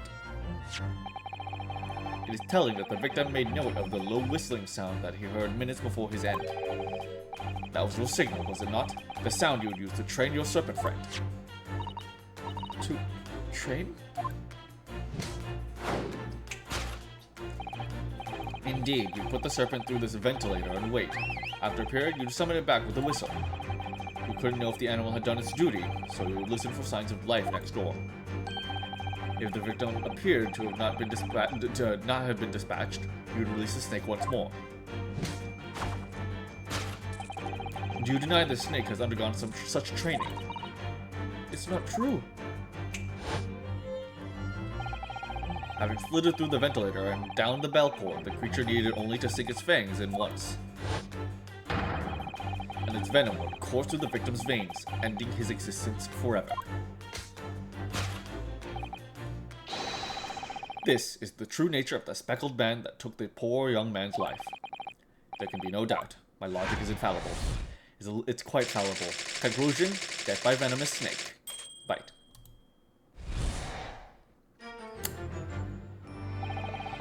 Thus concludes Herlock Sholmes' great deduction of the speckled band.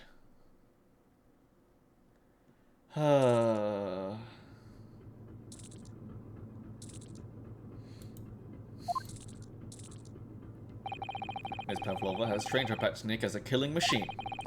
There, on the floor, you will observe a saucer of milk. The promise of food is the key to training any creature. Incredible. You solved the mystery. Amazing. Your great deduction really lives up to its name. I see now why Sherlock Sholmes.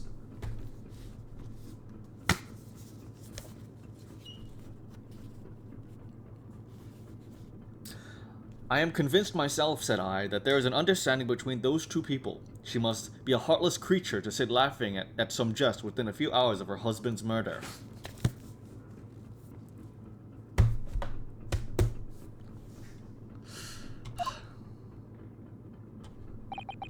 My dear man, it was nothing remarkable.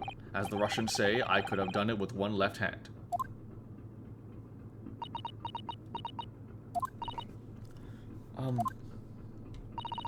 Could I venture an opinion, Mr. Sholmes? But of course, what's on your mind? It's just about your deductions before. Some things don't quite make sense to me. I welcome questions as to my method, and will answer both loudly and proudly. Oh, well, good. First of all, snakes are egg-laying creatures, part of the reptile family. They don't drink milk. You are well informed, madam. And reptiles, don't drink milk. Ah.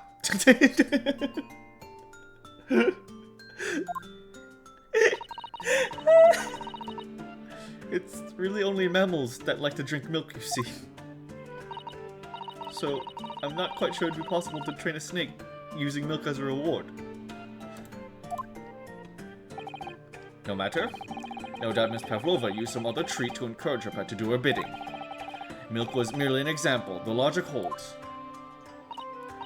Well, there is something else. Snakes have no ears. Ah. Yes, so I'm not sure it would really be possible to signal a snake by whistling. But madam, what of the tales from Arabia? Have you not heard snakes that dance to the sounds of a flute? That's the vibrations, wouldn't it be? I think perhaps the performers play their music in time with the snake's natural movements. Oh, okay. Oh, I see. Oh, I see what this sprite is so funny. This is really good. No hands, no feet, no ears? These creatures are so inept as to be practically useless. I love his lip is like curled like that. Don't take it out on the snakes, Mr. Sholmes. There is one other thing. You have more? Snakes use the scales on their bellies to propel themselves. So, I'm not really sure that a snake could manage to climb up a flat bell cord like the ones in these cabins. Then it should try harder. He's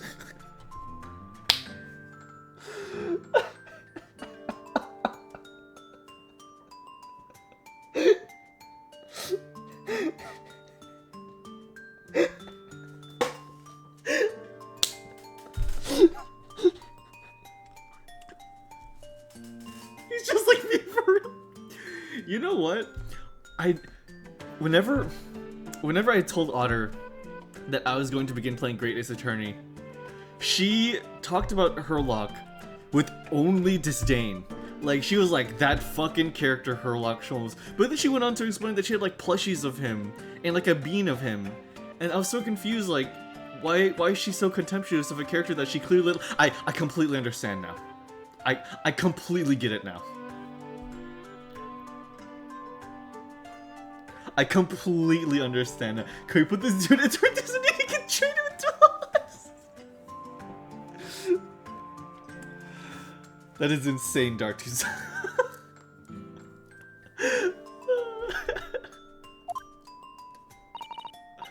Please don't be angry with me, Mr. Sholmes. The point is, even if the snake had gone through the ventilator to the next door cabin, it could have come back without help. What I'm trying to say is that there are a number of reasons why it's difficult to imagine that the snake could have had part in this. Oh, he's doing the Ishida no Joe pose, but standing.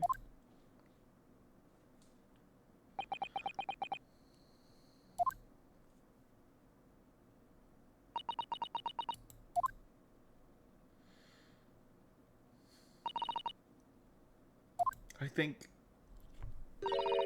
we need to step in and help again, Mr. Naruhodo. Oh no, you don't mean... Yes, we need to modify Mr. Sholmes' latest deductions and turn them into the great ones they ought to be. I had a feeling that was coming. Oh, it's such a shame I have to dance around the room and pose like him. Alright, let's give it a try. Just what I was waiting for. Mr. Naruhodo. Yes, right. So, cast your eyes down to your wrists again. What? You've done it again. Your handcuffs are gone. I like to point out, this song has a triangle in it, and the triangle sounds exactly like my air fryer being completed. So every time it hits that triangle, I think my air fryer is like done frying something, and it makes me like confused for a second. Yeah, that one. Your handcuffs are gone. Where did they go? Fear not, I shall see them restored after our work is done. I really wish you'd leave them off. Now everyone, let us begin. Sherlock Holmes is proud to present his logic and reasoning spectacular. Course correction. Hold it, Mr. Holmes. Topic 1. Intruder's identity. Miss Pavlova, moments ago you claimed the following. His death has nothing to do with me. This whole thing has nothing to do with me. Yet you cannot deceive yourself. Yes, when you recall those horrid events, your aching heart smarts with pain. She does have a pained expression on her face. Yes, that's true. She looks as though Cosmo-sama's death is weighing heavily on her mind. But you're not sure Mr. Sholmes has read her quite correctly, is that it? Could there be some other way to interpret her expression then? Let's take a moment and really look very closely at Miss Pavlova.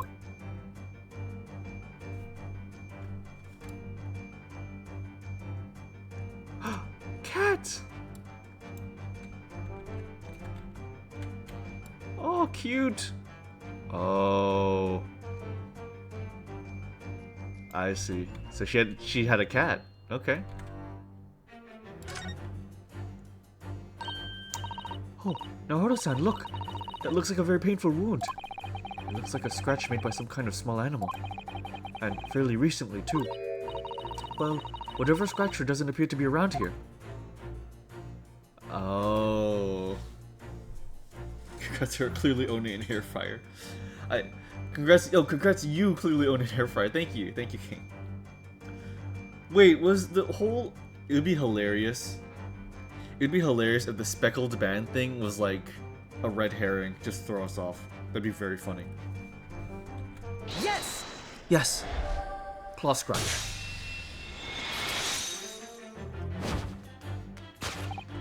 Yes. When you recall those horrid events, the claw scratch smarts with pain. Indeed, and simple observation reveals that the wound is fresh. Huh. Miss Pavlova, did you in fact receive that scratch sometime last night? Huh.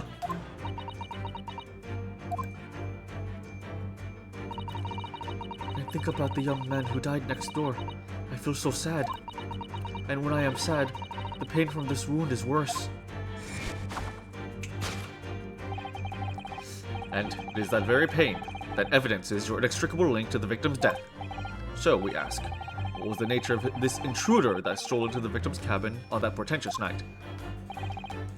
Why, naturally, it was the friend with which you boarded the vessel with, was it not? Ah, as I suspected, another telltale glance. Without a doubt, your friend is the writhing serpent we see before us. Bright guy. Smiley. It seemed likely that the scratch mark on the back of Miss Pavlova's hand was made by this friend of hers, doesn't it? Except, snakes don't have claws, do they? No, they don't. They don't even have hands or feet on which claws might grow. Well then, if that snake isn't her pet, what is? What's the true identity of this friend of hers? We should follow her gaze, Naruhodo-san. That's where we'll find the answer.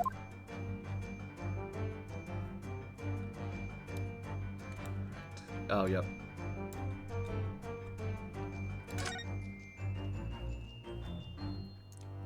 Cute. Ah, look at the photograph in this frame. This must be something Miss Pavlova brought with her when she ran away. She's exceptionally beautiful, isn't she? Yes, that's true. But personally... Excuse me. It's the little black creature she's holding that's caught my eye. Maybe we'd better take a closer look at this.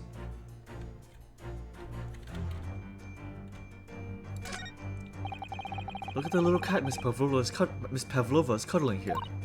Oh, what a cute little kitten. I could vie with you, couldn't it? It could vie with you, couldn't it, Naruto-san? For the blackest outfit. A black kitten. And from the look of this picture, at least, Miss Pavlova seems very attached to it. Yes! Yes!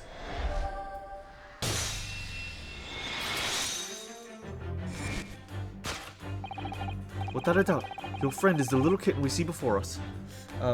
Did the snake eat her cat? We haven't seen a cat on board at all. Oh, I hope not. Without a doubt, your friend is the little kitten we see before us. Yes, the scratch on the back of your hand makes that abundantly clear. Oh no. The whereabouts of this black kitten isn't clear, but what is clear is that you brought the animal with you when you ran away, didn't you? Huh!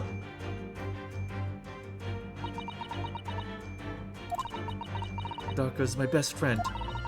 I couldn't leave her behind. Darka would appear to be a Russian blue. And yet, that fact leaves us in a quandary. The victim's written observations on the night in question tell of a speckled band. Whereas, regrettably, this specimen's markings do not fit that description in any way. What explanation can we then give, pray? What was the sight that fell upon the victim's eyes last night? No, don't look at me. This has nothing to do with any of this. Oh, but it does. You have the answer to this quandary right even now, hidden behind your back. Yes, that which you are trying but failing to conceal can only be a snake sloth's skin. Did you see that? She just took something out of her pocket and hid it behind her back. If she just left it in her pocket, no one would ever have known. Oh yes, ploys like that are Mr. Sholm's specialty. He's ever so cleverly forced her to reveal something. I thought deduction was his specialty, or maybe making me believe that was a ploy too. Anyway, I find it hard to believe that that's the skin of a snake. In which case, just what is Miss Pavlova hiding behind her back?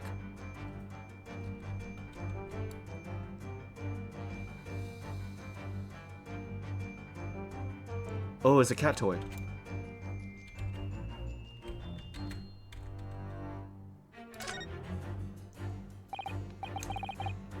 Well, it is speckled, and it is a band, but... what is it? It seems to be soft and fluffy, a long piece of cloth of some sort, and that looks like a handle at one end. I think it may be a cat's toy. This sort is common in the West, apparently. How is that a toy for cats? Cats like to chase the band around and paw at it. Kittens in particular love that sort of play. You only need to wave it in front of them, and they pounce to catch it. Haha, that sounds positively adorable. Awesome, now it's altered. That's cool. Yes! Yes!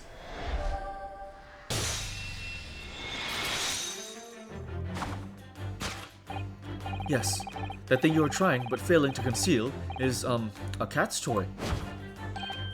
Precisely, and the true nature of the now infamous speckled band. And it was this toy that you dangled through the ventilator. You waved it around, I presume. Naturally, the victim could not fail to notice it. But why? For what reason? My dear boy, there can only be one answer to that. After her feline friend disappeared through the ventilator into the neighboring cabin, Miss Pavlova attempted to use the speckled cat's toy to incite the creature to return. Ah. In summary, the nature of this friend of Miss Pavlova's, which last night infiltrated the scene of the crime. is a blithesome Russian blue breed of cat by the name of Dark. Gah! A truly troublesome feline young Darka is proving to be. She must be caged once found. You'll forgive us for borrowing the photograph of your pet, Miss Pavlova. The photograph of Miss Pavlova and Darka has been entered into court record. Awesome. Awesome, awesome, awesome.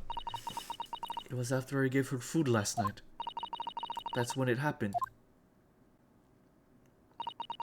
She scratched the back of my hand and then ran up the belt cord. Before I could do anything, she had disappeared through the ventilator. Darka, she is so naughty. A beloved kitten. Conclusion. Solved. Topic 2. How Mr. Asogi died. How Kazuma died. Moving on, we come to the heart of the matter. The grim demise of the victim. How did this young man lose his life? And why? It really feels like a whole different game, not a courtroom in sight, right? It's kind of crazy. Are you drumming in the background? No. No, I'm not. I don't think I am. According to the data, of which I have been apprised, it would appear that there were no visible signs of injury.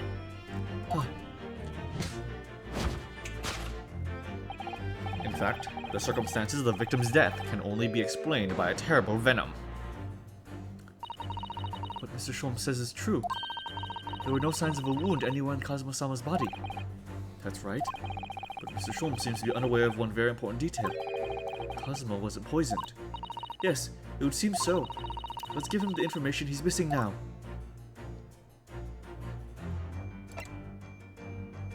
No traces of external injury or poison. Yes! Yes.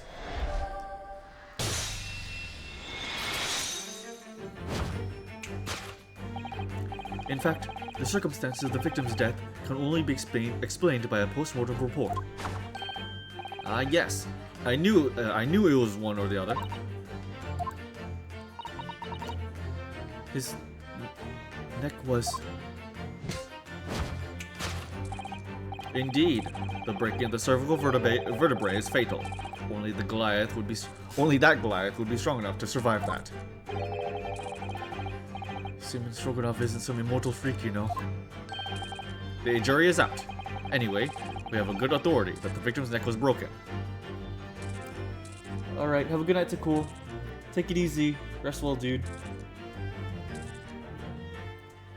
The theme is incredibly good, Levi. I agree. Now, if we take that as fact, we can reasonably imagine that there remains evidence to affirm it at the scene of the crime. Oh no, could there be? Yes, an examination of the deceased body will prove the cause of death conclusively. Kazuma died because his neck was broken. In other words, he was probably struck by something, or someone. Yes, that's a distinct possibility. As of yet, no weapon has been found though. Presumably Darka did silently creep up behind Kazuma and deal him a fatal blow. I suppose it's possible that he had a fall and hit the ground awkwardly. It could have been a terrible act of misfortune that he broke his neck completely by accident. Oh yes, a bad fall could explain it. It's rather hard to believe of Kazuma-sama though.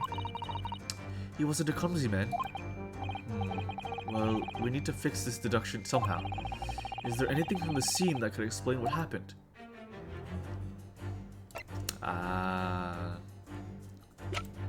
Yeah, that's gotta be it then.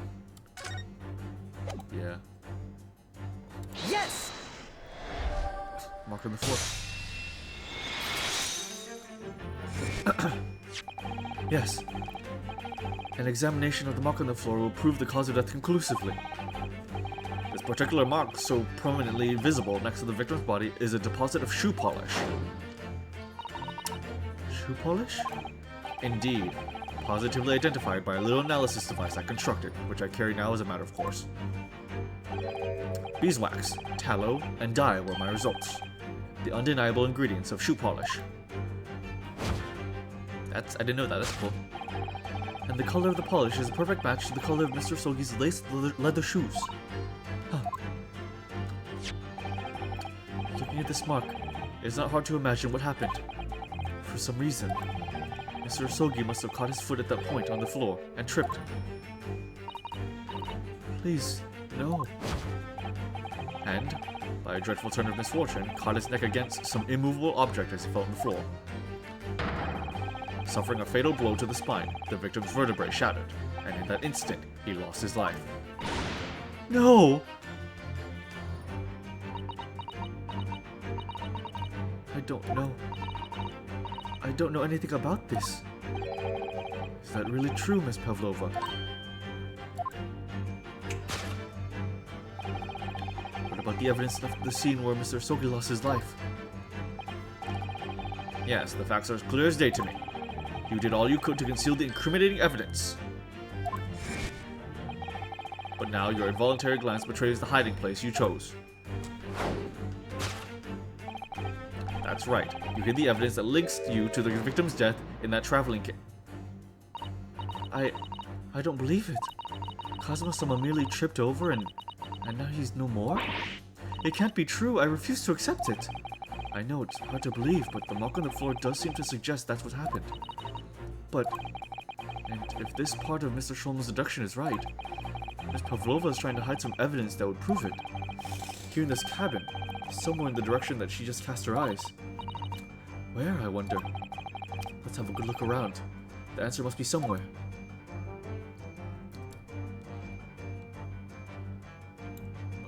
Part of the tiara, right?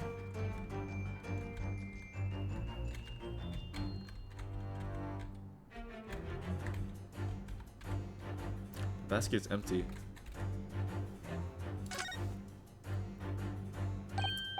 Huh. Somebody appears to have dropped 20,000 rubles here. It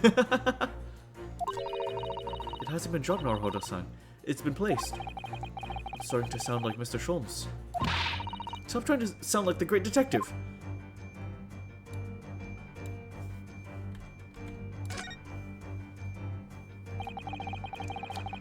This is where Miss Pavlova hid her friend. That's right. And it wasn't a snake after all. No, it was that little kitten she calls Darka. Not that it's anywhere to be seen now. It seems to have let itself out of the case and gone exploring. I expect it's wrapped itself around someone's head somewhere, trying to make a new friend. Either that, or it's scratching their hand to pieces. The point is, where has it got to?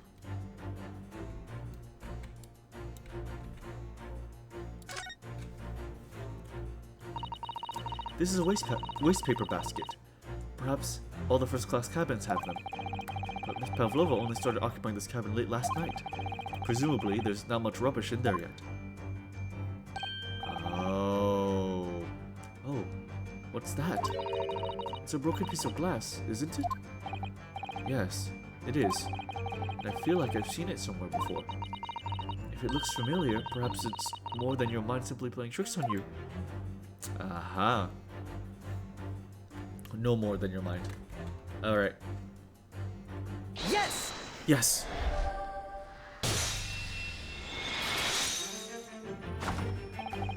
That's right. You hid the evidence that links you to the victim's death in that wastepaper basket. Ah. Here we have a fragment of some intricate glass object that would seem... that it would seem. One that has a familiar air, in fact. Precisely. We found another piece of broken glass on the floor in Mr. Sogi's cabin.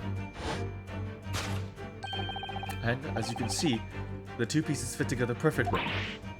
Oh no. So, Miss Pavlova, shall we consider what this tells us? Why would it be that part of this glass object, which was evidently broken at the scene of the victim's death, should be found in the wastepaper basket in your cabin? Gah! You're well acquainted with this glass bell, are you not? I don't know. And that hush Russian accent of yours won't save you this time, dear girl. Why? Because we have conclusive evidence linking you to the bell in question. What? Take it away, Mr. Naruhodo. Yes. The evidence linking Miss Pavlova and the little glass bell. That would be Yep. Yes! Yes! If you look at this photograph, you can clearly see, hanging from Darko's collar, the very glass bell in question.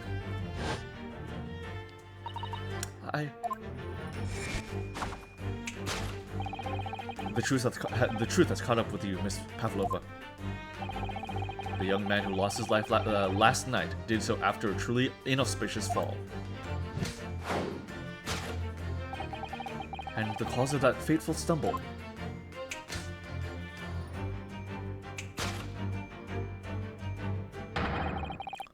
Your absent feline friend, Darko.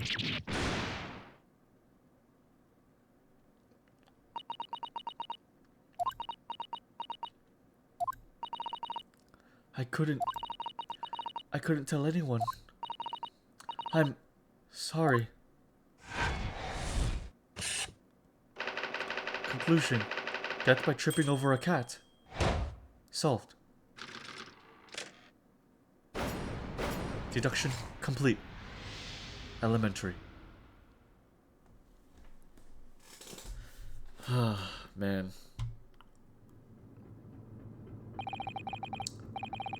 Why don't you tell us now, Miss Pavlova? Tell us exactly what happened last night. It was a little after 1 in the morning. It was so late, but I hadn't had time to feed Darka, so I gave her some food. And then, all of a sudden, she scratched me and jumped out of my hands. People do say that cats become very anxious and nervous in new environments. She was so fast, she disappeared through the ventilator before I could stop her. And that is how you acquired the rather nasty wound on the back of your hand, I take it. Yes. And I had read the, rules on the wall. I knew that I was not allowed Darko with me. Yes, modern science suggests that an animal can carry infectious diseases. It's a precaution, really. So I listened and listened, trying to hear if there was some noise in the next cabin.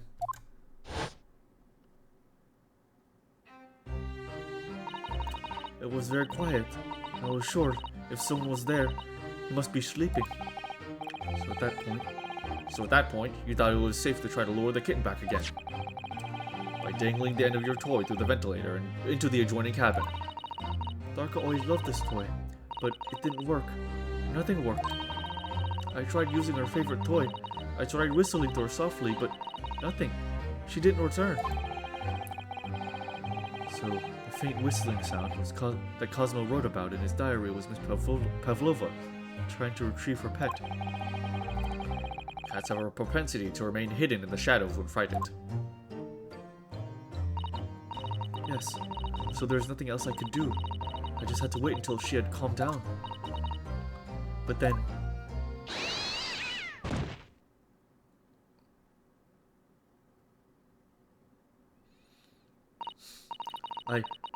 I nearly passed out with shock. I heard her cry out, and then... Oh, it was such a dreadful bang. Then afterwards, nothing.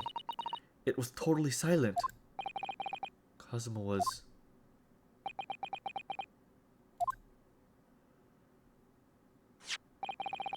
From the appearance of the brown mark on the floor, it seems likely that what you heard was the victim stepping on the glass bell and tripping up.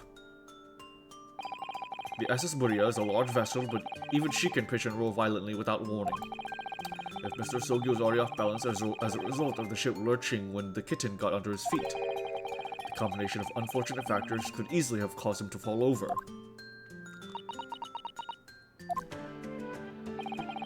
But what became of the kitten afterwards?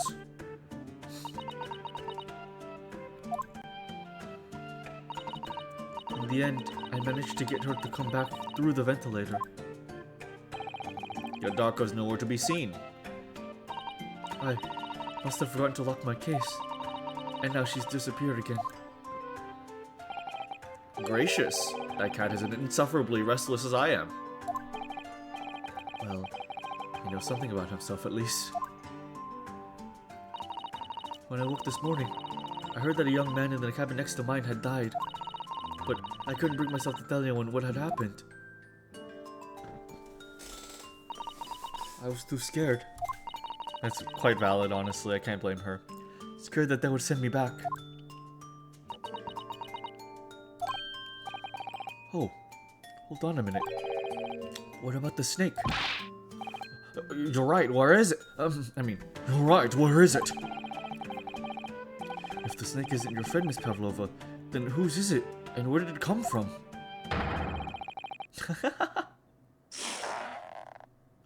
What on earth is such a dangerous creature doing aboard this ship? I love him. She tried to take you down for this? I can't, she's a scared 15-year-old. I really can't fault her for not wanting to speak up, you know? Like, I know she tried to frame me, but it's like, I feel like any 15-year-old would do irrational, like, irresponsible things in a situation this stressful. I can't blame her. Oh, I didn't say. Snake is my friend. His name is Piroshko. What? What? That snake belongs to you. He escaped from cage with the emergency alarm sounded. I was looking for him. I did not expect to find him in here. How did that snake into this cabin? But animals are not permitted on board. Huh. We are at sea for 1 year. You want to be so long without a close friend, without someone who understands? Can you find someone a little more human, who understands you better? But my dear burly fellow, a gargantuan venomous snake? Surely you can appreciate the danger you're putting everyone in? No venom. Yeah, that's what I thought. Wow. Snakes that use venom don't constrict. No venom. Piroshko does not have venom. He is armless, very long, but very gentle. He is adorable like Granny. It's venomless? Yes. Now he is hungry, so he's in bad mood.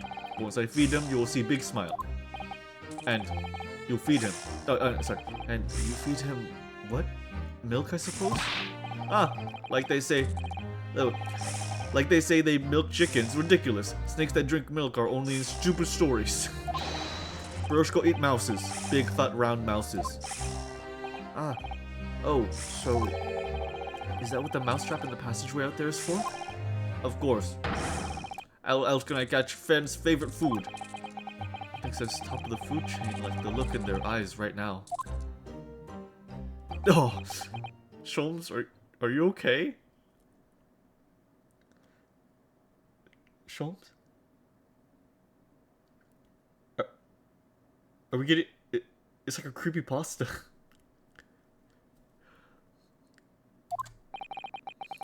It refuses to drink milk. It can't hear a whistle. It can't climb up the balcony, and it's not even venomous. How the deuce did something so inept land a starring role?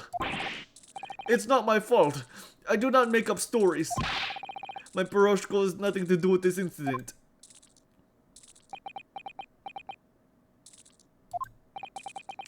So that's what happened. That's the truth behind my best friend's tragic death.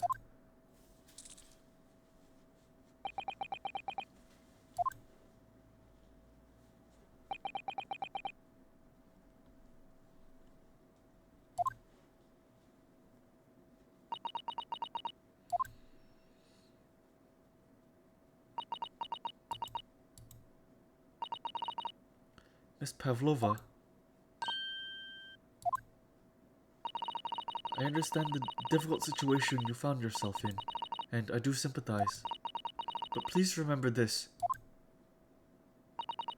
A young man lost his life. If you're going to attempt to cover up your guilt with lies, then no matter what the circumstances, I cannot forgive you. But what are you talking about, Miss Mikotoba?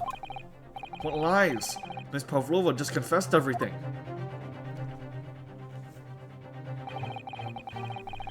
It was just a series of unfortunate events, an accident.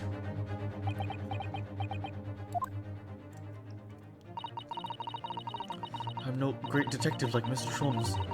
I don't have a gift for knowing the truth. But even I can see that was not the truth. Don't you agree, Mr. Naruhodo? To be perfectly honest, yes. There's a discrepancy in Miss Pavlova's story. I'm sure of it. I just can't quite put my finger on it.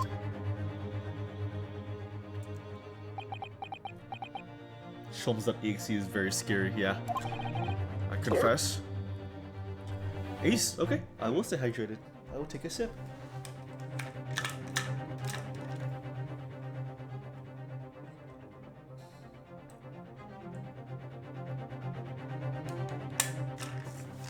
Give me just a second.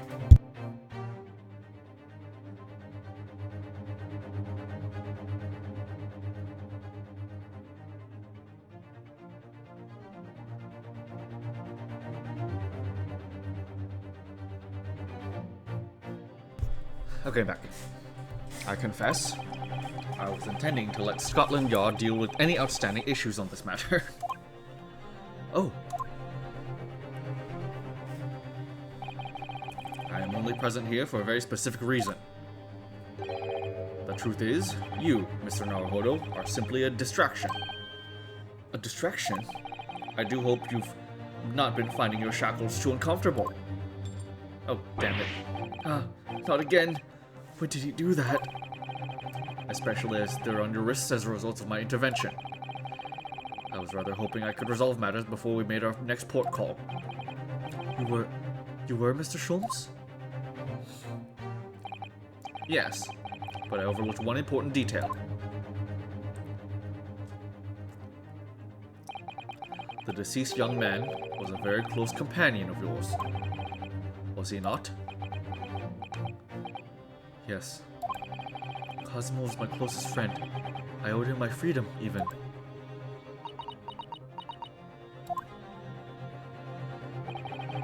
In that case, we must follow this to its conclusion. No further distractions. You must uncover the real truth here, Mr. Naruhodo. Yes, whatever that may be. The key to this is the discrepancy in Miss Pavlova's story, I'm sure. If I can chase that down, maybe the truth will become clear. Oh man. The truth about how you really died. And about that scene in your cabin. About how that scene in your cabin really came to be. Alright. I'll see what I can do. Excellent. Thank you, Mr. Naruhodo. Oh, this one is really good. This OC is really good.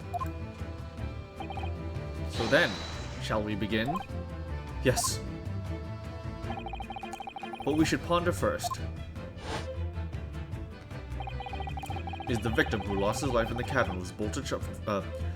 Is the victim who lost his life in a cabin that was bolted shut from the inside. Was this truly an unfortunate accident, or was it in fact no accident at all? That is what we must establish in the first instance. But we've already established it, haven't we? The man tripped over the kitten that had climbed into his cabin via the ventilator. Tragic, yes, but still an accident. Hold it! Hold it. Wait. Let's just take a step back. It doesn't make sense if that's really what happened, does it? I'm going to have to ask you to spell it out for me, I'm afraid. Yes. It's starting to take shape now. There's a clear contradiction between the facts and Miss Pavlova's story here. The evidence is right there in Cosmo's cabin. It's undeniable. His death couldn't possibly have been a mere accident. Really? Let us show our hand, Mr. Naruhodo. Time to present the evidence. The evidence that proves unequivocally that the victim's death was no mere accident. Yep. The writing in Russian. Yes! Yes! The truth is clearly recorded in this photographic print. There's no way that Mr. Asogi could have left this message on the floor. That's script. That's Russian, isn't it? Indeed it is. The word written means wardrobe. I see what you mean. Most people leave a dying message in their native language, in Japanese in this case. But maybe he was studying Russian. It is a simple language. He could have picked it up very fast. That doesn't seem likely. That's actually not the point. It makes no difference whether he knew Russian or not. Sorry? What do you mean? Exactly what I said before. There's no way that Mr. Sogi could have left this message on the floor. And the reason why is clearly explained here. Damage to the cervical vertebrae resulting in his instant death. Instant death. Huh! Which means, after the victim fell on the floor, he couldn't have written anything. Because he was already dead. Huh. That's not the only reason either. There's something else we found in Mr. Sogi's cabin. A remnant of something that couldn't possibly have been there. If what Miss Pavlova told us was true. What? So Susato-san has noticed it too then.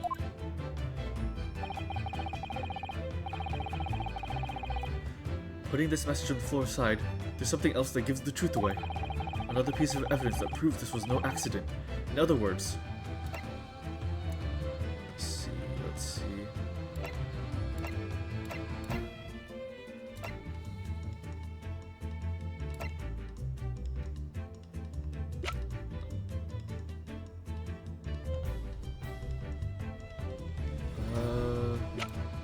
Was it... Cosmo...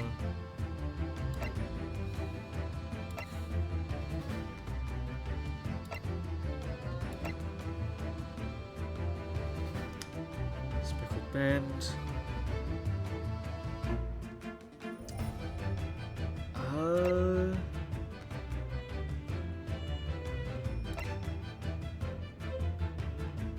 Victim's body...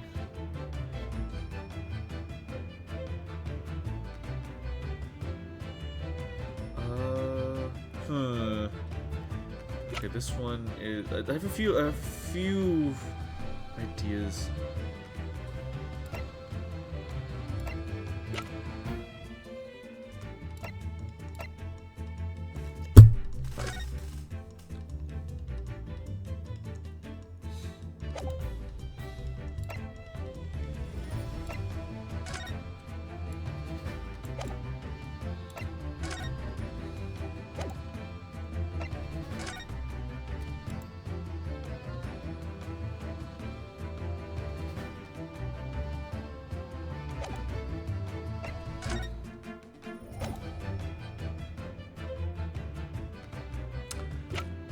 Yeah, why only take... Yeah, actually, yeah, this one, actually. Yes! Yes! This piece of broken glass next to the mark on the floor. But that's the glass belt that the kitten had around his neck. We already know about that. It was broken in half when the victim tripped over the cat and fell. So we already have a satisfactory explanation. Where's the flaw in that logic? Unfortunately, there's a very big flaw. A fatal flaw. What? How'd she get it? If that's what really happened. And how did one half of the bell end up back here, in this cabin? Ah! Yes. Remember that we found the other half of the glass bell in that waste paper basket? Would you care to explain that, Miss Pavlova? Oh no. Both these pieces of evidence clearly point to the same conclusion. That when Mr. Asogi died last night in his cabin, there was someone else in the room. And that same person deliberately arranged the scene to disguise the truth, in order to cover up his or her own guilt.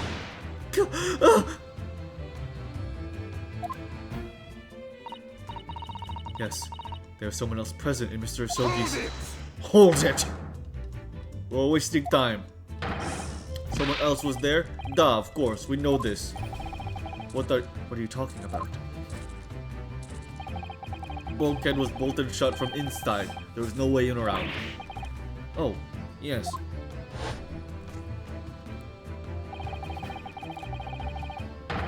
And only other person in the cabin when young student died was you. Yes. It's true. I was in the cabin when it happened. We were shut inside the cabin wardrobe, to be precise about the details. But I don't know Russian. There's no way I could have left that message. Not would have. There's no way you could have left the message, to be precise about the details. Would you mind? Forgive me, my dear fellow.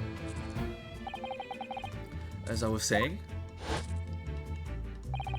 the person in question wrote the word wardrobe in Russian on the floor. And in an attempt to incriminate me for the crime, even though I'd been asleep in there the entire time. And then, the same person picked up the broken glass bell that had fallen on the floor, for fear of it becoming evidence that would somehow that would show how Mr. Osogi really died. But why wouldn't this person have taken all the pieces of the bell away? Leaving half behind was always going to raise questions. Yes, well, it was past 1 o'clock in the early hours of the morning. The cabin would have been quite dark. The single small lamp suspended from the ceiling would have barely cast any light onto the floor there. Little wonder then that the culprit failed to notice a fragment of a tiny item. You'll suspect me, don't you? Hold it! Seaman Stroganoff. Nina is a woman of sea. She is daughter of a strong sailor. 2 years ago, they noticed her dancing skills and she went away to join ballet company. But before, she was dancer on this ship, member of the ship's band. You do not accuse ship's angel of being criminal. Ah, so that's it. You say that when young student died, Nina was there in his cabin. But that's not possible. I give my tooth. Well, this is almost interesting. And why would you give your tooth, pray? How can you be so sure? You're a great detective. You should know. Look truth in eyes. Cabin bulkhead was bolted shut from inside. Nobody could go into cabin. Not Nina, not anyone. Or you want to tell me that killer can walk through locked doors? Yet, it's impossible. He's right. But wait, I've read about this in detective stories. People often tie thread around the door latches, so they can open and close them from the outside. Thread? Are you stupid? These bulkheads are not barn doors. Certainly not. These are watertight doors, as one would expect to find in any modern steamship, constructed of heavy steel with not a single gap in sight. No threads or needles, or magnets could have been used.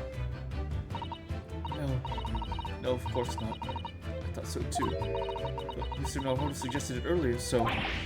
Sato-san, how can you shift it onto me like that?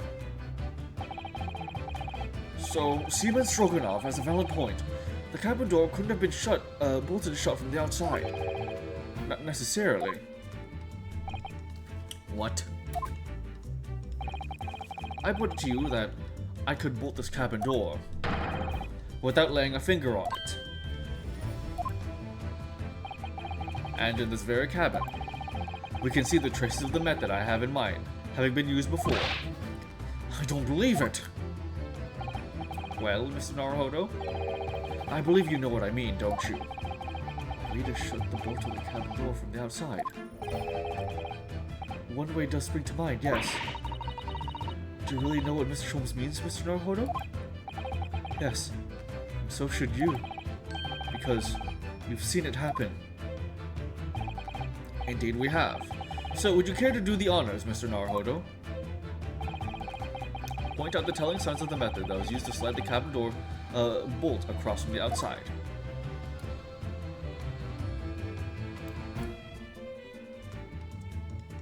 That might be skipping us. Well, you know, let's go for it. Yes! Yes. Look at the bookcase there. See how the books and things on it have toppled over? Must have happened when the ship made its emergency stop before. Yes, that's right. It's a very powerful vessel after all. When the engines are thrown into reverse, a violent jolt goes across the entire ship.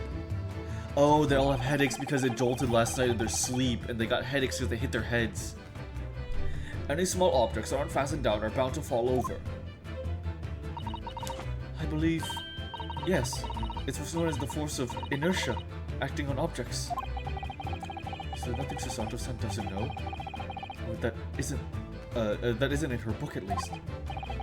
Well, whatever it's called, the same force that pushed over those books in the bookcase also made something else in the cabin move. The bolt on the cabin door. Huh. It was very obvious after just the emergency stop that the ship made earlier. We had come into this cabin not long before, and we hadn't bolted the door. But then...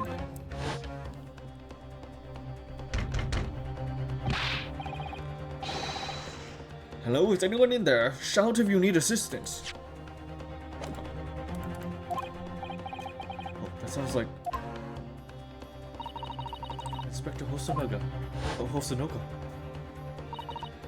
Oh, yes. That's it. When the ship stopped suddenly, the bolt flew across and locked the door. Yes, it's made of metal, but it's small and light enough to be moved by the ship's sudden change of speed. Or the force of inertia, if you call it that. Are you trying to say that last night, after Mr. Osogi was killed?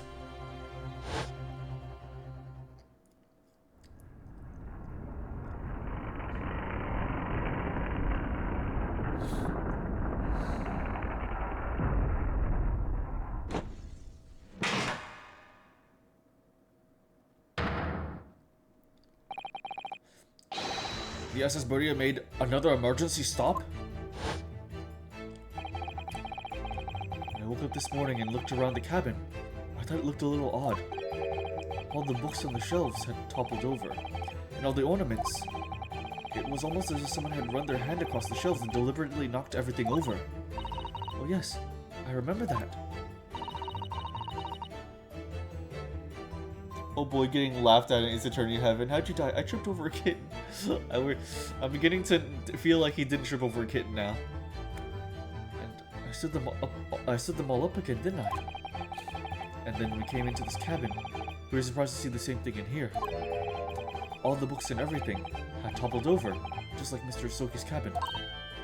Oh my. You have anything to say about this, Miss Pavlova?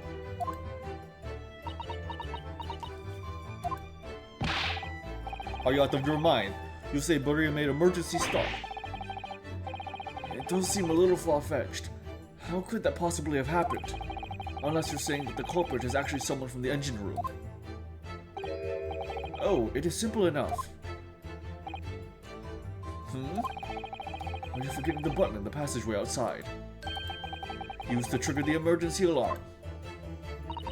Oh yes, of course. There was a notice, wasn't there? Telling you only to press the button in times of emergency. On dark nights when the fog is dense, the captain cannot afford to rely on the eyes of his lookout alone. Hence the placement of a number of buttons around the vessel to allow any crewman to raise the alarm.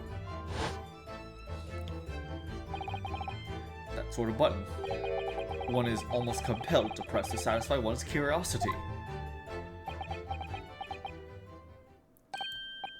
Wait, it was you? When the button is pressed, two things happen in the interest of safety. The emergency alarm bell rings and the vessel comes to a complete stop. As indeed it did for a little earlier today. Oh, nice.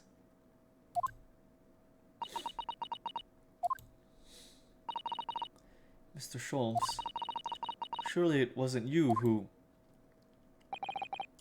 As I always say, a button has but one purpose in life. To be pressed. Whatever the occasion. He sounds almost proud of himself. How dare you mess with the ship? I report you to Captain. You're in much trouble now. Now, I'm sure all that can wait until later. let us not overlook the fact that we have now learned a valuable lesson. When the vessel makes an emergency stop, the bolts on the cabin doors slide closed. So, what we must now consider... Yes, it all comes down to one thing now. Last night, after what happened to Mr. Osogi, did this ship make an emergency stop, or did it not? You're idiots. Birdia is a huge ship with many passengers. If we make an emergency stop, even in the middle of the night, there would be chaos everywhere. What are your thoughts, Mr. Naruhodo? Well, it's certainly possible that some kind of emergency happened last night. We have evidence to support that idea. Really? What evidence, Mr. Naruhodo? Fascinating. Do show us, my good man. What evidence promotes the theory that some emergency gripped this vessel last night? The ship log. Yes! Yes. Seems Stroganov. It's your duty to patrol the first-class area of the ship. Isn't that right? Da. That is correct. Why? The ship's log here. This would be where you record the details of your duties. What are you doing with that? That is mine. Ah, you rather carelessly left it atop a little makeshift burrow in the passageway out there. But as responsible passengers, we took it into our care with a mind to return it to you later. I left it there on purpose. That is where I put it always. The point is, looking at what you usually record, it's clear that under normal circumstances you write the phrase "nothing to report" every 30 minutes. But from 2 o'clock last night until the first light this morning, nothing was recorded at all. Nothing recorded in the log. That is... duh, because nothing happened. But if nothing happened, you would normally write "nothing to report," wouldn't you? Go. Indeed so, which tells us that shortly after 2 a.m., something happened here aboard the SS Buria.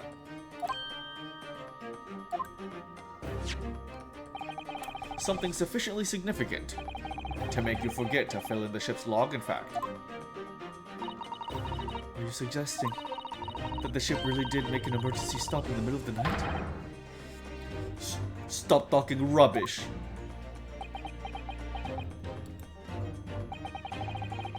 If I'm perfectly honest, I find that a little hard to believe myself. Oh? Why?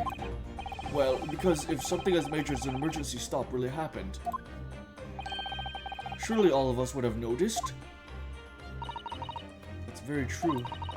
Thanks to the emergency stop we experienced earlier, we all know that it feels. We all know what it feels like now. The ship lurched so violently, and the alarm bell was so loud. I can't imagine that anyone would sleep through that, even if it happened in the dead of night. Well, no, that's a good point.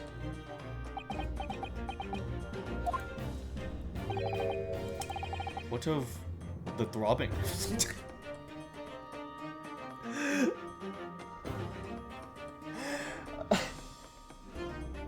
What of the throbbing?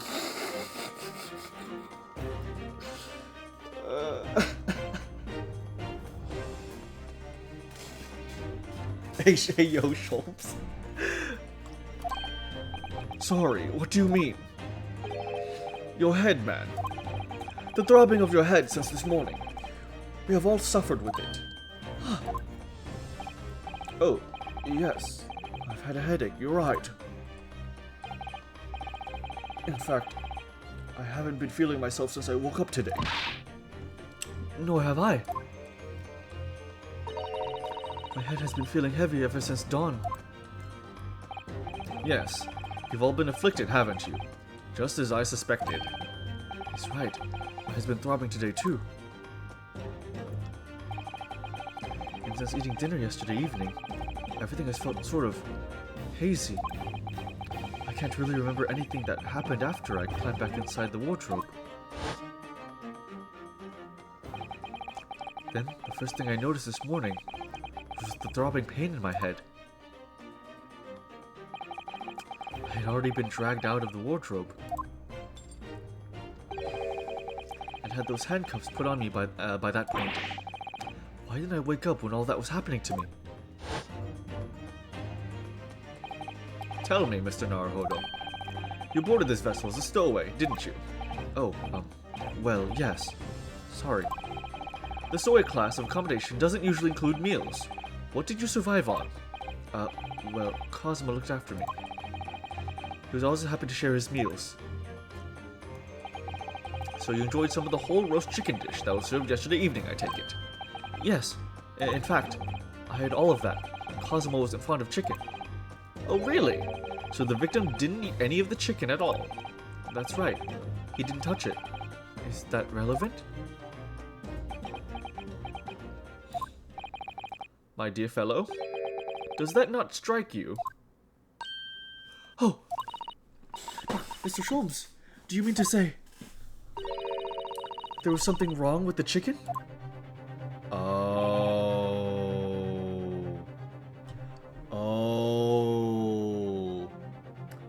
Oh, they didn't hit their heads.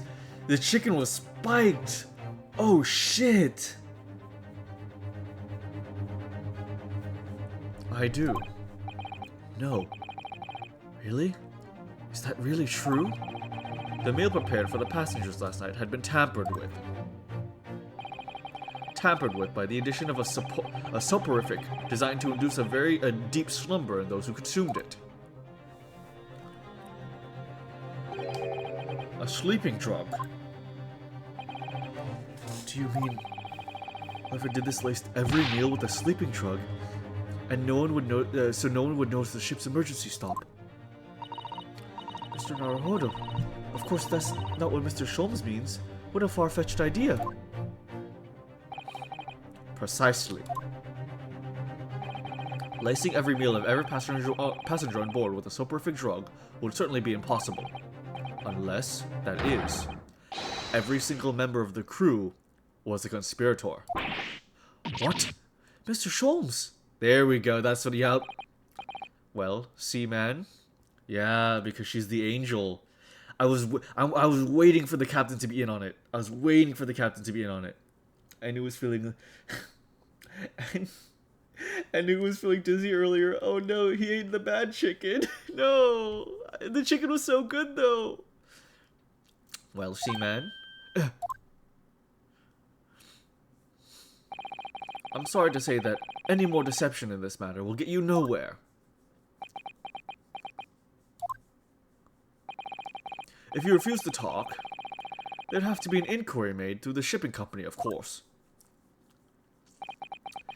And were that to happen, every member of the crew, and the captain himself, would be hauled over the coals. For aiding and abetting a renegade.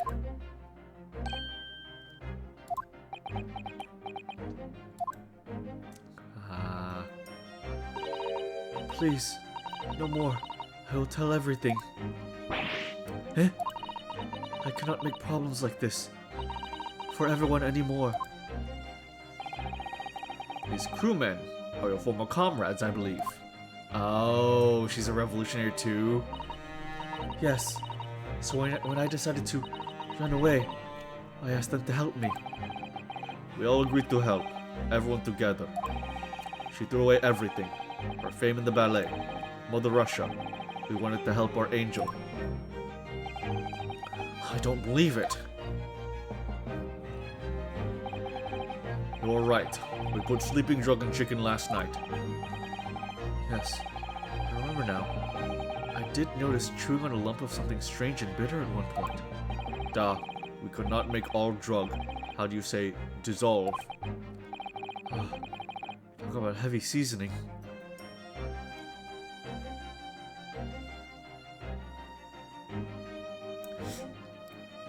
I could use some chicken right now. No one can survive the raw chicken. Huh. I ate chicken earlier and then took a huge nap later today. Did you do something to it? I spent like 2 hours making that. No. At midnight, in waters near Shanghai, we brought our angel aboard. She was helped by comrade on shore with small fishing boat. All the passengers of the SS Buria slept soundly, thanks to the almost magical effects of the slumber-inducing a potion their evening meals had contained. So, if that's what happened, the only people awake on the ship last night were the crew, people who dislike chicken, and the newly boarded passenger, Miss Pavlova. And that means it would have been possible for you. You could have used the emergency stop trick to lock Cosmo's cabin door. Well, damn. I just made boiled chicken for dinner yesterday. Drex! It's so good to see you. I hope you're doing awesome, Drex. Thanks for being here. Oh, Drex is asleep. Okay. But how does that make sense? Surely every cabin door would have ended up locked in that case, and there would have been complete chaos. Oh, I wouldn't say so. What? Oh, of course. Just like us, the other passengers would have eaten their evening meal of chicken in their cabins. After which, they would have been overwhelmed by the tiredness because of the sleeping drug. Quite. And accordingly, all passengers were already in their cabins for the night. Yes. The overwhelming majority of passengers would habitually sleep with their cabin doors bolted anyway. And so not one of them would have found it remarkable to find the door locked in the morning. In summary, in order to fasten the bolt of a single cabin door on the ship, the culprit brought the entire vessel to an emergency stop in the early hours of the morning. Oh.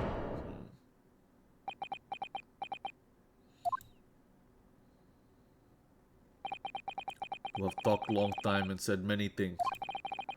What is point? The point is what I said earlier. There was somebody else present on the scene when the victim lost his life last night. Someone who left a message in Russian on the floor in an attempt to incriminate the other. Someone who tried desperately to hide the broken fragments of glass that would reveal the culprit's identity. And someone who abused the ship's emergency stop procedure in order to lock the door. All told, a busy night.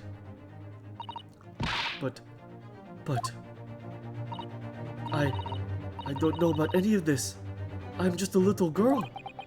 You like to speak with your long English words and explain your clever ideas. But I am sailor, and sailors don't listen so long, boring stories. We don't believe. Sailors like me, we trust only what we see with our eyes. A laudable trait. What? I'm quite of the same disposition, my good man. Observation to me is everything. Mr. Naruhodo? Oh, yes. Do you hear it? The accusatory cry of guilt on the wind. What? Accusatory cry of guilt? Sorry, you've lost me. Proof of involvement, man. But you can't hear such a call with your ears. No. You must hear it with your eyes. For observation is the basis of all deduction. What are you talking about? I believe the time has come for one final logic and reasoning spectacular to expose the truth. Hey, Jex, so you just did a little cleaning and vibing. Hope you're doing well. Awesome, Jex. It's so good to have you here. Lucky I had beef instead. Beef or chicken? Beef or chicken? Beef. You just spared your fucking life. So, Mr. Naruhodo, your assistance, if you please. With what exactly, Mr. Sholmes? With observation, my dear fellow. Just as I said, of these few, of these two prevaricators. Observation. If you remember, Mr. Naruhodo, we know that somebody tried to fabricate evidence, don't we? By tampering with the scene of Mr. Asugi's death. What we're looking for is some trace of evidence that one of these two was there when it happened. Precisely. You were delightfully quick to grasp my meaning. Alright, I'll see what I can see. So we're looking for a trace of evidence that shows someone else was there that night when Cosmo died.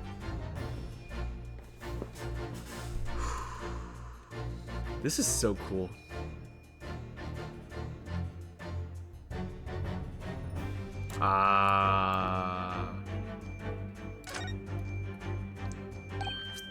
Oh, look at this. It's some kind of stain in an unusual place. Yes, you're right. It looks like ink if I'm not mistaken. ink. And look at the color, too. It's clear where this came from. Yes! Yes! Busted, right? Seaman Stroganoff, you seem to have quite a large purple stain on the back of your white uniform there. Eh? Yes, I don't know where the dirt comes from. So nothing in particular comes to mind about the stain. What are you trying to say? It would appear that the significance of this stain has escaped your attention, Seaman. Allow us to make it plain. It's a very large purple stain on the back of Seaman Stroganoff's uniform. And I think what made it is clear. Indeed it is. So, Mr. Naruhodo, present the evidence that proves it. My pleasure. Alright then. The evidence that proves what the stain on the back of Seaman Stroganoff's uniform really is.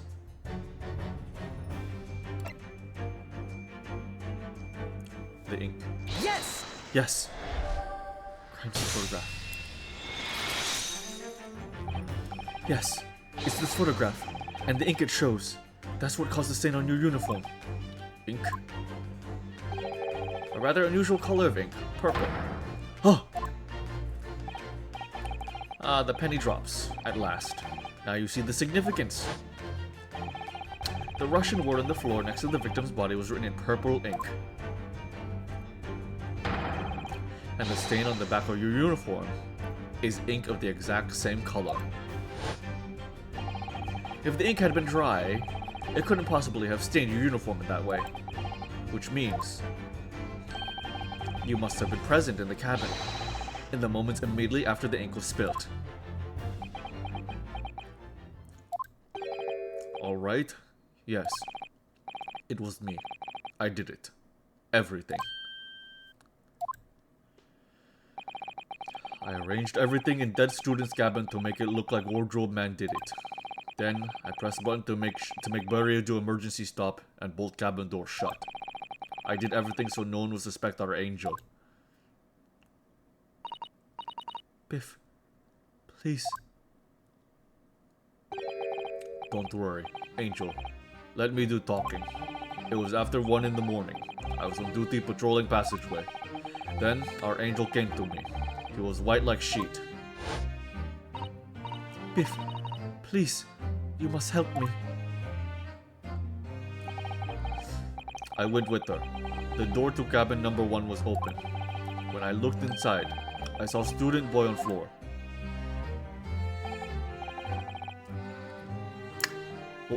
What happened here? Please, don't tell anyone. My little one, my little furry friend. Everything that happened in cabin is like Angel told you. The kid escaped through the ventilator into Mr. Asugi's cabin. Then he tripped over and broke his neck when he fell on the floor. Yes, that is right. So after the incident, when the cat ran away, Miss Pavlova then visited the cabin next to hers, only to find its occupant lying lifeless on the floor. She said she was worried when she heard sound of something falling on floor. That's when she went to look. No, Angel.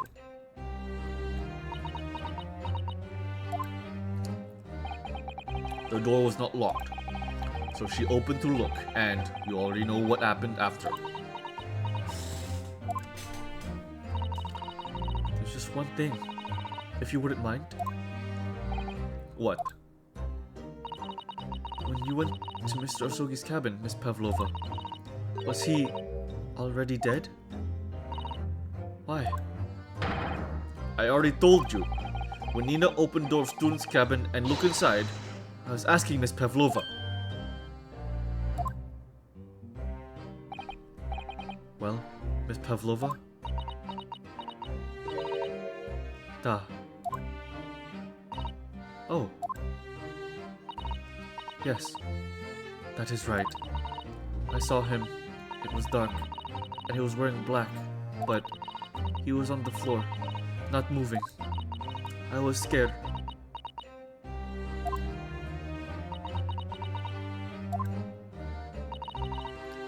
understand, and I believe you. So, is that finally it now?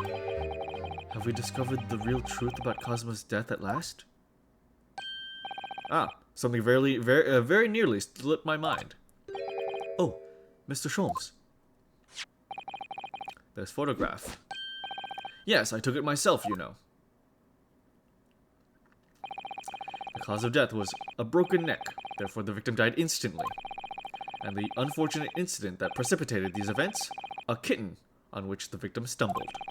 However, if those are the facts, there is one particular area in this photograph that seems to me somewhat unnatural. What do you mean unnatural? What are your thoughts on the matter, Mr. Naruhodo?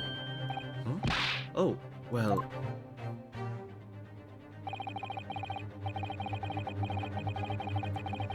If Kazuma tripped and fell, and by some terrible stroke of luck broke his neck, which part of this photographic print seems unnatural?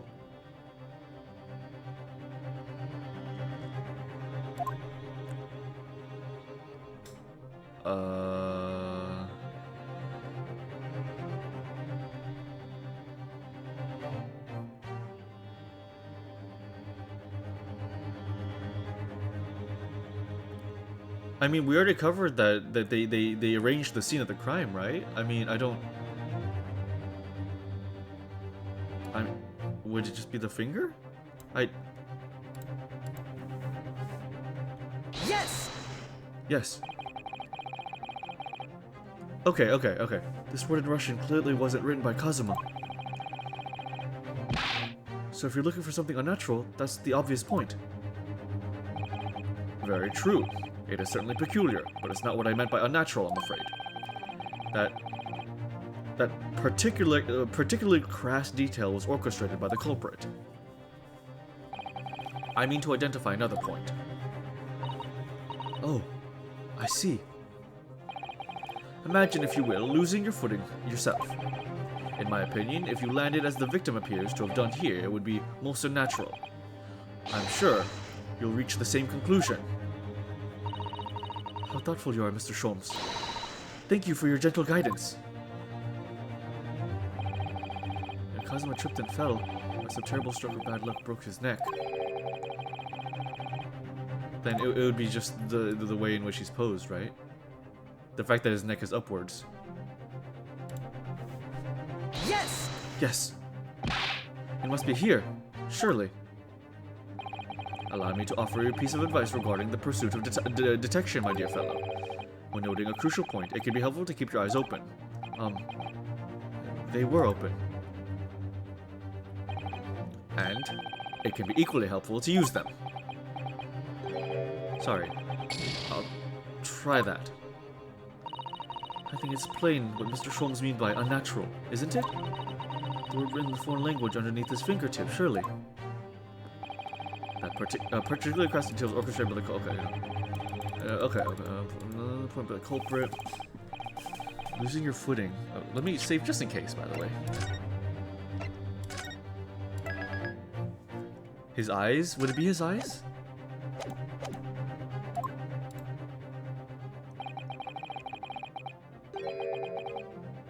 What are your hands? Huh. Sort of fellow who stumbles with some regularity. This should be easy to... Why do I... Oh. So his hand. Oh, so the way his hands are. Why would he, like... Why would his hands be up as to brace himself? I guess that makes sense. Yes! Yes. It must be here. Damn it. Oh. Damn it. Would it be his eyes?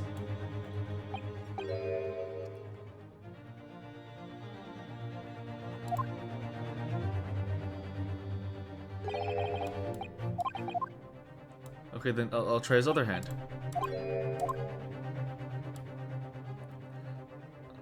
Oh yeah, actually, why is this hand balled up? That's actually a good point. Why is this hand balled up? Yes! Yes. Alright. Oh, yeah. Why is it balled up? Yeah. Oh, hi, Glass. It's good to see you. What's up? How are you doing, Mom Glass? It's good to have you. I hope you're doing really wonderful. Thanks for joining. I'm playing some Great Ace Attorney. Perfect Run is dead by the... I'm gonna kick your ass. I'm gonna kick your ass, King. Alright. If he really fell due to an unfortunate accident, then his fist just doesn't seem quite right. The exact same thought occurred to me. In a fall, one's instinct is to open the palms flat. Yet here we see the victim with his left hand tightly balled into a fist. Almost, you might say, as though he were gripping something. What do you mean? Simply that I took the liberty of investigating the victim's fist a short while ago. You did? And what, pray, do you imagine I found there, my dear fellow? Mr. Sholmes, show us, please. Why, of course, my dear madam. Would I keep you in suspense? This is what I found. Oh, a crescent moon with a little gemstone in the middle. Yes, you're right. A crescent moon. It's very pretty, but what does it tell us? It tells us nothing. I'm not so sure. That crescent moon looks familiar somehow. I'm sure I've seen it somewhere before. Observation, Mr. Naruhodo. That is the key. But the truth is now tantalizingly close. How did that crescent moon come to be in Cosmo's clenched fist? This is the final clue, the last piece of the puzzle. Ask yourself, what does this little crescent moon mean? What significance does it have? And observe, find the answer with your own eyes. There you go. There you go.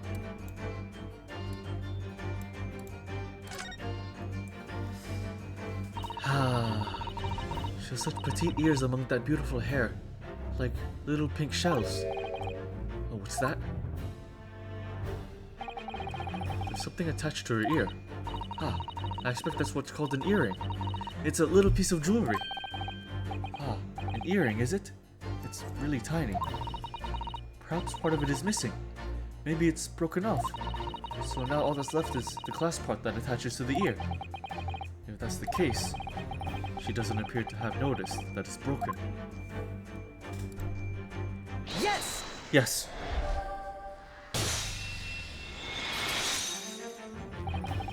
Miss Pavlova, I noticed that on your ear,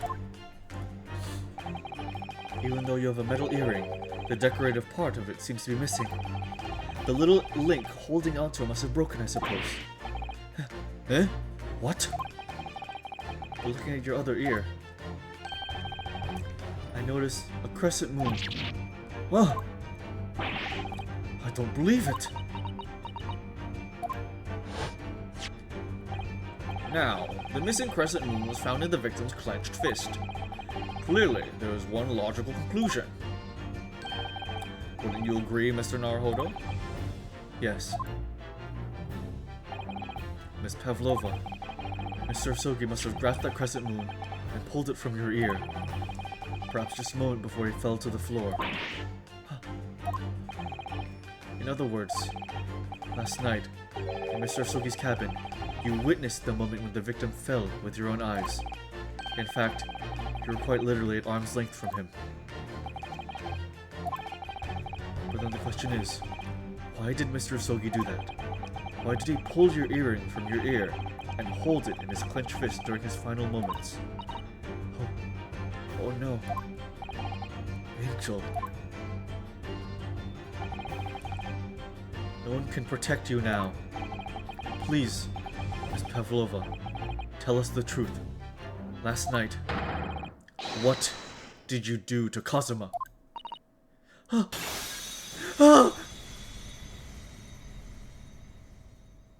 Man.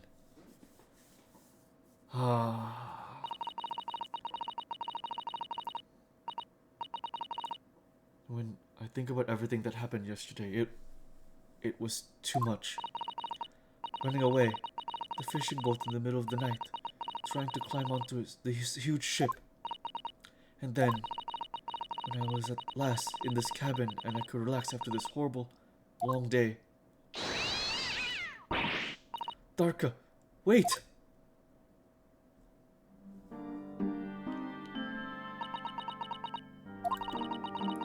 I couldn't believe it when she disappeared through the ventilator. I tried to call her with a little whistle. I tried waving her favorite toy, but nothing worked. Darka would not come back.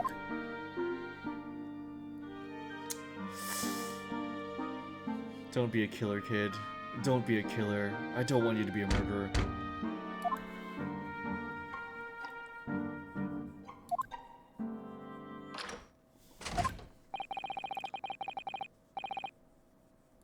Oh. What are you doing here at this time of night, Inspector?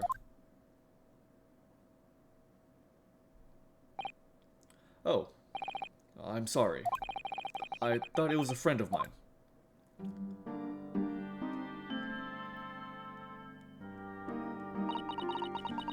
The young man from your country. He was very polite and kind. He helped me to find Darka, and he promised not to tell anyone. But then, when I had my friend in my arms again, and that I was going to leave the man's cabin... Just a moment. Oh, just a moment. Sorry, but... Oh, yes. I'm sure I know your face. I've seen you somewhere before. Of course. You're Nikolina Pavlova, aren't you? The Russian ballerina. Huh? No, I don't know that name. My heart nearly stopped when he said that. He knew who I was.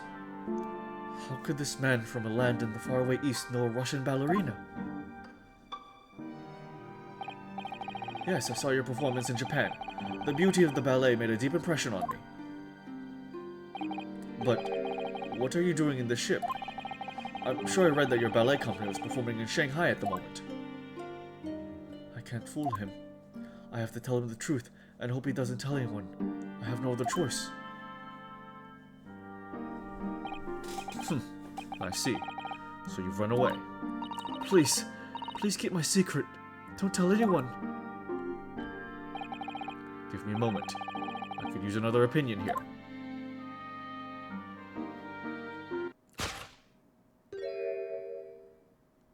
He's going to pull that cord.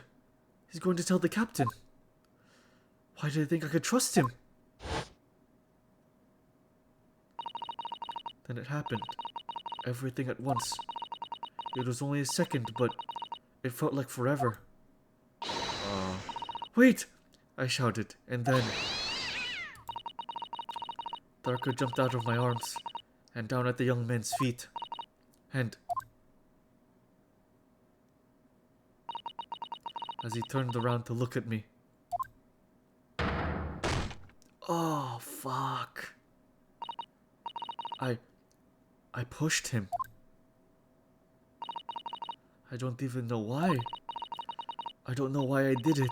I was just so scared. And I had to stop him from telling anyone about me.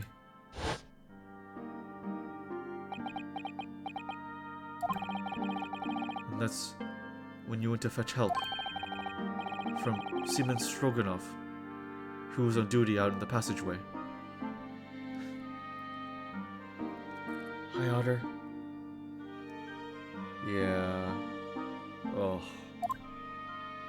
I heard Nina cry out and thud on the floor, so I ran to her. She was standing at cabin door, shaking like a leaf. She looked at me and said, "Help me, Biff. If they find out, I will be police. I have nowhere." So we decided to help. And that's when you arranged things in Cosmo's cabin to make it look like I did it. So that no one would suspect the passenger in the cabin next door.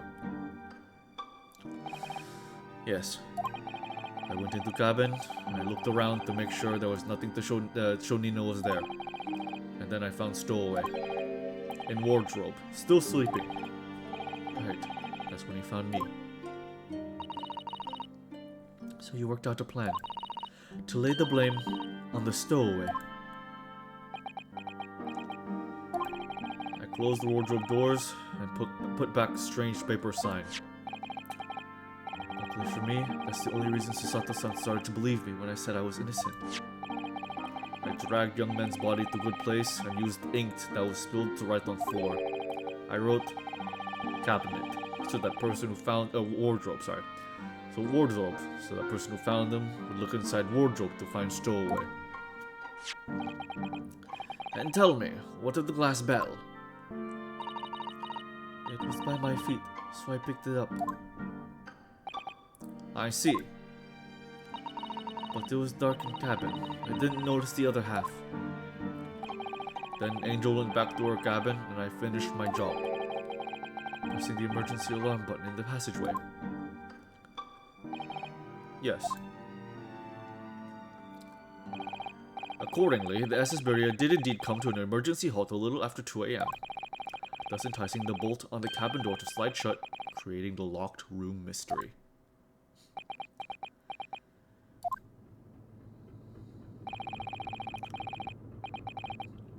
There's still one thing I don't understand, Miss Pavlova. What? Well, you said you told Kazuma about the fact that you'd run away from your homeland, and it's because you were worried he was going to tell the captain that you pushed him. Isn't that right? Yes. But even if he had pulled the bell cord and called for the captain of the ship, aren't you friends with every member of the crew? Why would that have been a problem? It was what he said first that made me scared. What he said first?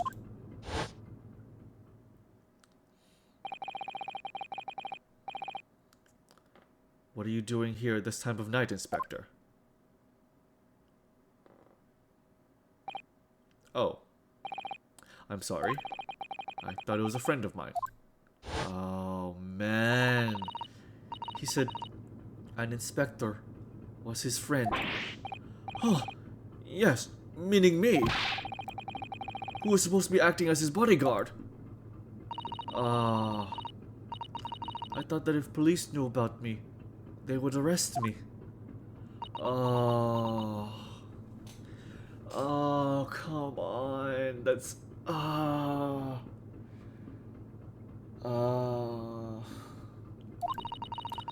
So before he could pull bell cord, May I stop you a moment, please, Miss Pavlova? It just doesn't seem to make sense. I mean, was Mr. Sogi really going to pull the bell cord? I don't know. What? What do you think, Mr. Naruhodo? Well, I'm not Cosmo, so I don't know for certain, but... he was a man of his word. If he told you he wouldn't give your secret away, then he wouldn't have done. No! He was walking over to it! He was going to pull the cord! He was going to make them send me back! He was walking towards the cabinet. Well, Mr. Naruhodo, the day's work is not yet done, it seems. There's one more deduction to make. What? Another deduction? Yes. What action was the victim really about to take at that moment? Yep. He was gonna ask me for a second opinion. Can we determine whether the young man's gaze was... the music? Can we determine whether the young man's gaze was... can we determine whither the young man's gaze was directed?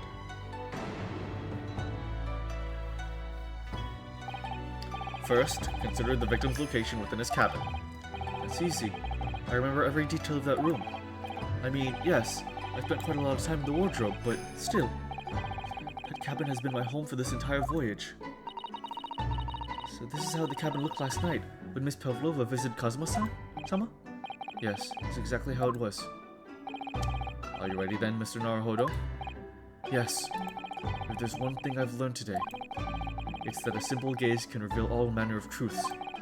And not only that, in order to draw the right conclusion, you can't afford to be out by even a little bit when you're following the gaze to where it lands. So, when you turned away from Miss Pavlova, what exactly was Cosmo looking at?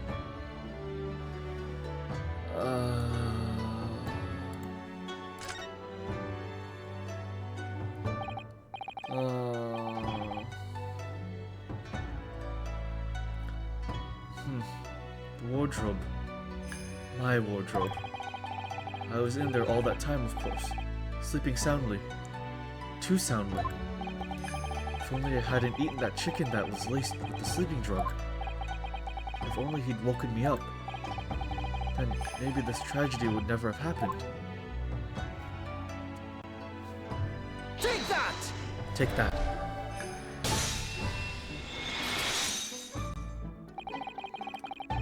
Considering everything that happened last night, certainly it may have looked as though Cosmo was going to ring the bell cord. Yes, however... Wait, this rings weirdly with something now. Wait a fucking minute.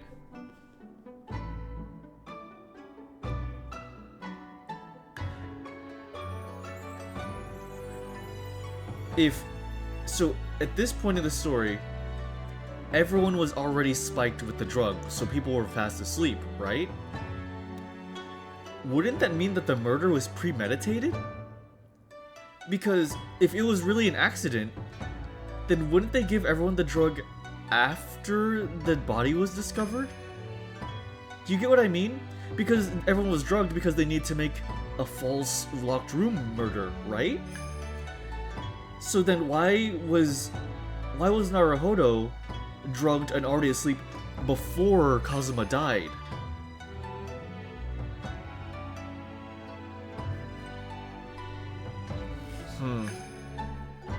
What is directly beside the bell cord? The wardrobe. We'll see. The wardrobe. And more importantly, what was inside the wardrobe? The man's great friend, sleeping soundly. Miss Pavlova, please think back very carefully. What were Mr. Sogi's exact words last night? Give me a moment. I could use another opinion here. Another opinion? Yes, but not from a member of the crew. No, Mr. Sogi intended to consult his close friend on the matter. To see if between them, they might be able to help in some way, no doubt. Oh no. Sadly, we can't know the truth for certain now. It's too late for that. But I wish you had made sure of what Mr. Sogi was looking at. Things may have ended very differently if you had.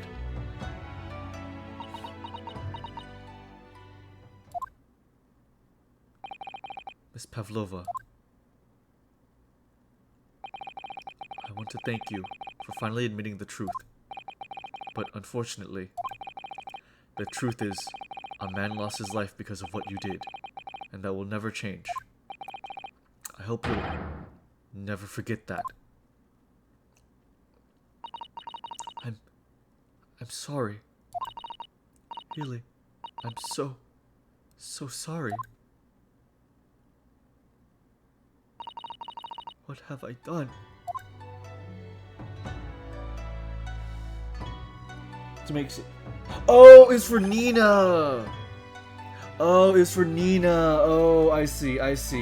Oh, it's no, it's Nina. You're right. Okay, that completely. Okay, sorry. Sorry. I mixed that detail. Okay, thank you, Mooney. Okay, thank goodness. Okay. That's why they stopped the boat. They had to make an okay. Well, no, that's not why they had to make an emergency stop. But okay, I see. Okay, gotcha. Okay, that makes sense. Thank you, Mooney. And so at long last, the mystery surrounding the tragic accident on the SS Buria was finally laid to rest. Both protagonists lost a friend and mentor in the second case, yes. Yes, they did. 9th of January, 7:14 p.m. SS Budia. First class cabin. Passageway. What will happen to Miss Pavlova now then? Once we reach Great Britain, she'll be handed over to the British police at Scotland Yard. What about the fact that she ran away from Russia? Won't the Russians try to repatriate her? Apparently, the English detective can speak to the immigration police and sort that all out. Mr. Sholmes can do that. So she won't be going back to Russia then? No, I don't think so. Even if she wanted to return in the future, I doubt she would be able to. She ran away, so now she's in exile for life. I see. I'm sorry. Seaman Stroganoff? I wanted to help our angel, no matter what. But I didn't think about you, about how you lost a good friend. I will go with Nina. I will give myself to British police. That's kind of you. In the meantime, thank you for letting me go free again. Kazuma's death feels like such a waste, but... well, do what you can for Miss Pavlova, won't you? Duh. Well, I'm afraid you need to pack now. Sorry. We're due to arrive in Hong Kong tomorrow. As much as it pains me, I'm going to have to hand you over to the consul to arrange your passage back to Japan. Yes. I did stow away after all. I couldn't really expect any different. So, you should get back to your cabin now. No way. No way. Is this really how it is? It looks like my study tour to Great Britain is over before it even begun then.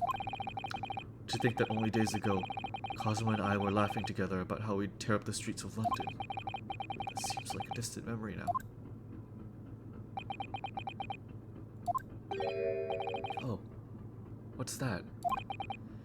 Is it someone weeping?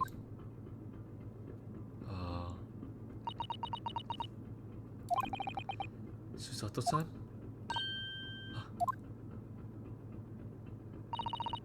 Naruto-san, I didn't know you had returned. Oh, well, I haven't been back long. Inspector Hosonoga just told me I should pack. You know, ready to leave the ship tomorrow and all that.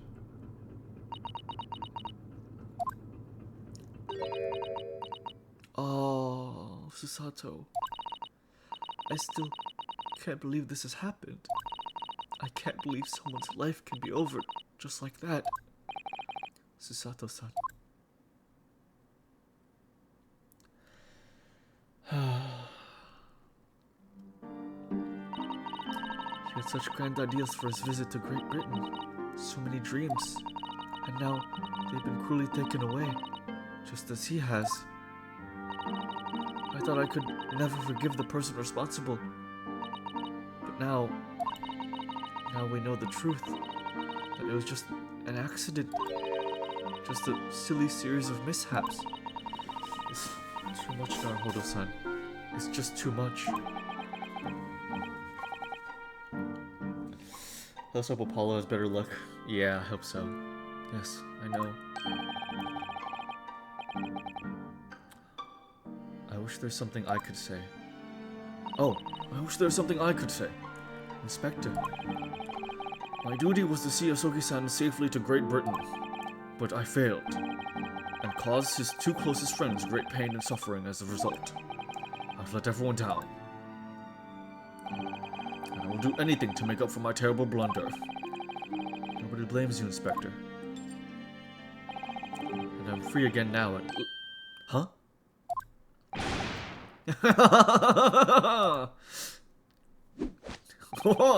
Surprise, Mr. Naruto! What is the meaning of this? Oh, a trifling matter.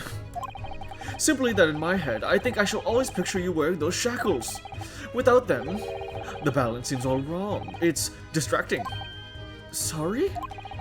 So I decided to restore them. For old time's sake, shall we say. You are a stowaway after all. 100 thumbs.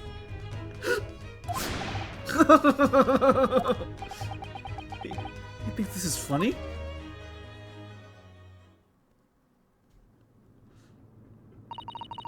Mr. Sholmes. I do appreciate all your assistance. I'd like to thank you from the bottom of my heart. Not at all, not at all. And though it's a little late, may I offer my sincere condolences. The loss of your companion is truly heartrending. I hope that you'll be able to fulfill some of his aspirations in his honor. I'm afraid that won't be possible. We shall be disembarking at the next port, in Hong Kong. We have to return to Japan and make a full report about everything that's happened. What? Wait a minute. It's just me that has to go back, isn't it? I mean, I was the stowaway. But there's no lawyer anymore. Yeah. The terms of this study tour were negotiated by the Department of Justice in both Great Britain and Japan. It was to be 1 lawyer and 1 assistant. Was to be? In the light of Mr. Asogi's unfortunate death, I'm afraid the study tour can no longer go ahead. Oh no. I don't care for me, but... Poor Susato-san. My dear fellows, the majority of problems have an extremely simple solution, you know. Awesome. All you require is 1 lawyer, and the study tour can continue, surely. But there's no one else with the necessary qualifications, Mr. Sholmes. We know of no other lawyer. Qualifications, you say? Fucking love this guy. Any qualifications obtained in your country will be of little value in Great Britain, I'm afraid. Oh, but anyway, the voyage to London still promises a good month of time. Ample opportunity, I would say, to find yourselves another suitable lawyer. Yes. Yeah, it's perfect. Mr. Sato. Yes? Do you think perhaps I might be able to do it? Huh. But you're not a lawyer, Mr. Naruhodo. Oh, unless... Are you studying law? No, I'm not, but... I'm sorry, in that case, I don't think there's even a chance it could work. But as I said, there's still more than a month before we reach England's shores. Isn't that right, Mr. Naruhodo? Yes. I have a month in which to study, to learn what I must to become a great lawyer in Britain. Mr. Naruhodo? That's ridiculous! Are you seriously suggesting anybody could learn all of that in just 40 days? There's only one way to find out. I would work my fingers to the bone, Inspector. Every single day. Will you let me try? And if, by the time we reach Great Britain, I haven't learned enough to be recognized as a lawyer, I'll take whatever punishment is deemed appropriate. But why put yourself in such a difficult position? For Kazuma. He said that there was something he had to do in Great Britain, and that he would sacrifice anything to make it happen. Huh. He was passionate about it. I can't let all that passion just come to nothing. And anyway, it's for my own benefit too.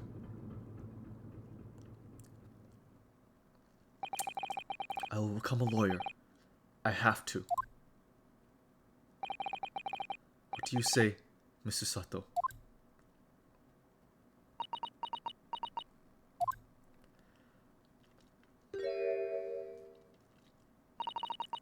I think it's a wonderful idea. Thank you. So, what does our bespectacled inspector friend say? Are you serious? 1 lawyer and 1 assistant. The numbers are indisputable. No, it's madness. Yet fascinating, wouldn't you agree? Fascinating. Duty and rules are dull routines of existence that we all abhor. Give us interest. Give us fascination. Speak for yourself. Besides, qualifications are no... They should kiss. These two should kiss. Sholmes and Hosonoga, they should... Mwah, mwah, mwah, on top of the tree. Qualifications are no measure of a man. What matters is his character. No. And you've witnessed ample evidence of this man's exemplary character today with your own eyes. From the early hours of this morning until this very moment now. Despite contending with the passing of his close companion, and despite the accusation of guilt, this man has shown resourcefulness, intelligence, and above all, courage.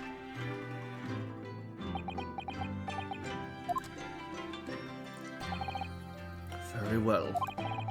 I'll think of a clever way to word my report to the Department of Justice. Inspector, after all, I did just make a promise, didn't I? I said that I'd do anything to make up for my shortcomings here. Oh, thank you, Inspector. Time for cram school? Yeah. If you'll excuse me, I must pay a visit to the captain's quarters, I think. I need to discuss what to do next, and how best to make my report.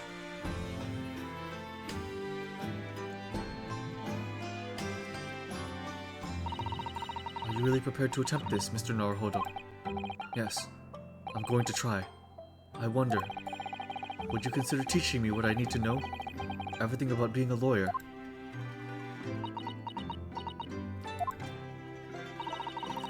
I would be delighted to help you. I am a judicial assistant after all. Thank you.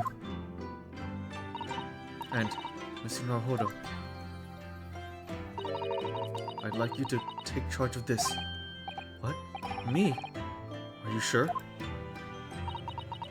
I'm sure it's what Kazuma-sama would have wanted.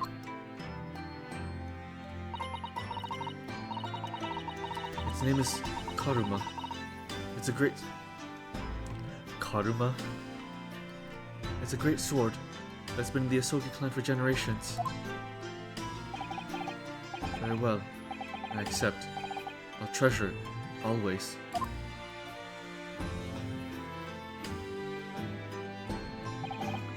So then, Mrs. Sato, it seems we'll be working together for some time to come yet. It will be an honor, Mr. Naruhodo. For the next 40 days, I shan't grant you a single minute of freedom. We shall fill every spare moment with study. Yes, that's exactly what I need. But, before we begin, I have an earnest favor to ask of you too. Goodness, what is it?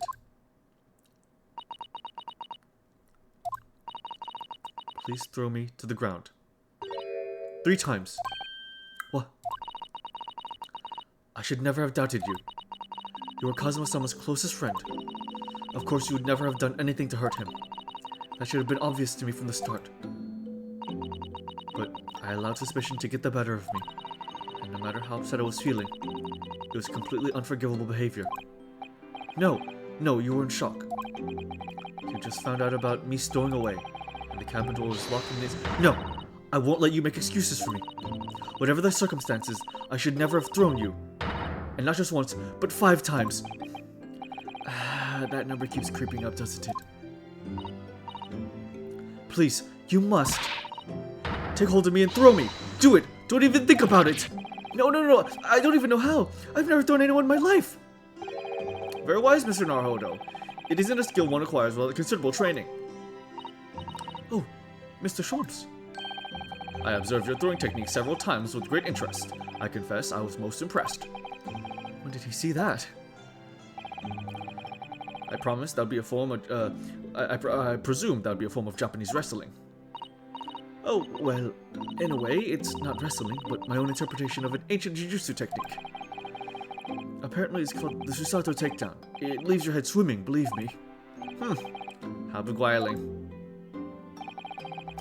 I'm a practitioner of the combative arts myself. I'm somewhat accomplished boxer. There he goes, dancing around again. I wonder if she'd be so kind as to instruct me on the technique of your arresting throw. Yes, I'd be honored to. Oh, I should throw him now. Then let us not dally. Demonstrate, my dear madam. Oh, of course. Are you ready, Mr. Narhod? Wait, what? Why me? Sorry? Yeah, why me?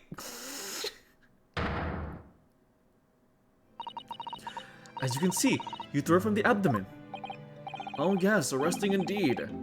And what is it, the term Susato takedown, is it? Actually, no. That was a Susato squash. I'm dead. They killed me. They killed me at the end of chapter 2. In my groggy state of consciousness, a scene from an evening recently spent with Cosmo flickered into my mind.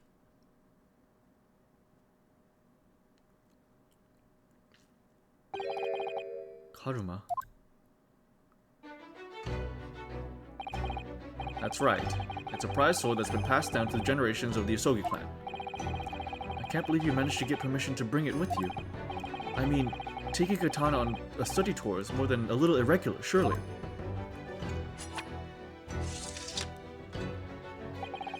A Japanese man's sword is his soul, Ryunosuke. I can't be parted from my katana. Karuma guides me. I truly believe that. So, its name compels its wielder to slice evil in two? Not that you'd need much compelling. On that subject,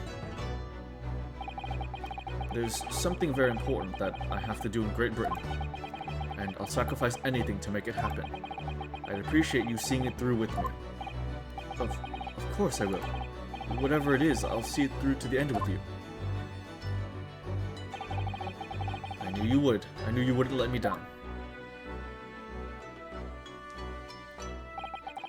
That important thing he had to do. I still don't know what that was. But I'm going to see the place for myself and work it out. In Great Britain's capital, London.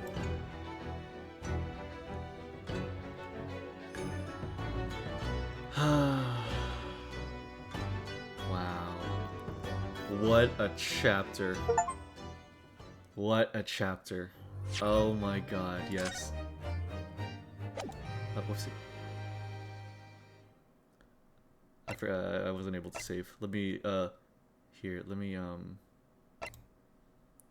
can I go back? Well, it autosaves. It does autosave, but, let's just, let's do our usual preview of episode 3 and then save as soon as we can. Alright, guys. Episode 3, The Adventure of the Runaway Room.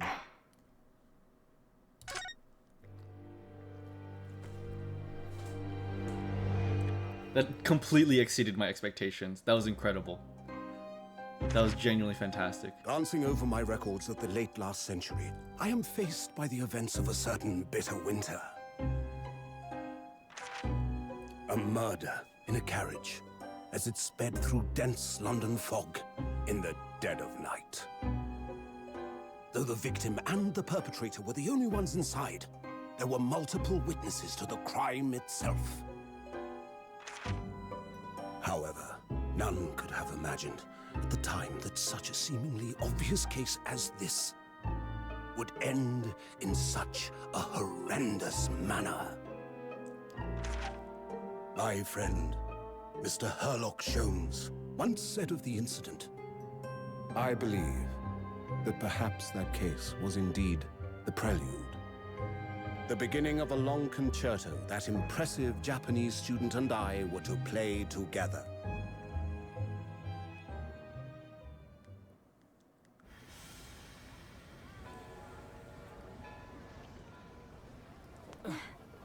Hey, look at me. Amazing. Is this really just a railway station? Railway station or not, I've never seen such an enormous building before. And look at all the steam locomotives.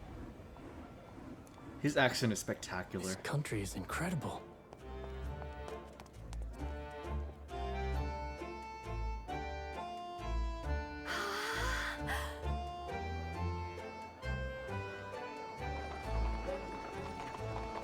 Brand's Coco, best in London. I feel like I'm dreaming. So this is the capital of Great Britain. So, where to? Oh, hello. Climb aboard. I'll take you wherever you want to go. In that case, the Supreme Court in Whitehall, if you wouldn't mind. My pleasure. I suppose you're visiting students from abroad, eh? Yes. Thought so. Well then, I hope you enjoy your stay. And welcome to the centre of the world, Great Britain's mighty capital, London. Awesome.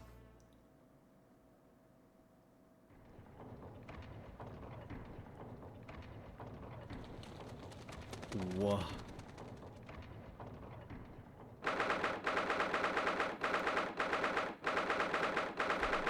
18th of February, 9:21 a.m., British Supreme Court, Lord Chief Justice's office. And we leave off there.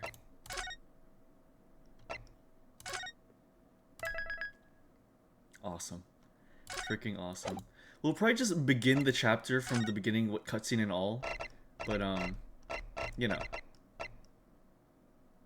Yeah. But, yeah. Alright, guys. Wild looking office. Yeah, genuinely. Genuinely crazy office. Alright, everyone. The chief office is at the Big Ben, right? I guess so.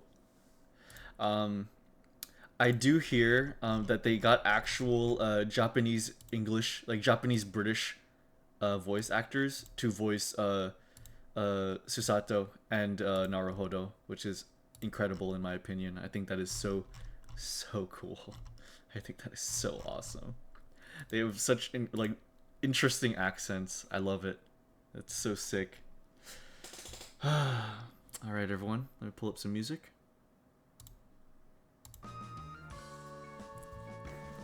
All right, guys. Well, thanks for the stream. Take care, man. See, yeah, absolutely. Sincerely, thank you all for joining me for this court case. I'm glad that was all of chapter 2. That was all of episode 2. That was awesome. Thank you guys for joining me on that stream. That was wonderful. I hope you guys have a great night. Tomorrow, I'm going to have a small model progress update. I'm going to work on it a bunch tonight and tomorrow, and I'm going to showcase what I get done. And then afterwards, I'm going to play some Outer Wilds and attempt to finish the DLC. But yeah, I really hope you guys have a really good one, and thank you so much for joining me for this one. This game is incredible.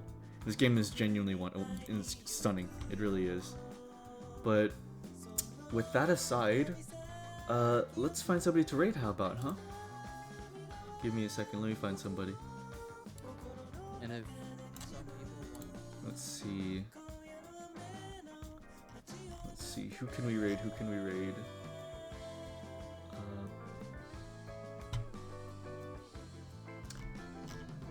No, Polaris. Catastrophe is also streaming.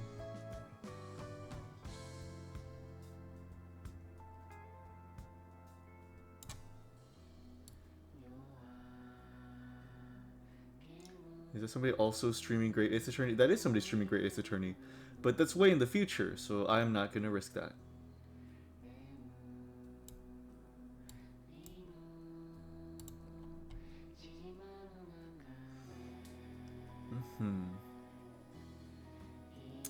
Let's see, Mystery, Sharky, Meika, Dory, Shibuya Kaho. Kokui is streaming. Let's raid Catastrophe. Alright guys, please have a wonderful night. I will see you guys later. Let's keep on objecting and let's find the truth. All right. Much love, guys. Please have a good one. Take it easy, and I'll see you guys later. Bye-bye, guys. Thank you so much for being here. Bye-bye, bye-bye, bye-bye. See ya. Take care of yourselves. Woohoo.